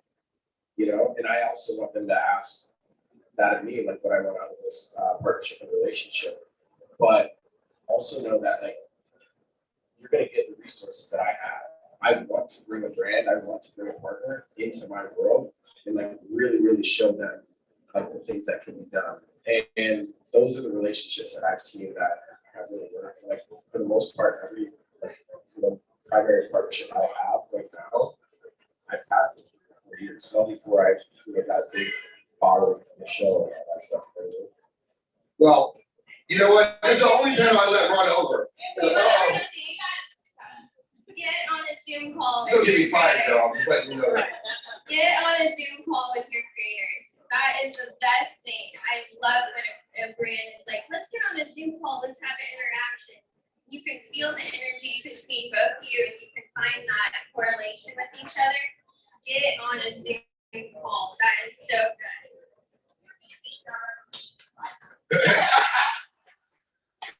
Well, then we're gonna have to go much more. So anyway, let's give a huge round of applause.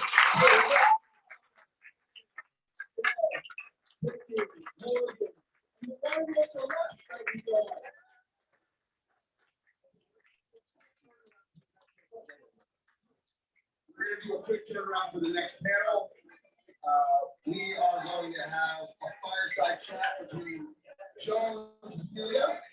So I need to get Joe, all the panelists, the previous panelists, you got you all on the side. So you're gonna photo. Yeah, okay. Yep. All right, we have Cecilia and Joe to the stage.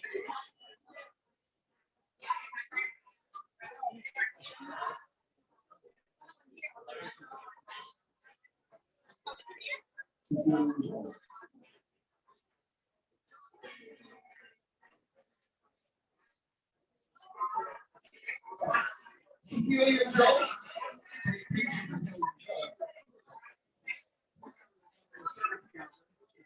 Your order is ready.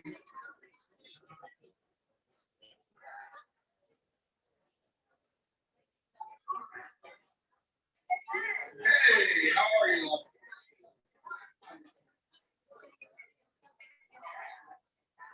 Oh, you're up to go. What do you want me to do? I can move some chairs all the way up.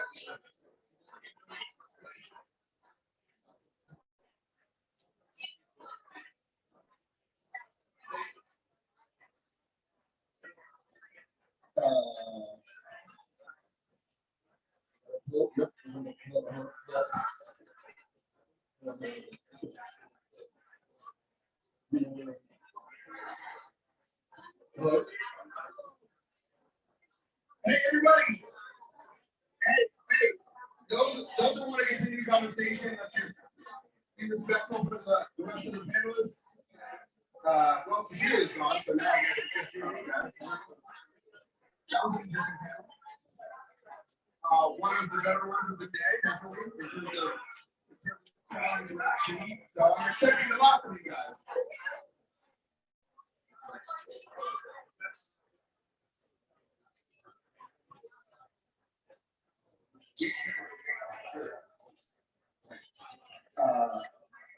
Wait, are you leaving? Oh, here we go. Hello, sir. How are you? I'm good. I'm gonna leave it to you to do the introduction, but just okay, good. Everybody who's too talkative to the left, all of you who actually here you go.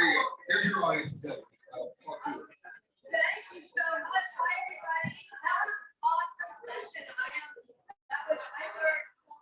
I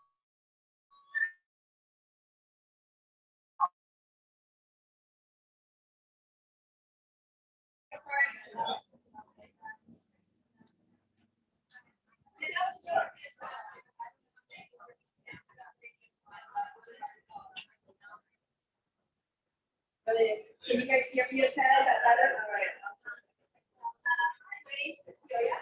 I'm the chief revenue officer over at Concierge. I don't know who Firefly is, but we've definitely experienced it. We have the internet connected screens on top of taxis and markets across the country and markets. We're the yellow taxi in New York. We also have screens inside, so we have a video network as well with ride shares and taxis too. So that's actually a bunch of activations going on. You'll see lots of things that we've got happening here in Austin from an experience standpoint too. But more importantly, Joel, I am so happy to get hang here with you. Fellow Bowling Green alum. So first thing I noticed is that we both went to Bowling Green, which we do not get to meet a lot of people in our business at Bowling Green. No, there are very few, but it's always good to see a fellow Falcons. So that was awesome, and of course I graduated decades after Joel. Yeah, it's a long time after. I must admit, so Joel's got an incredible background. Thank you. He's got an incredible background. If you don't know who he is, he spent almost 20 years at McDonald's, really running brand there, ran Canadian McDonald's as well. Just a great rich history in that industry. Moved over to Applebee's, I guess, about four years ago. I don't know how much you guys have been following what's happening with Applebee's, but full on exploding, having an incredible year. Passing on to you, so you can tell us a little more about what your experience is. It's pretty impressive. Thanks, Cecilia. Yeah, we're having fun. Applebee's and casual dining, 2015, 2016 was dying. The brand was struggling in terms of who it was, and it got away from our base and our core guests. And then came in 2018, new management team, started to build the foundation of the business, started to sort of reset that brand position of Applebee's and who we are and what our role was. And the thing of it is, there was a clear understanding of what we did. And while, it's Applebee's and casual dining was certainly challenged and struggling, there was a core group of fans that really loved the brand and loved what we provided. And it wasn't hip and cool. It was your basic comforting meal that you could go in, being who you are, sit down for an hour, and take your day from a 5 to 6 or a 6 to 7. And we needed to reestablish that. The pandemic hit, sort of, obviously, in 2020, a year ago this week. There were a lot of sleepless nights, and we weren't sure what was going to happen with the restaurant industry. We had to re-gear our experience for our guests by providing more off-premise business, both with our to-go offering, which has been a part of us for 10 previous years, but also working with delivery service providers, because many restaurants closed down inside for quite a period of time. And so we really rebooted our efforts to create a more seamless interaction for our guests to be able to order food online, to be able to work with the delivery service providers. And we were able to stay afloat, and we were able to start to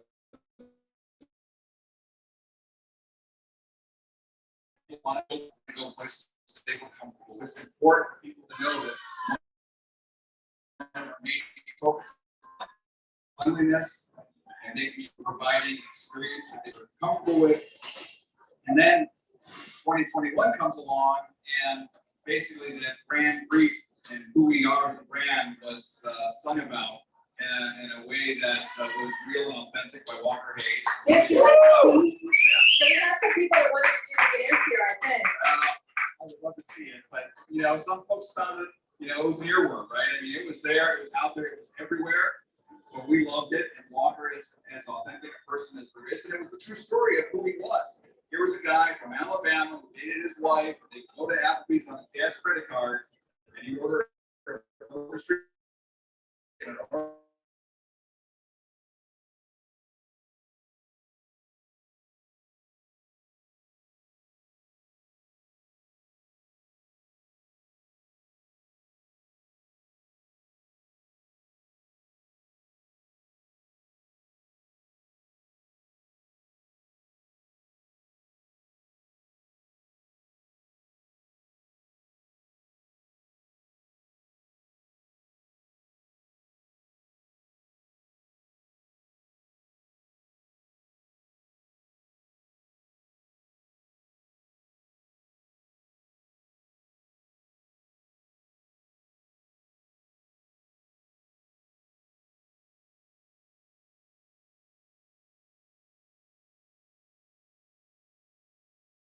About here. I feel like I have to kind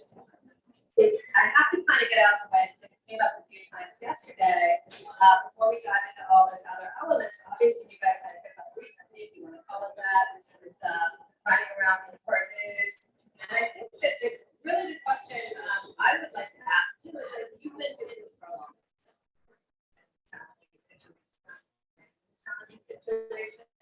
So maybe we can just speak a little bit about that, get that out, and then I want to dive into every one of those topics that we talked about. So, what advice do you think you have when these situations come up that are unexpected and unplanned for? Obviously, in this case, it wasn't Applebee's fault. What advice might you have for other brand marketers here? Well, I've dealt with them ever since I was at McDonald's, to be honest. And before McDonald's, I was at Southwest Airlines. We did a lot of preparation for the very worst case scenarios for an airline.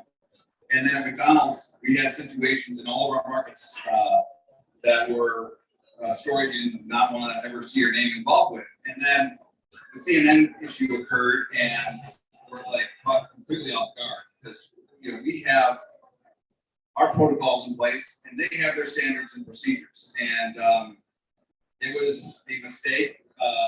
You know, we had a number of serious conversations with the folks at CNN and Warner Media, and you know, it was a short-term, unfortunate situation for the brand, but we don't believe there was anything long-term in terms of the damage that most people came to realize that their approach, that they missed some of their standards and protocols that they have in place. And we've moved forward. You know, it's an unfortunate thing that pops up. You stay calm, you work through it, you work through the problem, you communicate within the organization, you communicate with the franchisees, and then you communicate with your partners to make sure it doesn't happen again. We know, Joel, Firefly, a very safe environment. That's Sure where it we is. of that. I have no doubt. So that's one of the best things about it. We may have some dollars, we can move in that direction. So, all right, awesome. Good job. Yeah. Okay, so let's dive into some other things. So one of the things when I think about it, you brought home the kind of the nostalgic part of the brand, and I think you know, everybody here probably has a moment or something. You know, that restaurant like an Applebee's. In my case, it was the great report card. After you got the report card, you got a good one, you got to go to Applebee's. So I think a lot of people have those kinds of stories, but I think you guys really that's what people want. So maybe we can talk a little more about that, some of the things that you did to bring in, and actually think we have a video that's kind of fun too. We can tee up now, or you can share a little bit beforehand. Well, it's a commercial, I believe, from January, a brand ad that we created that was based off of the insight that in our restaurants every day, people are there and they are our regulars, and they're there for a reason, and whether it's because their sports team won a game, or a family outing, or just a weekly occurrence, or even in some cases daily. We have these guests in our restaurants every day, and we want to celebrate them. Awesome. So should we play that video? Yes. Awesome. Let's do it.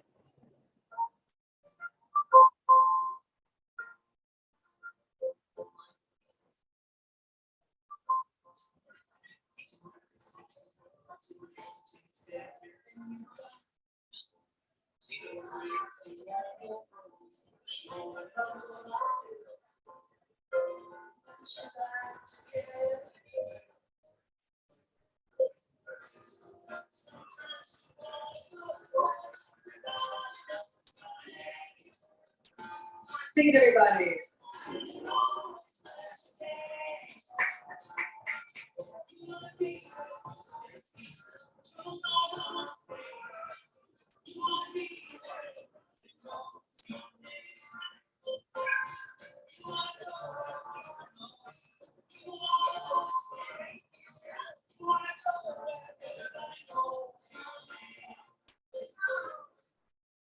The story on that ad is we were going to go into a couple of our markets to find these stories, talking to our restaurant general managers and our bartenders.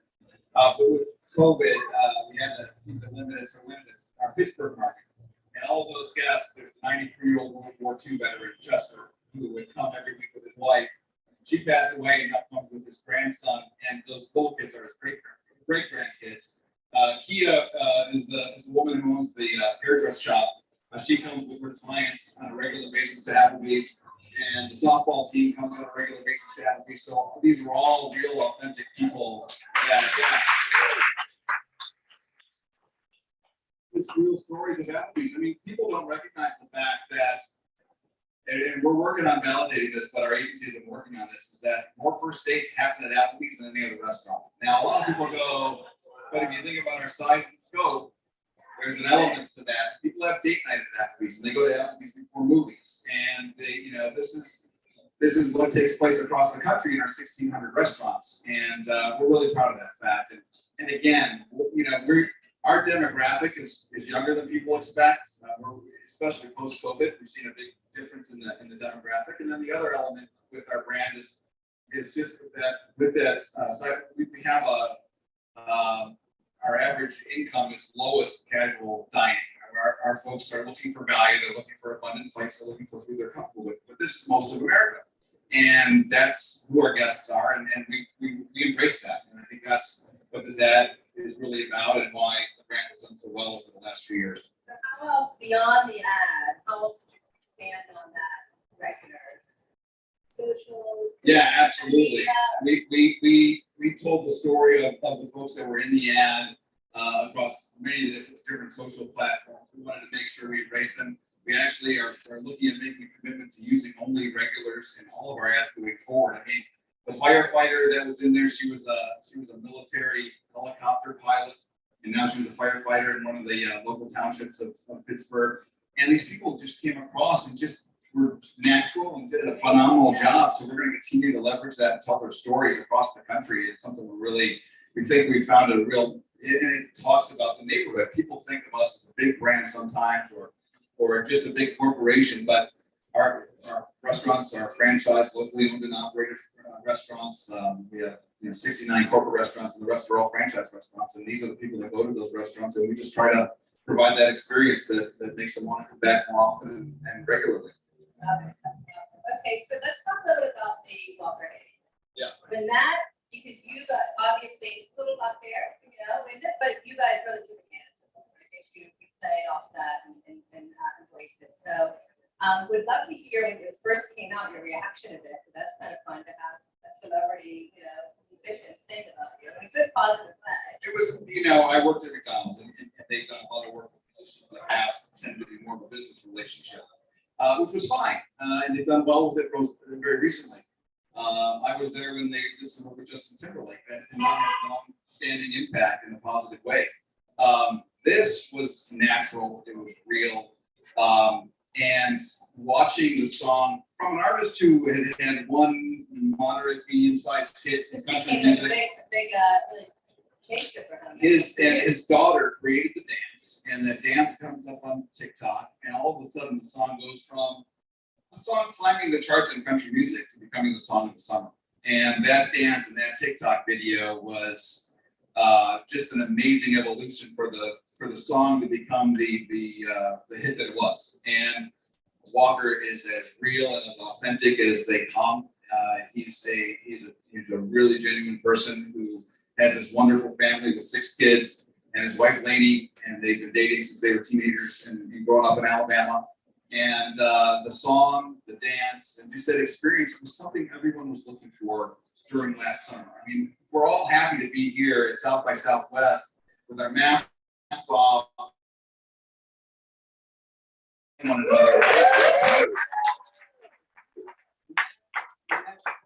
And that experience spoke to so many people about what they were looking for, because it has been such a grind with COVID, right? It's been so tough, so challenging, so difficult for everybody. It doesn't matter who you were, what you did, everyone was struggling. And this song came out and brought a natural, joyful celebration of life that we were just able to work with naturally. And obviously it's been a blessing for us. So why don't we play the video? It's great to see what you guys did and how you did work. Then maybe we can talk more about that.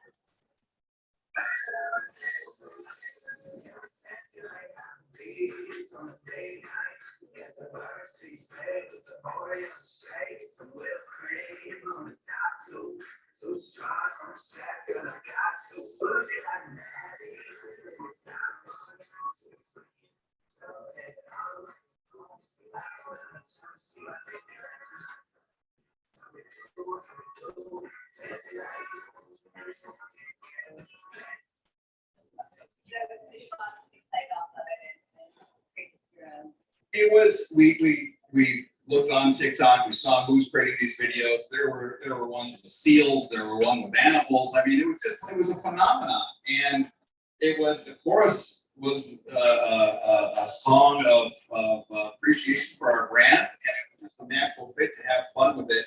Walker's most happy about the fact that he's going to tell his grandkids when COVID hit, Oreo shakes came off our menu, and we had to lower our menu size because of the challenge it was when we would have 3 people working in the restaurant and doing all takeout and delivery. And so we pulled off Oreo shakes. Well, the biggest challenge we had was how do we bring in Oreo shakes to 1,600 restaurants, getting it to the supply chain rolling. We wanted to do it as quickly as possible, and that was all part of this, but it was such a celebration. And he said he can't wait to tell his grandkids that Oreo shakes are back at the Applebee's menu because of his song, which is absolutely true. I'm going to. They're delicious. Yeah. So a couple other topics, I think, you guys have some great brand partnerships that you work with, some really smart things there, so maybe we can talk a little about that. And then, let's wrap with how you guys pivoted and, you know, I know you started a virtual brand and maybe talk about that as well. Yeah, great. I mean, so you have to keep building energy. And for whatever brands you work with, especially in a retail brand like ours and a restaurant brand, how do you continue to build momentum and build energy so your guests find a reason to keep coming back? And that was really important for us. And so having new reasons and new items coming onto our menu, we were talking outside earlier about Cheetos. So we launched Cosmic Wings as a virtual brand with Cheetos flavored wings. And then in November, we brought them to Applebee's on all of our menus. And so that, again, youthful, it's very targeted and specific, but again, just more energy. And that was the case when McDonald's had the turnarounds when I was there, all day breakfast and things like that. You had to continue to have multiple things taking place, multiple initiatives. And so we're doing that at Applebee's. And it's starting to really take root in terms of we set that foundation, and now we're having fun building things up. And like I said, we had TikTok videos that were tied to that were very successful integrations that received really positive feedback as ads and content that they were looking that people enjoy on TikTok. And that for us, if you want to see a fun video on TikTok, look up Shirtkin. It's a great little ad we did that we're really proud of. But there's a number, obviously our drinks too. I mean, the bar business is something we can't forget. Everyone's familiar with Vallarita. It started in Texas, actually. But now we have $5 muchos. We partnered with Dwayne "The Rock" Johnson and brought in Terramana Tequila. He's been a huge partner. He's the second most followed person on Instagram, and he sent out hundreds of and reposted hundreds of posts on Instagram thanks to our Terramana Tequila that we have in our restaurants. Now we work with Disney on the Jungle Cruise movie, which also had the Rock feature, and we've got some cool surprises coming up this year. Not at all, but it's fun. Looks like we may have to get a question. Yeah, should we get a question? So, yeah, let's do it. Any thoughts? Well, can I just say one thing? I want to say, as a former PepsiCo, thank you so much for the Cheetos partnership. I love them at Applebee's, but I'm also ex-Mondelez, so who discontinues Oreo? I'm just questioning your decision making. I'm just saying. Yeah, that was a fair question, but it's bad. Right. Okay. Fair enough. You learned your lesson. Any questions from the audience? We're also allowed to call on people, so I'm perfectly willing to do you, sir. No questions. Okay. Sounds like we got another one. Fantastic. Well, thank you, Jill. Well, if you have one more, we have time. Oh, we do? Okay, great. But I think it'd be nice to talk a little about the virtual part. So you did mention NFTs, but also I know you launched a virtual brand. Did that stay virtual? It is. Cosmic Wings is still our virtual brand. There's two things going on in the restaurant industry that are sort of reshaping it a little bit, not changing it dramatically, but it is reshaping it, and that's virtual brands. Ours is Cosmic Wings, which I referenced has Cheeto flavored wings, Cheeto flavored cheese bites. We have our own waffle fries. We learned from that. We're bringing in a new pub waffle fry into Applebee's. It's an amazing appetizer. But a pub waffle fry, yeah, it's got cheese and bacon and all those stuff that people do enjoy eating. And anyways, it's delicious. And then so then there's Ghost Kitchens, which is where we'll rent out a 200 square foot space and set up for delivery only. People can order online from the delivery service providers. They can come in, pick up their food, and have it delivered in markets where there's under penetration and opportunities available for us to spread the brand, which is a full Applebee's brand. It's just delivery only.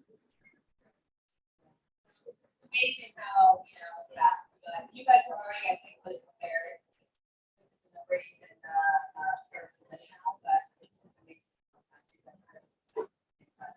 So I think 51 out of 52 weeks at the top in your category, so that's pretty impressive. So congratulations to you. Thank you. We outperformed. Yeah, thank you. First week of January, we were underperformed the category in overall sales, and every week thereafter, we nailed it. And 52 weeks, 750 basis points of outperforming the categories. We're real proud of. We had a great year, record year, 6.3%. Just announced earnings last week. 6.2% sales increase last year over 2019. So we got some good momentum. Fantastic. Well, congratulations to you and your marketing team. Yep. Thank you so much. Thank you so much. You know, thank you.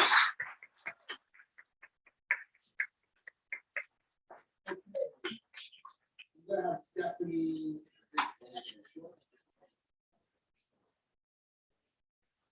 We're gonna have, we have two more fireside chats, two more, ladies and gentlemen, two more. So I'm gonna have Victoria come to the stage and Stephanie come to the stage.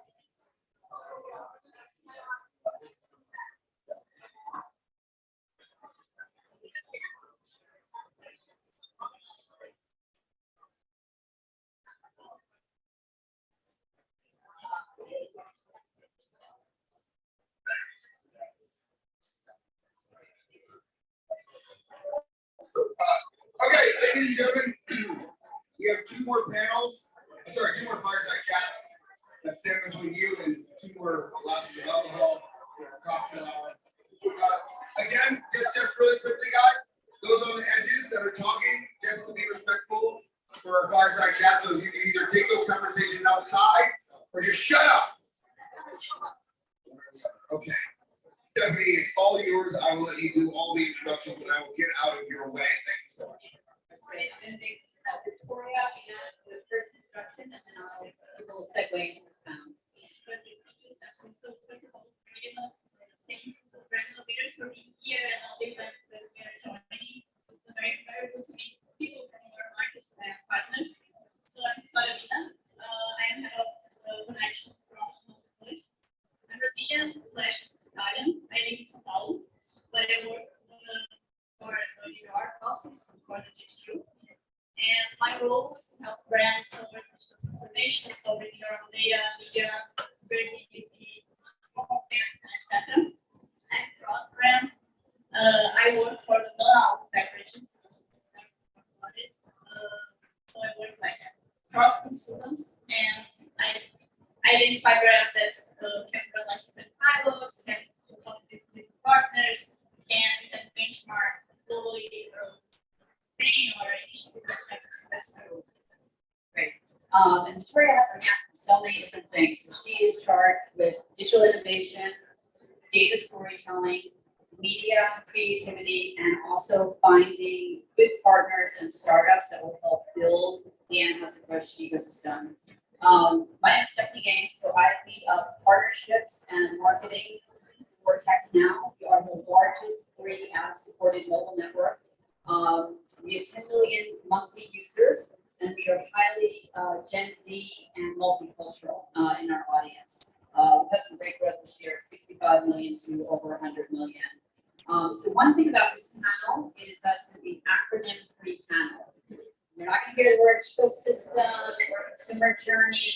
We're going to talk about tactics here, and we really hope to give you tactics. And a big shout out to brand innovators and really all of you for an incredible couple of days, not of networking, but of like very good conversations.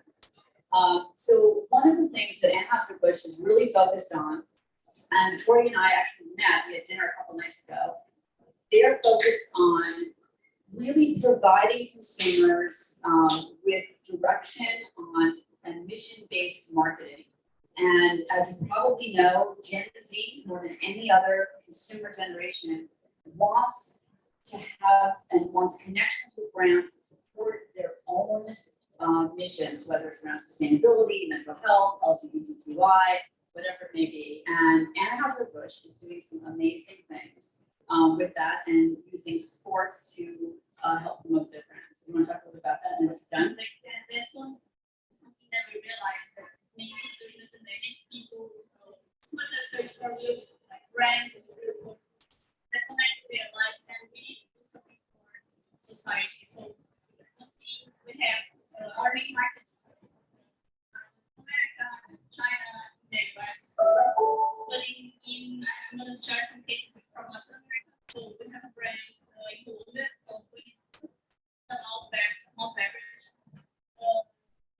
it is, they realized that FIFA, the soccer game, just have men's players. So if a woman wants to play, always have to choose like a man character. So what they did, they talked to FIFA and they created a whole women team. So now women can play using women as a soccer player. Also, we did another initiative in Brazil with Paraná. There is a huge soccer league in Brazil. It's like 99% penetration in Brazil. It's huge. They sponsor the women's soccer selection for years. And they did a huge campaign last year that was like cans, awards, and all that, etc. They offer space in the camp for other brands to support women in sports. So the brands that they should pay to be the Paraná camp, and Paraná give the money, the 100% of the money to the soccer players. And they also realized that the soccer players they have, the women's soccer players, the same money that the soccer players in the ladies. So they did an initiative with the team, and they joined the field. They wear like accessories from the 80s, like headphones, like radios, balloons, etc. Just to make people realize that they are having the same salary as men.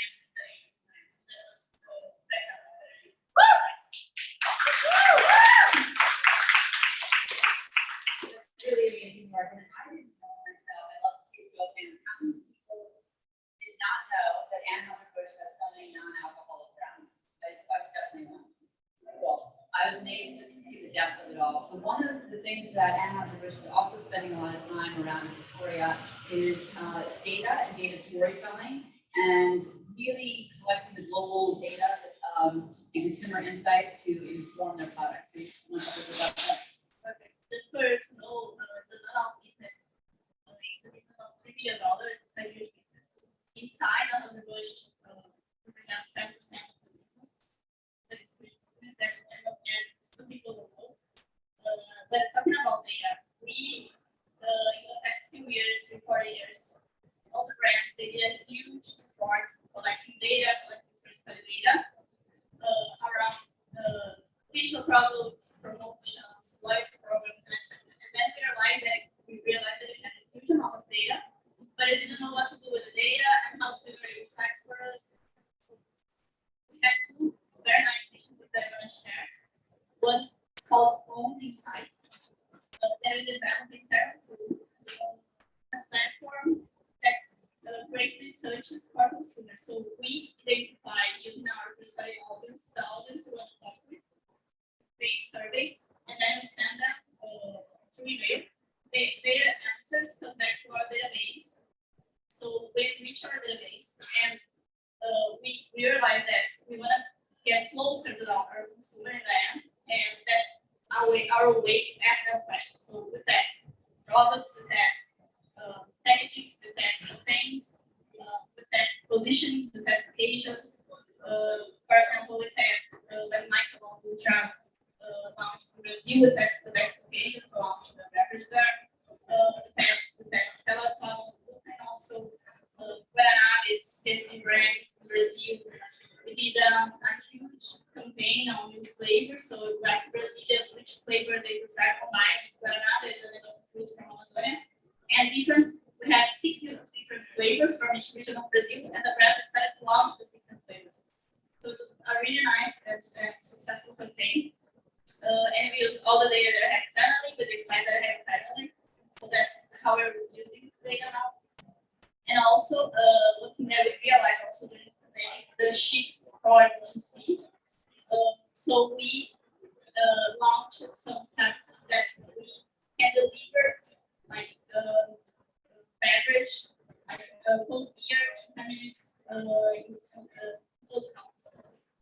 We launched this as a service for us also direct to consumer. And also understand more what they want and set it give us insights for the products, different things. So that's the two initiatives that we're running. Cool. So, one of the things that I was actually talking with my team about, and we talked a little bit about it, is go to these panels, these conferences, and it seems like everyone's career just up and to the right? You look on their LinkedIn profile, you're sitting there, how did they get there? So I want you to just take a beat and say, right now, during this time, what do you find one of the greatest challenges as an executive? During COVID. I have two daughters, 1 and 3 years, so I work from home. And so for me, it's more the most challenging thing now. It's been another, but I know you're not that everyone. That's very exciting. I think on the business side, I think it's really my position. I have to really learn every day. So this learning path, I have to be learning every day and understanding new trends and understanding why people are going, why they're going, and the new habits and new channels and new. So it's very for me. It's a very complex system. So there's so many channels, so many so many ways to talk to consumers. So for me, is the how from where I should bring the learning for my daily basis. That's my main challenge. So Anheuser-Busch is doing a lot of incredible partnerships with other brands and other brands that you may not expect them to be working with at all. Some may even be considered competitors. You want to talk a little bit about that and how you've done partnerships? Yes, we have huge partners. Mexico, and Brazil. So depending on the markets, we distribute Coke or Mexico and or Red Bull. So for example, Brazil, we have Mexico and Red Bull. Argentina, Mexico, Red Bull. So Honduras and El Salvador we have Coke. So depending on the markets, we have different partners. And we have very good and strong relationship with them. With Pepsi, for example, we deal together JVs on insights, on data. So we work very close to the partners. Great. I want to take a beat here to see if there are any questions for Victoria about Anheuser-Busch or data storytelling.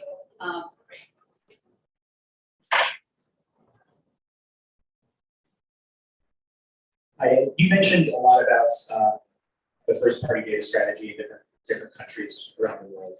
Do you see different levels of proficiency in the collection, processing, and usage of that data for marketing versus the usage of that data then for your advertising in those countries? Is there discrepancies? Are there certain countries that things work better for or things work?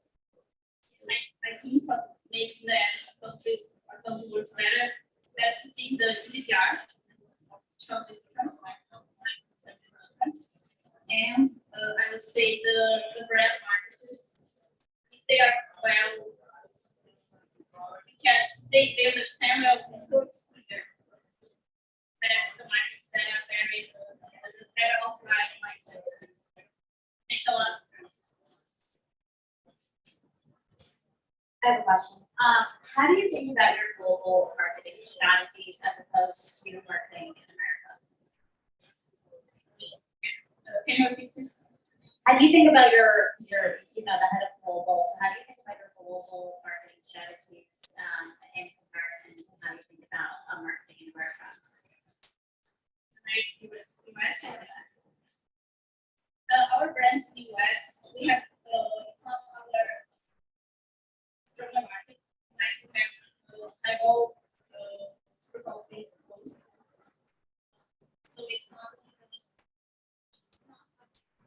I would say that 90% of my time is Latin America. And then China and India.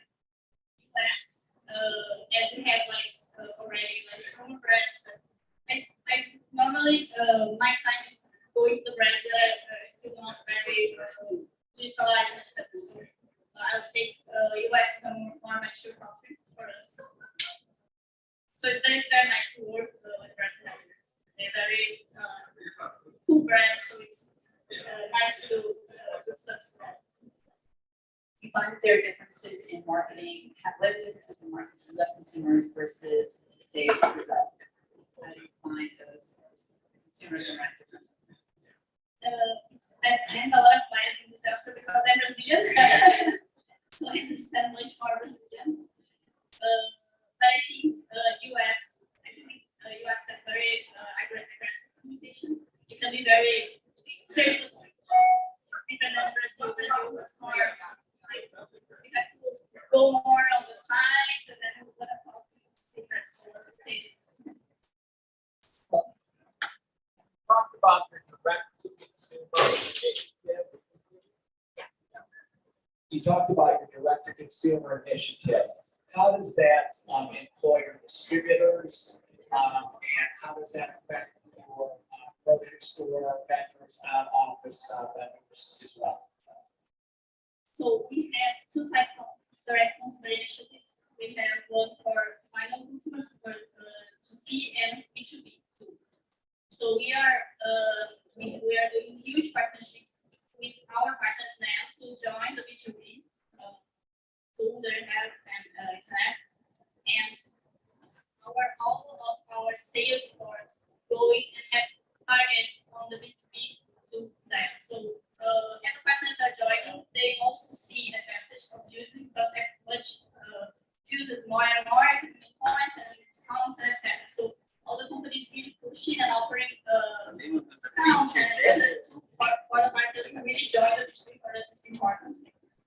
So they don't see as a bad thing, they see as a good thing. Any other questions? Oh, great. Hello. So the question is, there's so much good work that's going on in America, right? But yet the awareness elsewhere is remembering like everybody's doing anything specific to amplify those stories. Well, best practices coming from that share with Asia, not necessarily just for your branch, but overall. Yes, so as a company, we have some initiatives that I do. We have a newsroom that it's like bi-monthly meeting that we provide all the marketing and financial share benchmarks. So for example, from Brazil to US, etc. So, and it always stays by a team. So for last year was everything about NFT. So we provided the US team to share some NFT initiatives and then they share their knowledge. Not just the things that worked, but also what didn't work, because it's good for the brands to know that understand what we are. And one thing that I forgot to mention, but as we are now, we have less, like we don't have age gates, we don't have religious gates, that's something very important for here. So we can test everything first now. So we use now as another laboratory then. So we use now a lot to test, pilot, and then scale here.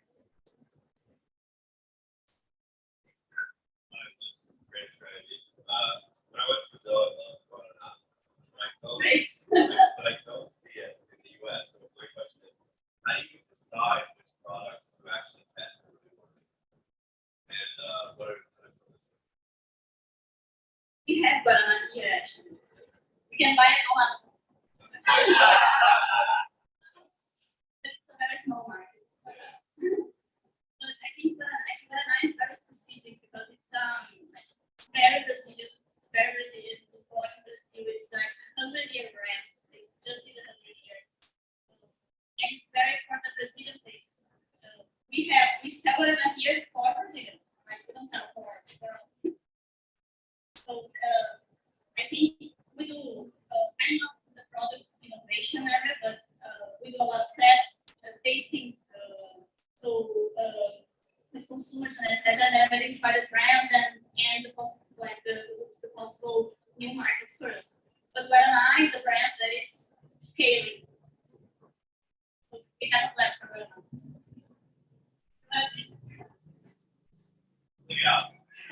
I have a question for you. So at TextNow, we've done a lot of research around Gen Z.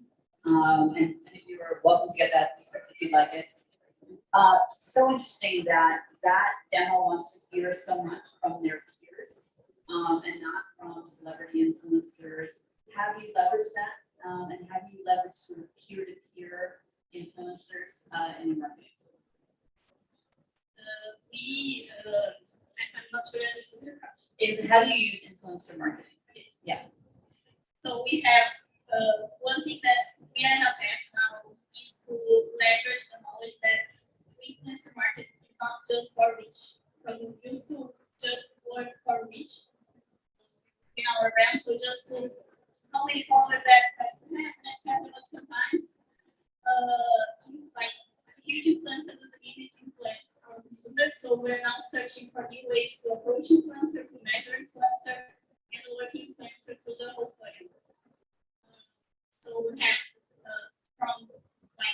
huge celebrities, partners such as like Anita in Brazil. We did a very different model with her. She owns part of Beats. There is a beverage there in Brazil. So she's co-owner and she wants royalties. Every time I sell one Beats, she wants royalties. So she's very engaged with the brand because she wants to make money and she's very fast. So when you give us like everyday ideas, she invents, she invents initiatives. So that's a very type of agreement that we interested that is working also for other brands. So we have a shot also in Brazil that I did a huge partnership for Korea.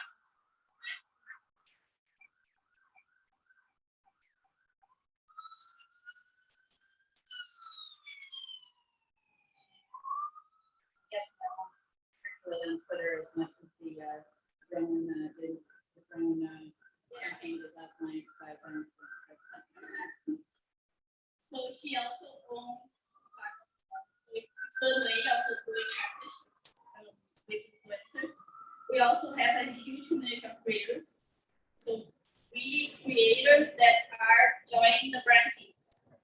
So gaming, for example, there is like a passion point for us that not everybody know very well inside the company. So we invited gamers to join our brand teams and cooperate with those campaigns.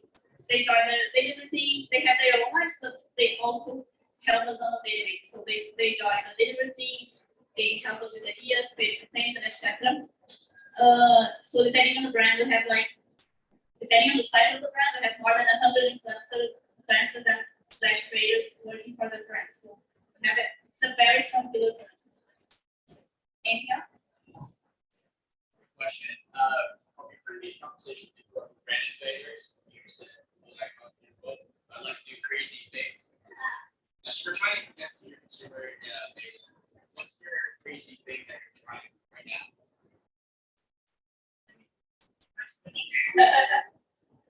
I think crazy things. Like I love crazy. I mean more on the creative side, like very challenging and obvious ideas. So, for example, that was the grandmother I mentioned, the women's soccer team.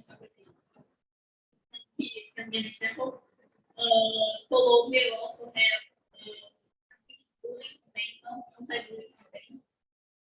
The team was also very brave to do it and to raise that flag. So I would say more on the creative side. And I also love tech creative things. Part of your mandate is finding startups. I think you're going to Silicon Valley soon. You mentioned business scouting. Yeah. So I'll be in California next week, searching for partners on data and overall, like that can help us with the insights platform that I have. Sugar and plastic reduction, so new technologies that can help us develop better beverages. And tech trends like dating, NFT, metaverse, so we're searching also for these partners. Will be the whole week. So next week in California, so you can have a suggestion. Anything else? Thank you all so much. Oh, one more question. Difficulty of measuring that. That we have like measurement for us, it's a key because as we have like so many type of brands, different sizes, we don't have a very clear measurement. It will be hard for us to talk internally and to like understand what the brand is doing. So we have global like key metrics that we scale to the markets. And these metrics change like according to the consumers are changing, etc. So we have, for example, a huge metric for us is impressions. That means that we wanna, and with our brands, we wanna to be in the culture, be in the context. So every time people are talking about our brands without media, means that we're creating something relevant. So making friends and etc. So it's a huge metric. It's now changing. It's changing because it's very hard to measure. We have some new platform that don't have API or don't have this account measure, so it's very hard. But we have that global rules that is the scale to the market. That's very important. Any other questions? Have a great rest of the day.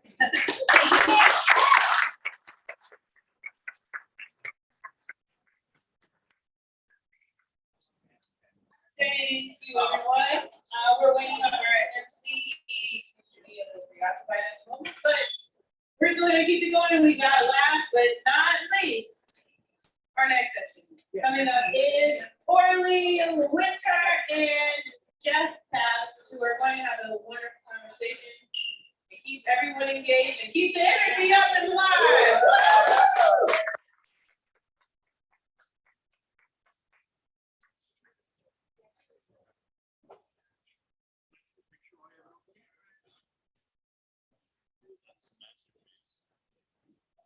Our last session is Friday, so if you want to come on in and listen.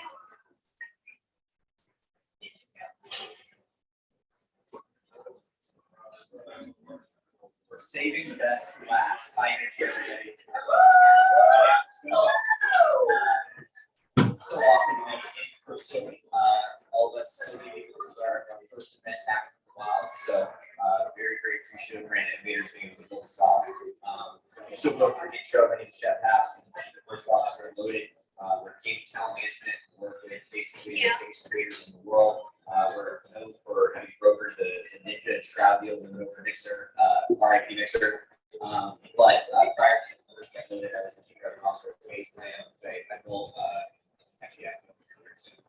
So without further ado, I'd like to introduce some support from Verizon. So, This is Orly Winter. I'm the brand engagement at Verizon.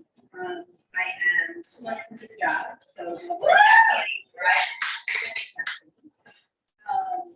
in my purview at Verizon, I head up all social content, community, events, advocacy, and just overall engagement with brand. So really fun, and it's a really exciting job for a brand like Verizon, which how many of you are Verizon subscribers of some kind? Awesome.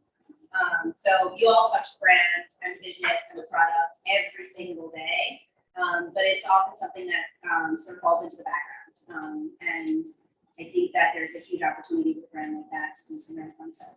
Totally. So creative and explore your role specifically. Like how do you influence creating a brand narrative for a brand sort of itself? Position itself as a tech player. Yeah, I mean that's a pretty big and meaty question. I think so. So as Jeff sort of alluded to, Verizon has traditionally been seen as a telco, and with everything that's going on in technology innovation and platform innovation today, we're really powering the next wave of how everybody sort of engages with their devices and their experiences. It really is emerging into more of a tech brand space. And the great thing about that is that, we really contribute beyond just being a phone company or an internet company. We really are the backbone of all these incredible experiences that you guys are having every day in your everyday lives. So whether you're at a sports game or a concert or gaming or really anything, the fact that we power that, it gives us a really interesting place to play in the narrative around these incredible cultural moments that people are experiencing every day. So, we do rely a lot on our partners in,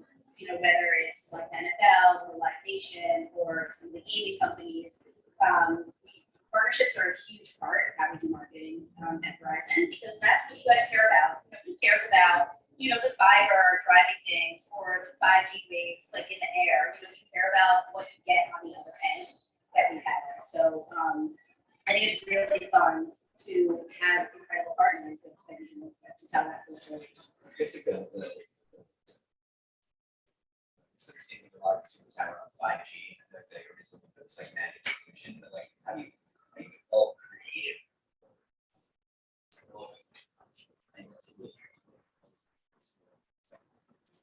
I mean, it's a branding and positioning thing, and it's, you know, talking less about the technology itself, which is really, really hard to understand and really boring, and talking more about what the technology enables. Yes, we were, just gonna check the simple, so that I don't have to talk about that. Yeah, okay. So I'm who a wants, LA guy here, so I'm very biased about the great moments I've seen. Technology. sure, who watched the Super Bowl? Awesome. Halftime show? Scale of 1 to 10? 11. So good. So, okay, now I'm gonna ask another question. I'm probably gonna get like 0 hands, but maybe not. It had like, I think like 100 million views, so maybe not. Did you guys have the Pepsi halftime show app? Nice. So Verizon powered that. Verizon had this 360 camera on the ground, so you were, which, you know, 99.99% of people were at home watching the Super Bowl, or even if you were in the stadium, actually, because you're in the stadium, you're way, way, way back, you can't really see anything. Verizon had a 360 camera on the ground, and you could go to the app and see literally around the performers from all angles. And actually, because of 5G technology, which has extraordinarily low latencies, the portal experience was like a couple milliseconds ahead of the actual TV stream of the performance. So we are even better than the TV networks. But you know, Verizon built 5G into SoFi Stadium from the ground up, and that's really the future of, you know, where the company is going and where, frankly, we as a society are going. I think that, you know, there's been a lot of talk during South by Southwest, and will continue to be over the years to come, about the metaverse and digital experiences, and I think that's all great, and I'm really excited about what that brings, and Verizon certainly has a very important role there. But there's a role for the technology, a really important role for the technology to play in real life experiences, in really sort of greasing the wheels of everything that we're doing in our like normal everyday lives as well. So for me as a strategist, marketing strategist, and a content creator, and, you know, developing that creative story, I think that that's really, really rich territory, because we have an incredibly powerful role to play in everything that people are experiencing. I think that metaverse and Web3 is clearly like the topic of South by Southwest. I'm actually doing a presentation tomorrow, Metaverse at 2:30. So, but Verizon, it's a big leader. You have a position, like I feel like seeing these brand. Yeah, I mean, we've talked about this a little bit. You know, the metaverse has existed in some shape or form for 20 years. We are continuing to make progress towards those things, and it will continue to advance as technology advances. But you know what? It cannot be done without the technology that Verizon provides. And people don't really realize that, and it's a story that we need to tell as a brand. Like, when you have to 3D render, you know, lifelike images, like that can't be done on the technology of yesterday. That will be done on the technology of tomorrow. And without that stuff, it's just, none of it will be possible. So you've been in the company 2 months, right? Are there any initial observations that you made from the environment? Obviously, one of the largest companies in the world. Do you have any observations of this impression? Yeah, I mean, Verizon is an incredible brand, incredible product, and incredible service. But I think the Verizon brand narrative and story, you know, like I said, we touch everybody's lives every single day, and I think that has been seen as a utility more than anything else. And you know, what I think is a really big, fun, amazing opportunity is to start telling that story in a way that builds connections with people, to bring it out from being just a utility that, like, you know, people expect from that, and bring an appreciation for people around, you know, what it really means for them, and how it powers the things that they love. And you know, it's the brand that we've built over the years has been built so much service, that I think there's, the company as a whole, is now reinvesting in the brand experience. So it's, you made reference to highlighting some of the initial partnerships, NFL, which started gaming about 2 years ago, Verizon, was working in playing gaming at all, and I would argue it's probably the most active spender. We do so much in gaming. Yeah, like, can you talk a little bit about some of the strategy, what Verizon's looking to accomplish with the gaming strategy? Yeah, I mean, I approach marketing as building connections with people, and that can sometimes, it often takes the form of sort of niche, micro, macro communities. And if you're not building a relationship with people who are, something like the NFL, okay, it's like so broad. Gaming, I guess, is really broad as well, but it's a very specific sort of mindset. And if you're not in there having conversations and building it with a real sense of relationship, people who really sort of live their entire lives around this system, then you're kind of missing things. So I think so for me, the thing to focus on is how do we build relationships, authentic relationships with communities of people. And so that's the strategy around gaming, is, we are an incredibly important service for gamers, but not a brand that gamers really have thought of before we started really investing in building those relationships. Gamers would think of Verizon as like a really key part of their experience. And so that's really the goal, is to create these authentic relationships with communities. And it's hard to talk about gaming as a community. It is so multifaceted and it is so broad, but it is in a way. So what is Verizon's approach to gaming communities? Like, what is communities that are having that conversation online? And I think that's probably another topic of the day, is just how communities will try to have the brand conversations. I'm just curious with the social strategy that's around the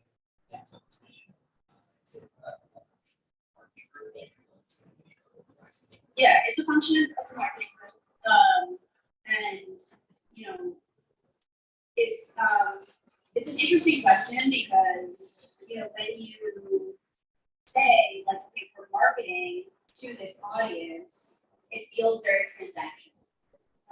We sit within the marketing group, and so we get sort of like a bad rap. We're just paying for eyeballs, and there is definitely a lot of that. We spend a lot of money on TV spots, and our TV spots are online video is targeted at specific, audiences, and there's a very, very, very important role for that to play. But that's not what we're talking about. What we're talking about is building relationships with various communities, and that does fall into marketing because you are promoting your brand. But we try to do it in a way that is additive to the communities and to the people, and it leverages the voices of authentic participants in that community. So whether it's partnering with influencers or big influencers, micro influencers, developing programs and tools that are useful to those communities, really providing value. So your function is a creative group and larger marketing. How is that? Creative agencies. Yeah, we have a number of amazing creative agencies, unlike some crypto brands that we might all know. Give Verizon really value the input that our creative agencies bring to the table, but it's not just creative agencies. It's people like yourself who are so diverse in these communities that it's important to have those partnerships because they understand the gaming community better than I could ever understand. Not gamers. We're all gamers, so. My extensive gaming is like the crossword, the New York Times crossword. Yes, agencies play a very, very big part in our creative ecosystem, but we also have a very, very, very large in-house creative team at Verizon, and I think that is key to our success in the space, and we continue to build and foster that in-house agency because nobody can really tell a brand story as well as you can when you're a part of the brand. So you CI before, well, why did you decide to make the transition from the agency side over to the brand horizon? Just curious more of your story. Yeah, agency life is really fun, and it's a great place for me to cut my teeth. I did some amazing work on the agency side, but I always felt a little bit hampered. Being on the agency side, having anywhere from half a dozen to a dozen clients at a time, you never really go deep into any one particular industry or any one particular brand. And at the end of the day, and God bless my agencies, like you're in a service industry. It's a service business. The client says jump and you say how high. They say here's the brief and you execute on the brief. And you get so much more amazing stuff out of it on the agency side that I miss sometimes being on the client side. But I felt like at a certain point in my career, I wanted to be in calls on what the brief was and how to answer the brief. And then have my agency in service to me. They can work till 10 p.m. Just kidding. We were talking just like Verizon's like they look around official partnerships. Why did Verizon go for the official versus NFL, Team Liquid, Twitch? Like why is that an important part of the strategy you guys look at? I think it's a relevance thing. I mean, it's just plain and simple. Like people love the NFL. People love Twitch. And Verizon, we break sometimes and we get really angry. Like it's just a different kind of relationship. And so our partners are really, really important to us to get closer to our consumers and have a conversation with them that feels relevant. Nobody wants to talk about 5G. You want to talk about it, we can talk about 5G, but really, like people don't want to talk about 5G. People want to talk about their sports teams or So how does that impact? It's a creative brainstorming, it's a collaborative process. Like how does that work? Like we have probably quite a few meetings here in this instance. I'm curious if you have a discussion of how that works best. Official capacity with a brand for us. Yeah, it's a super collaborative process. We try to be as closely tied to our partners as possible, and we like co-creating with them. They give us access, we make content. They give us content, we give them technology. So it really is like a holistic ecosystem that we like to think of them as true partners in every sense of the word, rather than just partnership. As a signature on a piece of paper. How does like a partnership like give us so much? How does that moment get created? Like is that just hey we want to do something special on the Super Bowl? It's idea driven, it's power of tech. Like how does that? These are for the most part extremely strategic business partnerships. Verizon is a technology brand, and we're not just a marketer. We're not selling cookies. Like there is deep technology rooted in everything that we do. And so for SoFi, for example, that partnership started many years ago when they were building SoFi Stadium. It wasn't just like, hey, we want to activate at the Super Bowl.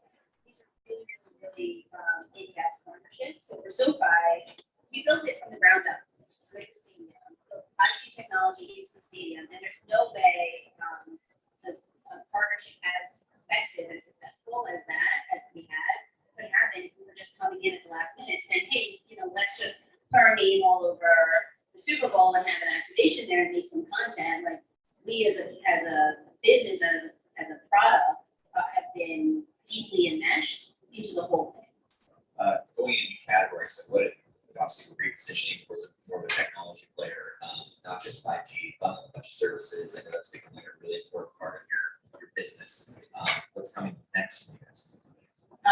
Well, fixed wireless is I would say the next phase. So I don't know if you guys saw the Super Bowl commercial with Jim Carrey as the cable guy. That is really the next phase of growth for Verizon, is powering not just being your mobile carrier, but really powering connectivity wherever you are. So I'm a Verizon customer, and I also get a lot of perks. So how do you market those perks to? Those perks are gold for someone like me, really, because like, I'm so grateful to Verizon for doing things like that, because for me as a marketer, like, that's fun stuff to talk about. And it really is amazing as a Verizon customer to be able to get all this stuff with service. It's why Verizon is a premium brand versus some of the others which are more cost brands. It almost looks like you have your cell phone plan, but it's like almost like Amazon Prime, but for your phone and all the media you can consume. Yeah, I mean, that's a strategic business, far be it from me as someone creating stories and marketing on the back end to, have an opinion on that stuff. But that is a strategic business priority for Verizon, is to be that partner, to be that brand that is bringing you all of those things, because it really is driving value for our customers, rather than just like the competing on price. Do we have any questions that anybody want to ask for the meeting Or specific? Jeff, you can ask Jeff. Or you can ask me, or is that anybody at the beginning? It's really good to see one kind of Verizon customer. I also work with sports. A lot of times in sports, I see a lot of the sponsorship. Professional level, college sports. You think about engaging a younger, talking about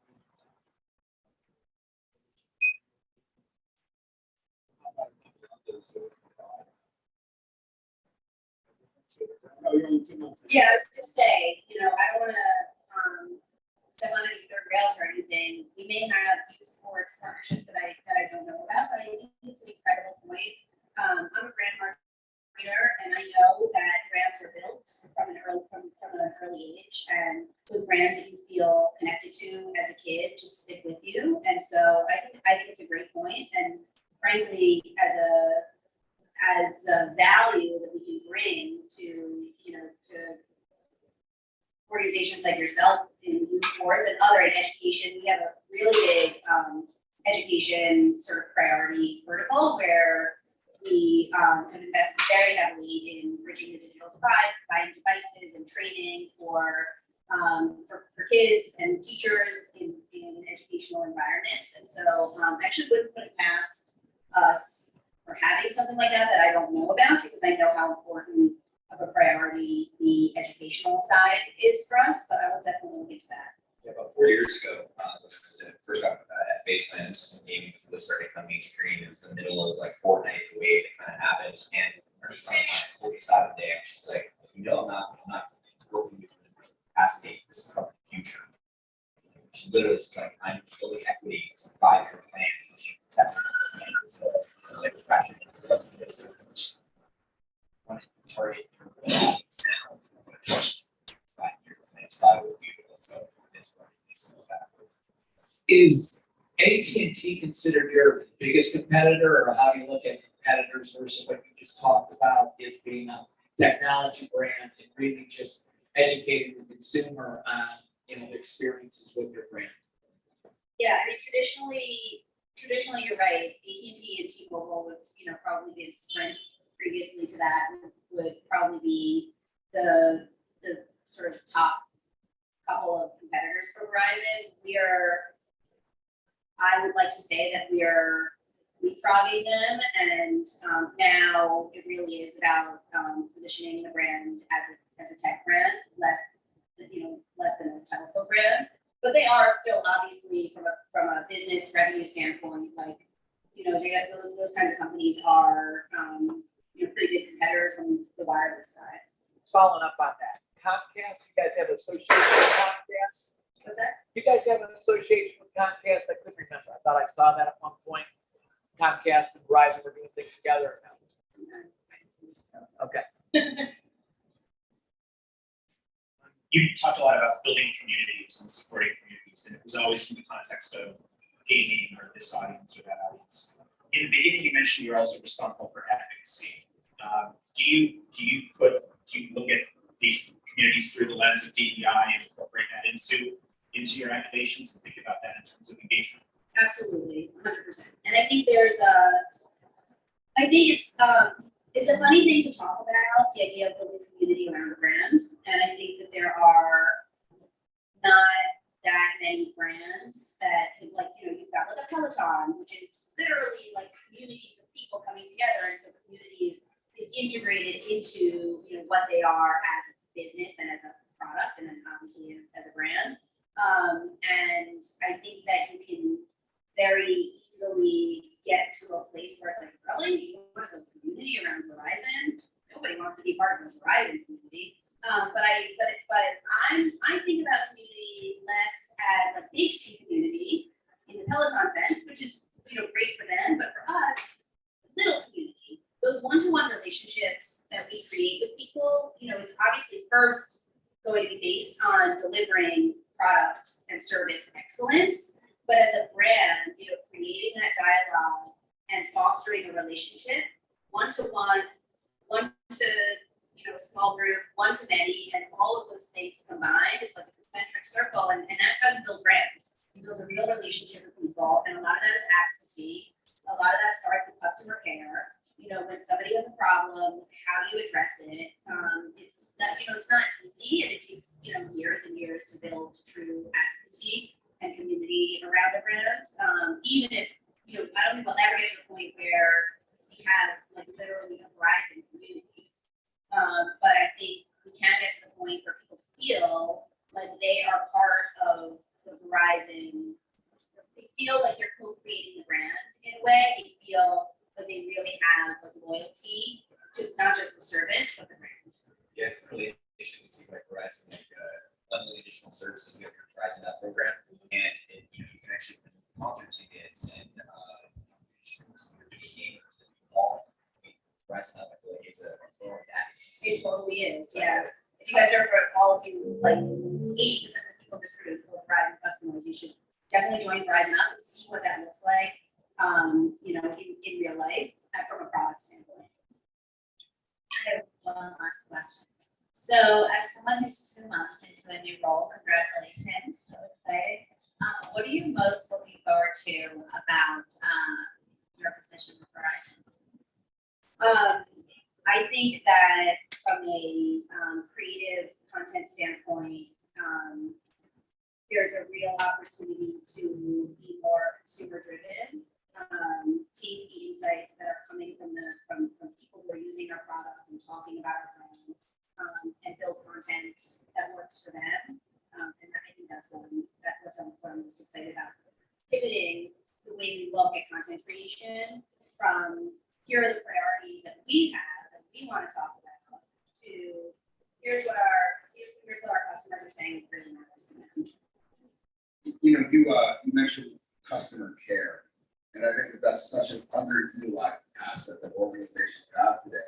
And it's interesting, I pulled up a screenshot because I was on the phone with my bank, which so Citibank, and I'm a pretty good banker, FYI, but I had called them, I needed a card sent to, I was in Florida, I needed a card sent there. And he was like, you want to change your home address? I said, no, I just wanted to send it. So she's like, okay, I got it. It didn't sound like it was happening. And so 2 days later, I can't use my credit card. And it's because later on I found out that she made it my home address. But I called Citibank, an hour and 23 minutes on hold. I was like, come on, guys, are you kidding me? Hour and 20 minutes. And then they go, oh, by the way, that office is closed now. I was like, I even went on the chat, like I went all over, like, I was also like, this is a case study of how not to do it right here. So, but I guess my question was, is the other piece I'll throw in there is that I think that the closest communication platform we have with the consumer is messaging. In fact, I wrote a book called Text Me 646-759-1837. I text personally with 50,000 consumers. It's interesting that none of the phone companies though use that platform other than like, hey, somebody's trying to break in or change their password. It's texting is an extremely personal, and I think that before you can get to a point where texting works for you as a brand and as a company, you need to the door needs to be open from the consumer side, and you need to have built that foundation of a trusted relationship before any kind of SMS program can be effective. Fair enough, you're 2 months in, so I have to. One day. One day, I'm counting on you. Anyway, ladies and gentlemen, let's give a good job.